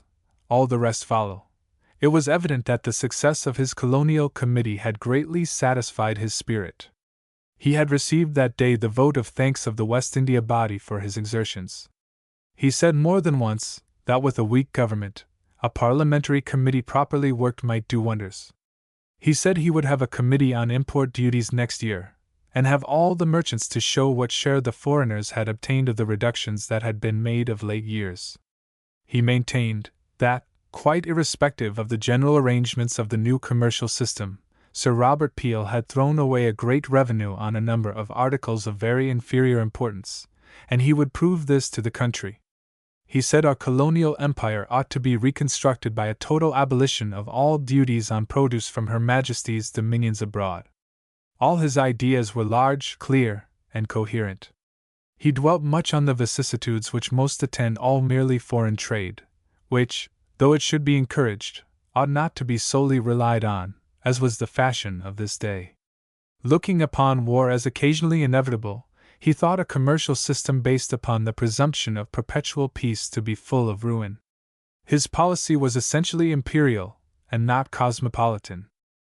About to part probably for many months, and listening to him as he spoke, according to his custom, with so much fervor and sincerity, one could not refrain from musing over his singular and sudden career. It was not 3 years since he had in an instant occupied the minds of men. No series of parliamentary labors had ever produced so much influence in the country in so short a time. Never was a reputation so substantial built up in so brief a period. Other questions with which he had dealt were colossal questions: the laws that should regulate competition between native and foreign labor, the interference of the state in the development of the resources of Ireland, the social and commercial condition of our tropical colonies, the principles upon which our revenues should be raised, the laws which should regulate and protect our navigation. But it was not that he merely expressed opinions upon these subjects. He came forward with details in support of his principles and policy, which it had before been believed none but a minister could command. Instead of experiencing the usual and almost inevitable doom of private members of Parliament, and having his statements shattered by official information, Lord George Bentinck, on the contrary, was the assailant, and the successful assailant, of an administration on these very heads. He often did their work more effectually than all their artificial training enabled them to do it. His acute research, and his peculiar sources of information, roused the vigilance of all the public offices of the country. Since his time, there has been more care in preparing official returns, and in arranging the public correspondence placed on the table of the House of Commons. When one remembered that in this room, not 3 years ago, he was trying to find a lawyer who would make a speech for him in Parliament, it was curious to remember that no one in the period had probably addressed the House of Commons oftener. Though his manner, which was daily improving, was not felicitous in the House, the authority of his intellect, his knowledge, and his character, made him one of the great personages of debate, but with the country who only read his speeches he ranked high as an orator. It is only those who have had occasion critically to read and examine the long series of his speeches who can be conscious of their considerable merits. The information is always full and often fresh, the scope large, the argument close, and the style, though simple, never bald, but vigorous, idiomatic, and often picturesque. He had not credit for this in his day, but the passages which have been quoted in this sketch will prove the justness of this criticism. As a speaker and writer, his principal need was condensation. He could not bear that anything should remain untold. He was deficient in taste, but he had fervor of feeling, and was by no means void of imagination. The writer, in his frequent communications with him of faithful and unbounded confidence, was often reminded of the character by Mr. Burke of my Lord Keppel. The labors of Lord George Bentinck had been supernatural, and one ought perhaps to have felt then that it was impossible they could be continued on such a scale of exhaustion.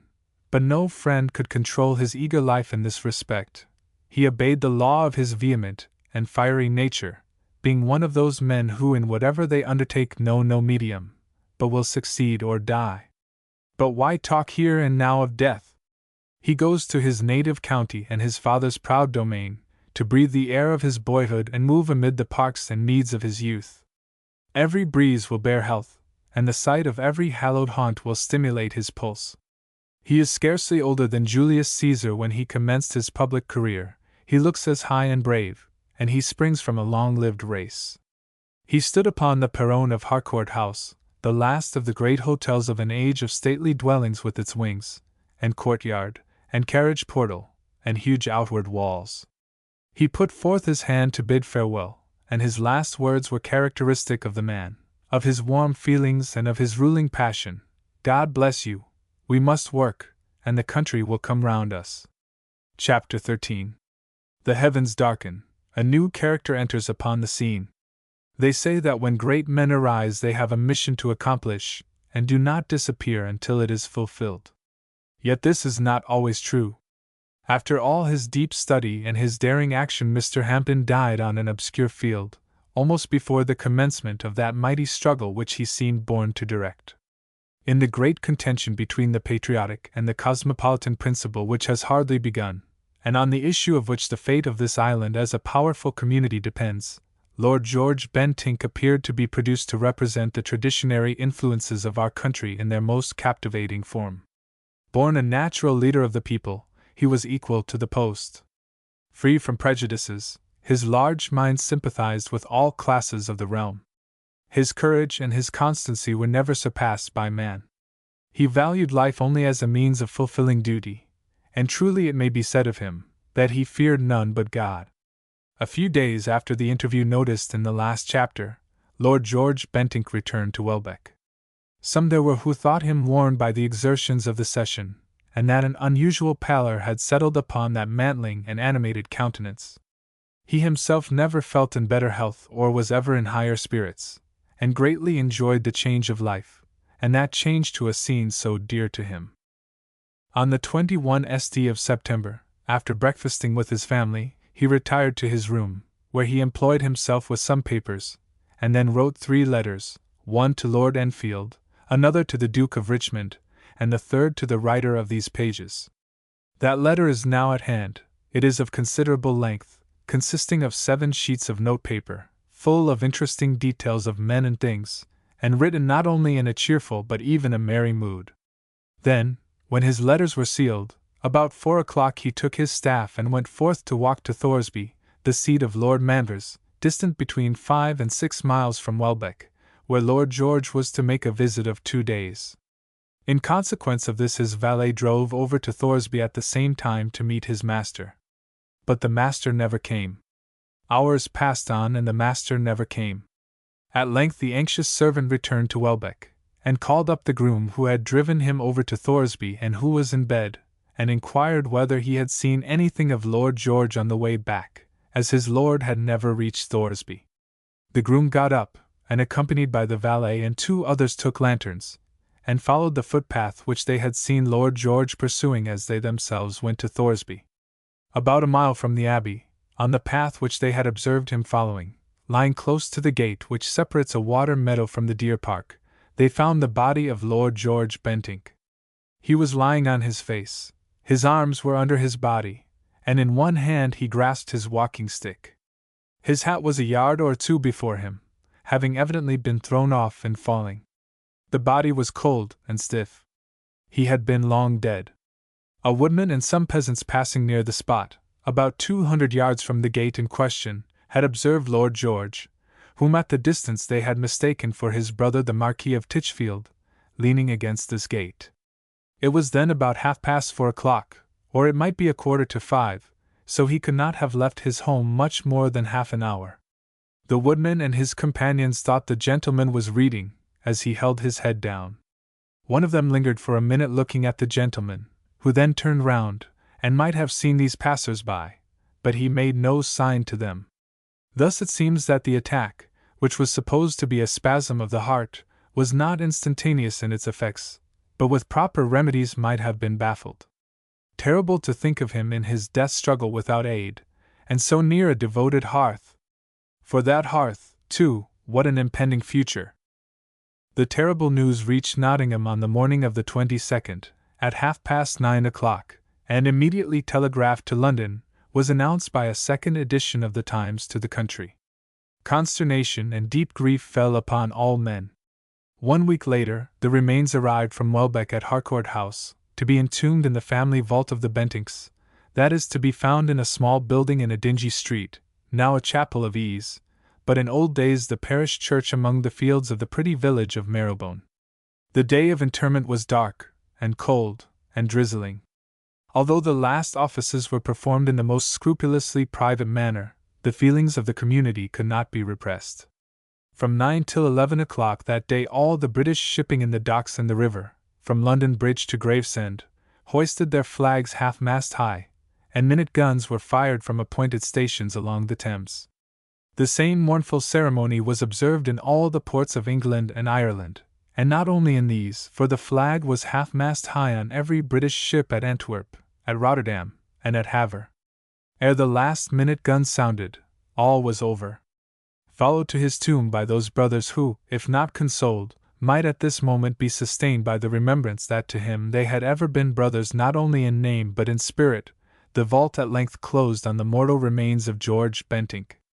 One who stood by his side in an arduous and unequal struggle, who often shared his counsels and sometimes perhaps soothed his cares, who knew well the greatness of his nature and esteemed his friendship among the chief of worldly blessings, has stepped aside from the strife and passion of public life to draw up this record of his deeds and thoughts, that those who come after us may form some conception of his character and career, and trace in these faithful though imperfect pages the portraiture of an English worthy.